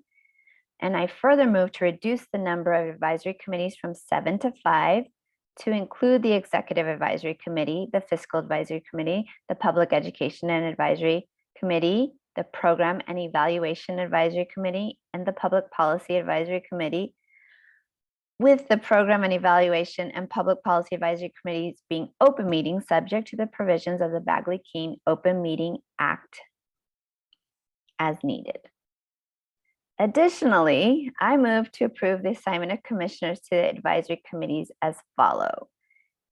And now I just want to check with staff and with council. I do need to read everyone's name for it to be approved. I cannot reference any piece of paper. No, Okay. Correct. I don't think it was in the item because we're Zoom. You have to. Okay. Yeah. So executive, additionally, I move to these assignments for the advisory committee as follows. Executive, Janina Perez, Sheena Hazen, Public Education and Outreach, Myra Alvarez, Jackie Majors, Public Policy, Janina Perez, Sheena Hazen, Elsa Jimenez, Marco Midgick, Lori Rizzo, Program and Evaluation, Janina Perez, Sheena Hazen, Myra Alvarez, Jackie Majors, Lori Rizzo, and Fiscal, Elsa Jimenez, Marco Midgick. Do I have a second? I'll second. Okay, thank you, Commissioner Jimenez. It's been so moved by Commissioner Perez, seconded by Commissioner Jimenez. Please, Jamie, call the vote. Call the roll. Myra Alvarez, Aye. Shanna Hazen, Aye. Elsa Jimenez, Aye. Jackie Majors, Aye. Janina Perez, Aye. Lori Rizzo. Aye. Thank you. Great, so we have a new committee structure. Thank you again for everyone who worked on this. And as James noted, when we get our new member, we will come back to this. I want to also recognize Commissioner Jimenez's request for the calendaring. I want to ask staff what we think about that because I'm mindful we have the other information item too. What is appropriate, or what can we do? So it's not an actual item, but I think it'd be good to, I think we laid out kind of a every other made sense to us, even though we're meeting in January. We're getting March. So do you want, when would you like to do begin every other? We would have to renegotiate the calendar. Right, so we have the. If I may, I think the retreat should be separate from the 6 meetings. I hope my commissioners are in agreement with that. And I think what was proposed was starting in April. I think it was April, August, October, December, and it was the third Thursday is what we used to meet. I mean, that kind of works for me. I don't know if it works for the others for those months. And I just have a point of clarification, only because it's just a huge time commitment with, the rest of my life and job. So in this plan, are we looking at every other month in person? Because that takes a lot much, that takes more time than the time study you're doing. So is there, I mean, maybe we can play it by ear. I know we're getting in person, you know, we are able to connect in a different way, but are you looking at that all being every other month in person, or some virtual, some in person? So I'm gonna look to James because Bagley Keene is changing and the requirements of that are changing. So I'll look to James to explain what we can do and what dates it may be changing. Yeah, so, we're in a situation right now where we can do fully Zoom meetings through the end of June. That's what the law is right now. I suspect that there are going to be changes to Bagley Keene that don't allow for everybody to be on Zoom past June. That's just sort of the way things are going. The Brown Act has already been addressed and changed. It allows for some teleconferencing, but a majority of board and commission members under the Brown Act, that governs local authorities, they have to be in person. So I suspect that Bagley Keene and state government is going to have a similar type of scenario. I'm anticipating that there will be some availability for teleconferencing. It'll have to be posted and all that, and it may have to be, you may have to be in a public place where other people, the public can go to. But I think there's going to be dramatic changes starting in July for the way that we can conduct business at our commission meetings. Got it. And prior to COVID, you know, if we knew well in advance, we could establish our office as a public place. I just want to be really honest. And if it doesn't work for me as a commissioner, I am the chair of 3 different ECE groups. I just couldn't travel every other month with the other travel I'm already doing. So I just wanted to throw that out there. And so what James is also indicating is if it follows the Brown Act, it only a majority, so 4 would have to be in person and the rest could be Zoom, but publicly posted. And I think we've done that in the past as well, with your offices or for San Diego, for example. So, but we would have to have a solid 4 commissioners to be in person, and Commissioner Midget does not count to that 4. Mm-hmm. So I appreciate Jackie laying that out, though, so we could just make a note. And if there's other commissioners that really, you know, need to say, I need to be hybrid or, you know, Zoom in as much as possible, I think that's totally fine. And we will make it work, because we're just indebted that you're able to step out of your busy lives and participate. So if that's better for you, then let's make a note so that those of us who need to step up and show up in person, then we'll do our part to help the team out. So that gets back to the question of the calendar. So March 3rd hopefully is in person, and I hope everyone can make that in person. But the other ones, there is going to be flexibility, as we just discussed, to show up in person or Zoom in. So April and June can still be all Zoom. It's we don't know what's happening after June situation. So well, I will just also offer up April and June could also, if someone wants to participate in person, because to be honest, I thought it was fruitful to be in Sacramento to engage with the staff and to be there with you in person. So if that works out, I hope it's okay to extend the invite. People should feel free to come to Sacramento in April or June. And so, but I'm hearing that every other starting April is okay, as long as third Thursdays, beginning every other month starting April, so April, June, so on and so forth. Would work. Any major conflicts? See a thumb up from Elsa. Okay. Yeah, I think it's fine, and I will try to make it all work. Traveling at the end of the week, particularly up north to down south, is harder.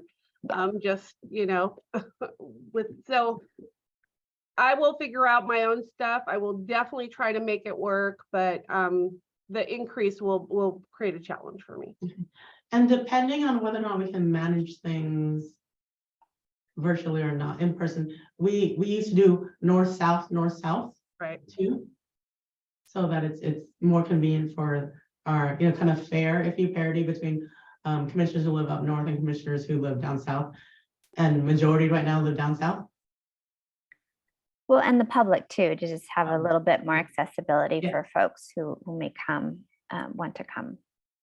So Jackie, I think when you query, so because I do want us to get to the next topic. December, that's the week right before Oh, yeah, holiday or where kids are on vacation. So maybe we might want to revisit what Thursday or what day in December should be considered, because it would fall on the 21st. Okay, we will take a look at that calendar and see if we can. Oh, yeah. Thank yeah. you. You're fine. We'll follow up Yeah, on that. yeah. I don't think, well, yeah. That includes Thanksgiving. Yeah, so April. We will figure it out. We will propose a calendar to be discussed and debated over and hopefully adopted. Because we will have a little bit of business at the March 3rd meeting. Hopefully we can adopt it then. So we're all clear on what those dates are. Perfect. Thank you. So moving us along, I want to now call up, I'm getting beeped everywhere, call up the strategic visioning update. So I will defer to Jackie so you can call up the Arabella group to close us out for the day. Thank you so much, Chair Perez. And I know that I've talked to some of you, most of you, and shared with you that we've been through the support of former Commissioner Chris Perry, was able to work with West Heading HHS to secure change management advisors, Arabella Group.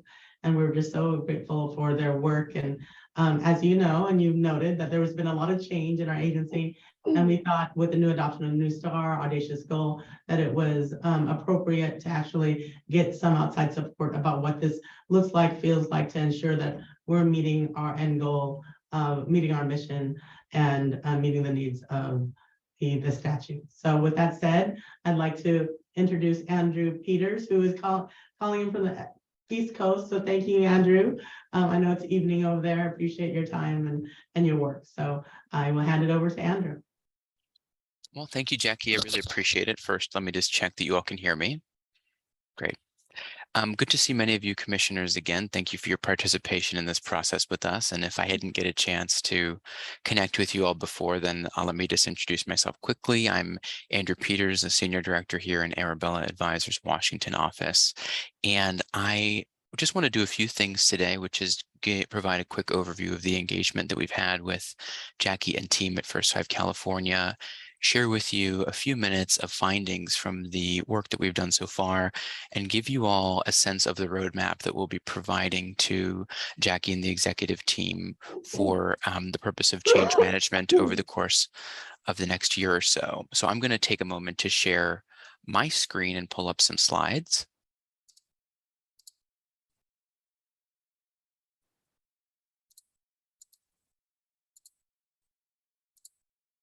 Cool. Let me just quickly go through some of the top lines here of our engagement, and some of you participated in it already, so you will remember that you spoke with us as part of this process late in Q4. As part of our process, we interviewed not only the commissioners, but a total of 19 commissioners and external stakeholders combined, and then also conducted a set of focus groups with 25 staff at First Five California and had the chance to meet with them in Sacramento. The goal of these conversations was to suss out a few things. One, how folks were perceiving and understanding and committing themselves internally, and how folks were receiving externally the North Star on Audacious Goal that you all put into place last year or a bit earlier. I forget what year we're in. Sometimes I forget about that. And to make recommendations to Jackie and her executive team on how to move the organization towards a closer alignment towards that North Star goal. Late last year, we presented some early preliminary findings that we discussed with Commissioner Jimenez. And this year in Q1, we are providing a final roadmap to Jackie, and that's going to be later this month. It's actually still under development, and we're going to give you a preview of that today. So I want to stop here for a moment and spend maybe 10 minutes just talking through some of the findings from those conversations so that you understand when you take a look at the recommendations that we're providing, how we came to those recommendations. Then I'll give overview of some of the recommendations themselves.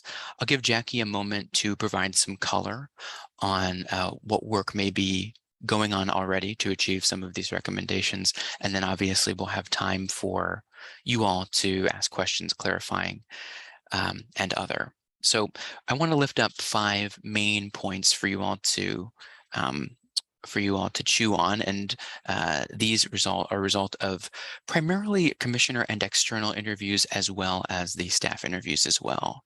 Generally speaking, we heard from external folks and internal folks is a appreciation for the North Star and Audacious Goal, seeing them as a positive shift for the organization. There are still existing opportunities to clarify how the current strategic plan for the current 5-year strategic plan for First Five California and the North Star and the Audacious Goal all fit together. But in the abstract, a positive shift for the organization that ties a lot of important concepts together, most notably, especially to external stakeholders, the concept of addressing systems, the systems under which children and families in the state of California live. And that's right smack dab at the beginning of the North Star and Audacious Goal.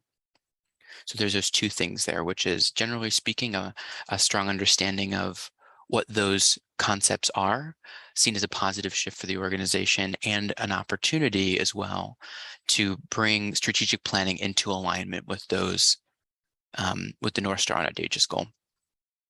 Secondarily, a lot of interviewees wanted to see clarity on how First Five's current investments, which folks are very excited about, such as Talk Read Sing and many others that folks mentioned over the course of our interviews, connected directly to the North Star, and wanted to see sort of an articulation of, well, how exactly is that getting this organization towards achieving that North Star, getting California's children and families towards achieving that North Star.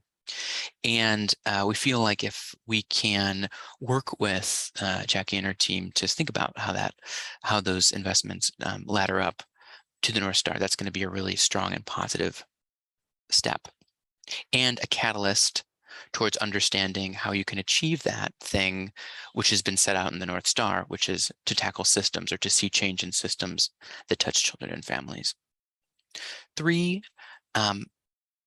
we heard over and over again that First Five California occupies a unique and critical role in the ecosystem or infrastructure, however you want to call it, of early childhood, in the early childhood field in California. Now, there's not perfect alignment about the exact role that First Five California should be playing, but one thing that we heard is that, a few things that we heard, I should say, are that no one has the ability, or very few other organizations are in the unique position that First Five is in to bring together folks within the administration and and California's agencies with folks from the advocacy and organizing community in the way that you all may be able to do so, and to occupy a space that exists as a close partner to the administration, but with having discretion to make independent investments. And the uniqueness of that role and getting that balance right is something that reappears frequently throughout our recommendations. 4th, and I want to make sure that I underscore the nuance here in this one, what we heard from outside advocates and organizers especially is that they understand that revenues for First Five California overall are declining. Staff understands this as well. It's quite public, and in fact was always intended this way, that folks would smoke less over time, but are less keen to hear messages about how you all have declining revenue over time from the organizational perspective, from the organizing and advocacy perspective. As you all know, commissioners, they're hunting dollars every day. Their funding cycle is never known sometimes, and they see you all as having a guaranteed pot of income. So to hear, oh, our revenues are declining, they're thinking, my revenues are declining too. So an understanding that centering children and families in external communications versus the organization's revenues is going to be quite important to maintaining strong partnerships with the outside organizations that, to number 3, you're uniquely positioned to work with. And lastly, I think interviewees had varying levels of comfort with the concept of centering equity in their work. But overall, we heard that a shift towards equity-driven systems change work will be a critical part of achieving First 5 California's North Star. And to put a finer point on that, what we heard from largely external folks that we spoke with was, while an external message around the organization's declining revenues isn't a strong message, it's a fact. It's a verifiable fact. It has to be dealt with, and to move in a direction of thinking about how the organization can affect the systems under which children and families in California operate is going to have a leveraged effect. So with declining dollars, it's a potential to do more.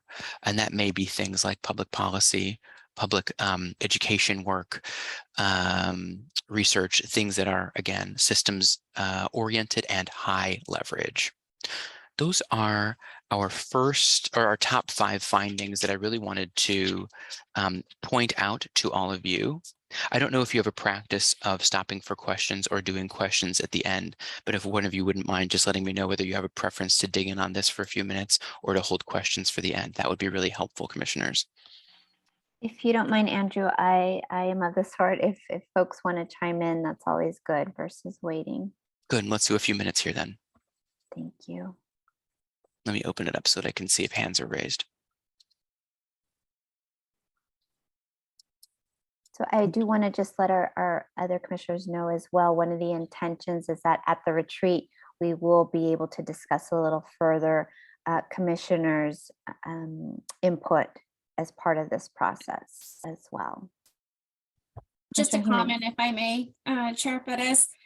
Andrew, I really appreciate hearing the feedback from the interviews, particularly the one focused on us expressing concern about our declining revenues, yet most of our accounts have, deep fund balances, and that may not necessarily be the case at the local level. So I appreciate hearing that feedback from the individuals that were interviewed, and hopefully it helps to kind of ground me when I'm thinking about our own declining revenues and comments that I may make from the state's perspective. Thank you, that was helpful. And this is my own personal learning point is I've heard the North Star and Audacious Goal used time and time again, and I know that was voted on, I believe in late 21, 22, but I also like to just invoke the mission, which really is about the system. Like we, in my opinion, do not have a system yet in California. And so I appreciate the way you just ended it, is that looking at systems oriented and high leverage investments. So just, it feels like even when I was rereading the North Star just right now, systems could get lost, but what I heard you say is it still came through that we need to double down on systems focused investments. That's correct, especially in interviews, external interviews with folks weighing in on the best way to use that number 3 unique position and the money that you all have to put into the field, that is going to be important, and that you've also named that not only in the mission, but in the North Star as well, explicitly naming systems like as part of the vision for what you all will achieve. Thank you. Okay. I'm happy to move on. Please. I'm going to give you an overview of the roadmap here that we'll be providing to Jackie and team.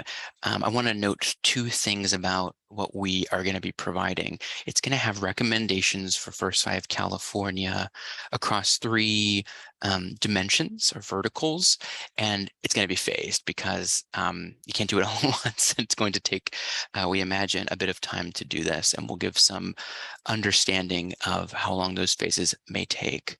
The first three categories that we want to provide recommendations is strategic and staffing recommendations, meaning as you take steps to set a to focus on systems, as we've just discussed, taking the time to define what a systems change means, define further what First Five California has in terms of assets to bring to that systems change approach, including assets that it's already bringing and doing that sort of catalog, and understanding sort of what skills you'll need in order to put forward that sort of a approach in the field. Second, we have had many conversations with Jackie and team around the concept of what it might mean for the commission and staff to center equity in their work, both internally and then also externally as well. And my understanding from Jackie is that it's a priority, and we wanted to provide a set of phased recommendations on how to operationalize equity as a priority. And when we think about it, we think of not only equitable outcomes, meaning children in California, regardless of race or ethnicity, have the resources they need so that you can achieve that North Star and audacious goal, but also how is the way you're doing your work internally responsive to and grounded in the principles of equity. So we have a set of recommendations around that. And thirdly, we heard from commissioners, and I think I came in at the tail end of this conversation as I joined as a participant, was talking a little bit about the relationship between commissioners and staff and how that can be strengthened and made more clear over time. So we have a set of recommendations for how First Five California's leadership and the commission can work together and be involved in the process of change management. And that asks for things like your endorsement, your participation, your approval, your review, et cetera. So we wanted to make that quite explicit in our recommendations so that it was clear that a part of this is about carving out a role in change management for the commission as well. We've divided these things into phases. So we are suggesting a relatively short first phase where you build the foundation for strategic change and an equity framework. And that consists mainly of things like defining, setting expectations. What is systems change? What journey are we going on? When are we how long is it going to take? What's going to be expected from you? When are you going to have input? When are you not going to have input, et cetera? So phase one is all about understanding and managing expectations and definitions. Phase two is about getting to the brass tacks of strategy setting, aligning on priorities and goals, talking to staff about the changes that may happen within the organization to the extent there will be changes in the organization, and making sure that folks have a chance to understand and think about and really sit with the idea of embedding a focus on equity within their work. I know with our own equity journey at our firm and the conversations we've had with many other clients, it's certainly a important and often a slow process, and sometimes doing that work takes quite a bit of time. So we're suggesting phase two at a bit of a longer time horizon than phase one, perhaps around 3 to 5 months, and then a similarly long phase three that has you communicating externally about the role that you intend to occupy sort of over the next 5 years. So if there are these changes in the way that you may, or if there do in fact, happen to be changes in the way that you approach government actors, advocates, organizers, county commissions, articulating here's where we view our place in the field. Here's how we're going to make use of that unique position that we occupy as a quasi-government agency, sometimes advocate, donor, et cetera. and being clear about that, because I think one of the tacit findings that we heard that I didn't rise to the level of a top 5 was the parable of, I don't know, maybe you've heard this sort of parable of the elephant, meaning everybody touches first 5 in a different way and understands first 5 as the thing that they do with first 5, but not the totality of what you all do. And as you shift what that looks like, it will be important, we think, with external stakeholders that you work closely with to say, this is the orientation we have towards the field. This is what we're going to do. This may be what we're not going to do, or a role we're not going to play. And that is going to be a really important articulation. We think before that, there's a period of setting strategy and understanding the strategic direction of the organization and planning. I don't intend that you will read all of these bullet points. And in fact, some of these bullet points have even changed since I put this slide together, because this deck itself is a work in progress. But I wanted to give you a flavor of the type of granularity that we'll be providing to Jackie and team, meaning for each of those things that I mentioned on the previous slide, those 3 verticals, or in this case, horizontals, I apologize for that, strategic staffing, equity, and recommendations. We have a more granular set of how you get it done. And each of these things will be accompanied for Jackie and team with some steps for how to get there.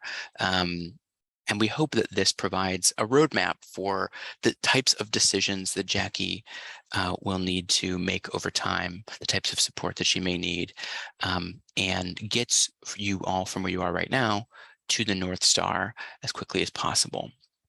I will pause there. I can go into more detail on any of this if you all would like, but do want to offer you time for questions and Jackie an opportunity to provide some color as well. Thank you, Andrew. Oh, sorry. I didn't know if that Andrew was kind of pointing to me, but go ahead, Chairperson. I didn't mean to Oh, sorry, I didn't see you either. Just a quick question, because I've heard this reference in the past, and you just said it, Andrew, as a quasi-governmental agency. And I just want clarity, because when I look at the statute, when I look at how we talk about it, we are a state agency. So when people say quasi, I just want to be clear how maybe you're defining it in a way that I'm not defining it, that we are a state agency. And so what, I guess I should ask, what is your definition? What do you mean? What do you mean? I think I'm referring less to what's in statutes than a perception of first 5. I'm not saying that you are in statute a quasi-governmental agency. You're quite right. Your reading of statute is the reading of statute. What I'm saying is that when we spoke to folks, they identified you as oh, that's like a quasi-governmental agency, right? That's the perception that folks have externally. And that's what I'm reflecting back. So I don't mean to sort of challenge the perception that you have of, or the reading of text. I'm saying sort of that's the perception, and there may be some strategy to that perception as well. I don't think that there may be some strategy to be perceived as a bit able to do things that other folks aren't able to do in partnership with them. That's a fair point, but I do want to just, at least internally as staff, I think we need to be clear on what the law says that we are, and engaging that way. And I have heard staff say that more and more, embracing our state agency-ness. But I think you make a fair point about strategically. Then we also know that we're a connector, and we're special in many ways because we have our own funding source. So I appreciate that clarification. And just when you guys said that, it made me think of my onboarding with Camille and Frank, and them telling me what made us different from a government agency was that we could not be directed by the government to do something. I don't know, Commissioner Hazen, don't you remember? I was going to share the exact same experience. Yeah. So I think it's not just external perception that had been the way internally we talked about it. New commissioners were onboarded in that way. So helpful historical knowledge would be helpful, and doing a little level set would be helpful. Can I, and I'll look at James, is that, and he'll kick me. I think that we are not a regulatory agency as something like a Department of Education or Department of Social Services, where we actually, the legislature can't even tell us what to do or how to fund, right? Which is different than other state agencies. We, by statute, and I've mentioned it today, is we are a state agency. We're bound by a lot of state agency rules as deepened by the discussion of the admin account. For sure, 100%. However, there's a different flexibility. And I think that's also our superpower and our magic, right? Where it is, we are established to focus on children and families as systems change. I love how Francine puts it. We're the glue and the, what is it? I forget. Anyway, we work in The between. glue and the gas.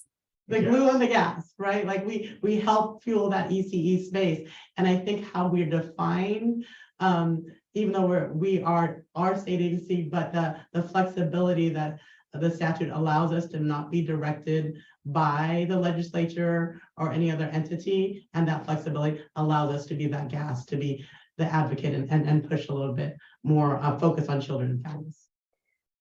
Yes, and I would say, you know, the flavor of they don't need to tell us what to do. I definitely see the benefit though of kind of pivoting in that we have flexibility. We definitely want to partner with our administration and our legislative partners and other agencies. And it's been clear, Jackie, that you all are living that. So this was really helpful historical context though of how we were framed previously as well. Thank you. And thank you for that, Chair Perez. I really appreciate the conversation about, Jackie, y'all need to lift up all you're doing, right? But you have to lift it up because that is exactly, at least in my mind, like being more present, naming it, lifting it up, acknowledging it, that we are in those conversations.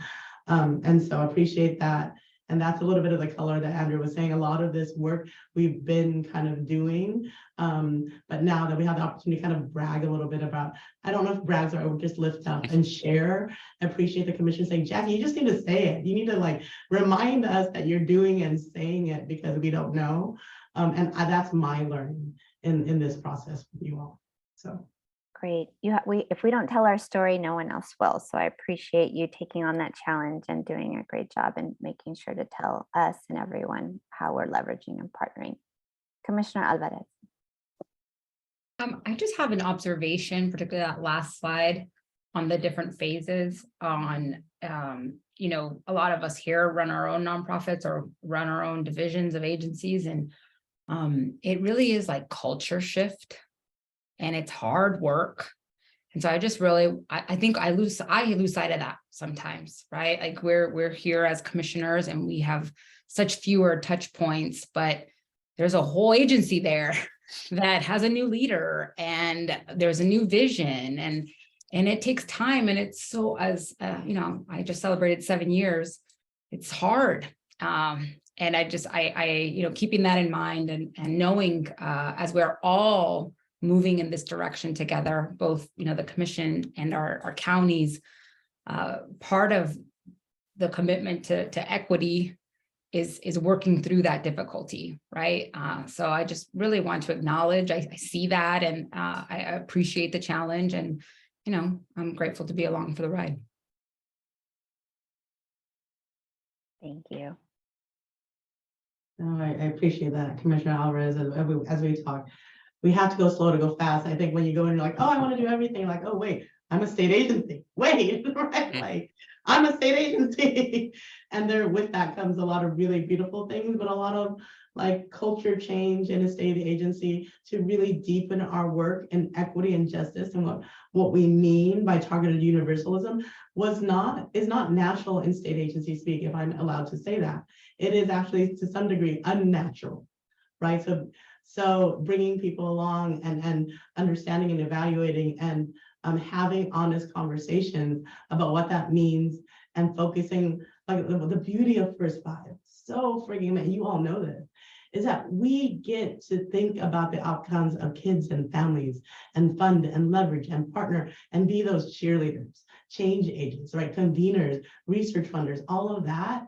And so that is what I'm excited about. And at the same time, everything we've already talked about today are real operational challenges. So we are balancing like that culture shift with all these other operational challenges that we've already identified today.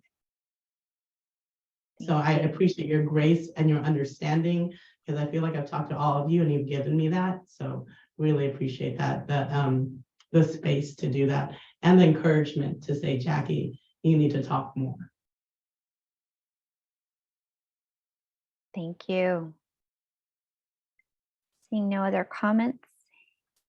Andrew, do you want to continue, or was this the time for Jackie to? Yeah, finish up? that concludes the formal slides that I brought. So if you want to take a chance to respond, and that'd be great. Yeah, and I think that we started already. You all know that we began on this results-based accountability framework work and indicators work for strategic planning about a year ago with Vice Chair Hazen and Commissioner Jimenez. We knew that the culture shift, we had to pause a little bit because there's this culture shift part of it. How do we operationalize that amongst staff? I'm excited to do more of that work in the executive advisory about what that could look like. What does change look like? How do we measure our success? We're thinking about how do we visualize like the 25, we talked about today, the 25-year look back is a critical piece of how we tell our story, but also realize our impact and figure out how we can better leverage in the future. We've begun, I think we've begun our work with the counties, and it's a journey. Everybody and every county and every person, every human is in a different phase of equity. And so we are working to, we have worked with Wested and Catherine Goins on some initial staff conversations about equity and what that means, and race, equity, diversity, and inclusion. And to be honest, it's not going to happen overnight. And we're learning from each other. We're learning to see each other in real ways, because that's equity, right? Equity work is about relationship and seeing and hearing and understanding. And we are on that journey. And you can just see from, hopefully I brought in wonderful leaders like Dr. Williams, Sarah Batches, James Lindsay, and these new staff folks who are just kind of adding to kind of our vision of deepening equity and justice for kids and communities, right? Really wanting to have real impact. And just learning from the legacy, kind of the wisdom of our staff already, who have deep relationships with our counties, and what that could and should mean as we evolve into, kind of this next evolution of who we are meant to be as systems leaders for 0 to 5. So that's a little bit of my color. Thanks, Jackie. I think That's it. If you have any other questions, I'm happy to address. If not, that's fine. Thank you, Andrew. Appreciate all the work that you and your colleagues have done on this effort. I do note that you mentioned that you spoke to 19 folks. You said commissioners, stakeholders, as well as focus groups of staff. First 5 staff. Okay. And then there was a request that I made to see if we could call out what the commissioners said to help inform some of our conversation for our March 3rd retreat. So just checking if the status of that is a go, or we'll have a little bit more to share on March 3rd. And I don't know who would be presenting on that item. That's a great question. We did receive that request that came through Jackie, and I think what we were able to provide was a sort of summary top lines of what had been a part of the conversation for you all to use within that retreat, because we didn't want for you to have to reinvent the wheel. So yeah. Great. And I don't know if there's anything new or different, but what you said in those top 5 takeaways, particularly, what Elsa had lifted up too, is like, be mindful of how you speak about your declining revenue. Like those things were really helpful. And I just wonder, I know you're embedding them in your recommendations, but if the commission itself, if there's one in particular that we also want to learn a little bit more about, or want to discuss at the retreat, if we could follow up with maybe Jackie and see if there's certain items after we have time to digest a little bit, if there's certain issue areas that Andrew and his colleagues brought up that we want to ask a little bit more, because I'm interested, like I saw that statement too, don't talk about declining enrollment so much, talk about kids. So can I hear more about that? Like what more did folks say? Yes, absolutely. I think it would be appropriate for you to, ask Jackie sort of what information you need, and we can work with her to supply sort of a synthesis of what we heard and as much color as we can provide for that conversation. Perfect. So I will follow up with you, Jackie, and perhaps Shana, we could do that at the exec committee and help flesh out. Yeah, absolutely. And my understanding, Andrew, if I could add a little bit more color, it wasn't just about the commission, it was about the big, us all First Five saying declining in revenue. It wasn't just the commission only talking about declining revenue, but the overall was the response from our partners saying, because a lot of them are nonprofits, to your point. Correct. Okay. Yes, I and just wanted to clarify that it wasn't just us, it was the whole topic of declining revenue for the network. And it's not that people don't know it, it's just, it's a messaging.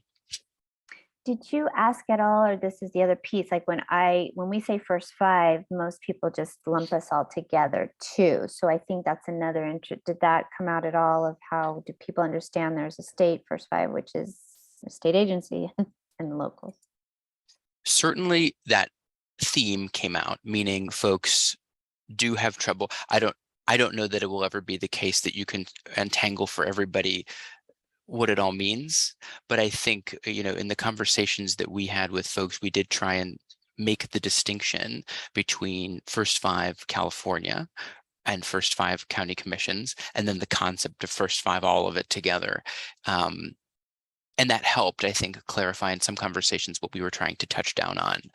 Many conversations. I think the folks we spoke with were relatively speaking in the know, meaning they understand some of the distinctions between the First Fives. They don't lump it all in one category, though I imagine that it is a messaging challenge for you all and the staff, and it's also probably a messaging challenge for each of the commissions locally as well, because everybody is sort of in the same boat with regard to the pot of money that they're pulling from. So it's a shared, I'm gonna guess it's shared.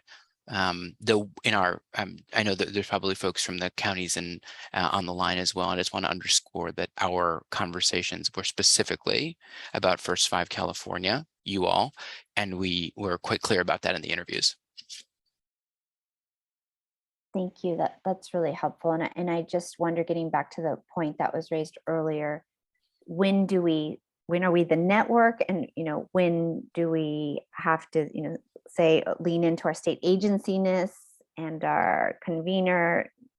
So, and when are we true lock arms with our locals? I don't know if it's an existential question or just messaging question, but I would love to hear from others who have, I've heard 20 plus years in this field with First Five. Just really welcome the knowledge that others who've been here for a long time, as well as Jackie and her team, how do we as commissioners, I just want to know how should I just be talking about this? It's always the network, it's the state agency. Like I think it's helpful to know messaging wise how we are positioning ourselves with others. In my particular bent is how do I explain this, connection with when I'm engaging with the administration and other state policymakers. I don't know if we want to add that to the retreat, but that's just a comment about messaging overall and how we talk about who First Five is and what we're about. Commissioner Hazen. Yes, so thank you for sharing all this. I thought it was really illuminating hearing the top five. And for me, just sort of from a process standpoint, it makes me think, how could we use this process in other ways? And as we think about our public policy work in particular, I wonder, could we do a similar exercise with legislators, for example, right? Like, it was illuminating to hear the perception and how people think about us and what we do. And as we think about declining revenue, which I know I'm not supposed to say now anymore, or be careful about saying, but as we're looking to diversify revenue and build partnerships, and particularly with so many new electeds, I wonder how, doing this kind of listening and then coming back to us with what we're hearing might be helpful. So I thought the process was very useful. The other thing I'm trying to understand as it relates to the equity item, there was sort of this mention, right, that folks are, or some folks are uncomfortable with the equity, like that it's important, but there was sort of a but, right? On that, I don't know, or if I don't have the slide in front of me. No, yes, the finding was that folks are at different levels of comfort. Yeah, I don't think what we encountered was folks who said, no, I was in the conversation, so I can say with confidence that I know we did not encounter folks that said, I don't like the concept of equity and I'm not for it. But we did find folks, different levels of understanding of what's meant by equity, specifically racial equity, specifically what that might entail in terms of decision making, and in terms of communications and programming, meaning it is a deep concept that is quite difficult to unpack. Well, not that difficult to unpack, but take some time to understand. And I think what we found were folks at different places on that journey. So I don't want that to imply that there are folks who are sort of openly hostile. I just think it's a question of sharing aligned understanding of what the concepts mean. That's helpful. Thank you. Vice Chair Hasten, in the list of 19 were staff from legislative bodies too, but that's helpful. Well, I'll ask more later. Okay. On the equity piece, I think it is just helpful, like once again, for me, the messaging, like I'm not clear on what our definition is of equity. I'll be just, transparent. So I'm intrigued. Right. How are you talking about it with folks, even racial equity? Like what does that mean to us? So I'm so happy that you mentioned it, Chair, because part of our recommendations is if you're going to develop a shared definition of what you mean by systems and systems change, which you should, peers in the space are doing it. We spoke with folks from other county commissioners that have sort of staked their ground around this is how we view systems change. This is how we view our contributions to that system change. We're going to do policy and we're going to do communications and we're going to do field convening, for example. Those are some of the things. The same way I think it's coming together around what you mean by a commitment to racial equity, what that sort of entails and how you all are defining that. I think it's probably not a good idea to write it down on paper and say this is it. I think it is probably a good idea to come together as a staff and commission and come to that definition, shared definition over the first couple phases of this work. thank you. Sure. So to that end, so you said you're going to share this with Jackie, and we, the commissioners, are going to get some more information about commission top lines at the retreat, but is there another space for us, because there's so much good nuggets that you've lifted up? How else are, and to Shana's point, what other spaces can we sit together and learn from these things and talk about what's next?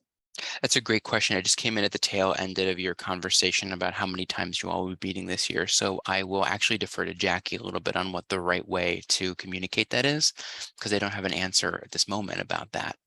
Yeah, and our engagement was funded for 6 months, and we need to figure out the next steps from this. The roadmap will be there, and as you saw, there is a definite commission role in all of those phases that would love to work through with the commission about what that could look like, because there's definitely a role for us together that I know that Arabelle will give you more depth about once the report's finalized. And if you all, I don't mean to interrupt you. No, I was going to say, so that means March 3rd, your report, everything will be finished. So we at least will have more information about what the Arabella recommendations are. In each phase for the commit, yes. Okay, great. Thank you, Andrew. What were you going to say? Oh, I was just going to say to the, we're going to provide you with a little bit more color on comments that in aggregate, commissioners had shared about some of the answers to our questions. That was something we discussed earlier. To the extent we can provide a little bit of, again, not attributed, because we did ask, we did tell folks that the conversations were anonymous and they continue to be anonymous. We can provide some color on what some of the, to Commissioner Hazen's point, what some of the government actors had said about how their perceptions of First Five, which were quite positive, but maybe a little bit more color would help you understand that perception. Perfect, great. Are there any other comments? So I will speak for all of the commission to thank you again, Andrew, for the work that you and your colleagues have done for this. Very illuminating. I really appreciate the time. Thank you all. I do want to also see if there's any public comment on this item. Yeah. I do not have anybody with their hand raised. Perfect. Okay. Well, thank you again. Thank you. So with that, that was the information item. And now, as a reminder, we have March 3rd, where we're going to talk about at least 400 things, it appears, and we'll lock them all down. And in addition to that, I hope we will have time for a nice lunch so that the commissioners, I don't think I've seen some of you all in person for quite some time. So that would be lovely if we can make time for that as well. So March 3rd, then after that, April 20th, and then we will also vote on the new schedule of meetings at the March 3rd retreat. So now, is there a motion to adjourn? I move we adjourn the meeting for today. I'll second. Great. There's been a move by Commissioner Jimenez, seconded by Commissioner Rizzo to adjourn. Jamie, can you call the vote? No call needed for adjournment, I just heard. Okay, so the vote is everyone. I'm gonna go out on a limb and say yes, we're all in agreement. Thank you again. Much love to my fellow commissioners and to the local counties for sharing and showing up. And I look forward to another lovely year with all of you. Take care. Thank you, Jackie. Thank you, staff. Talk soon. See you in March. Bye.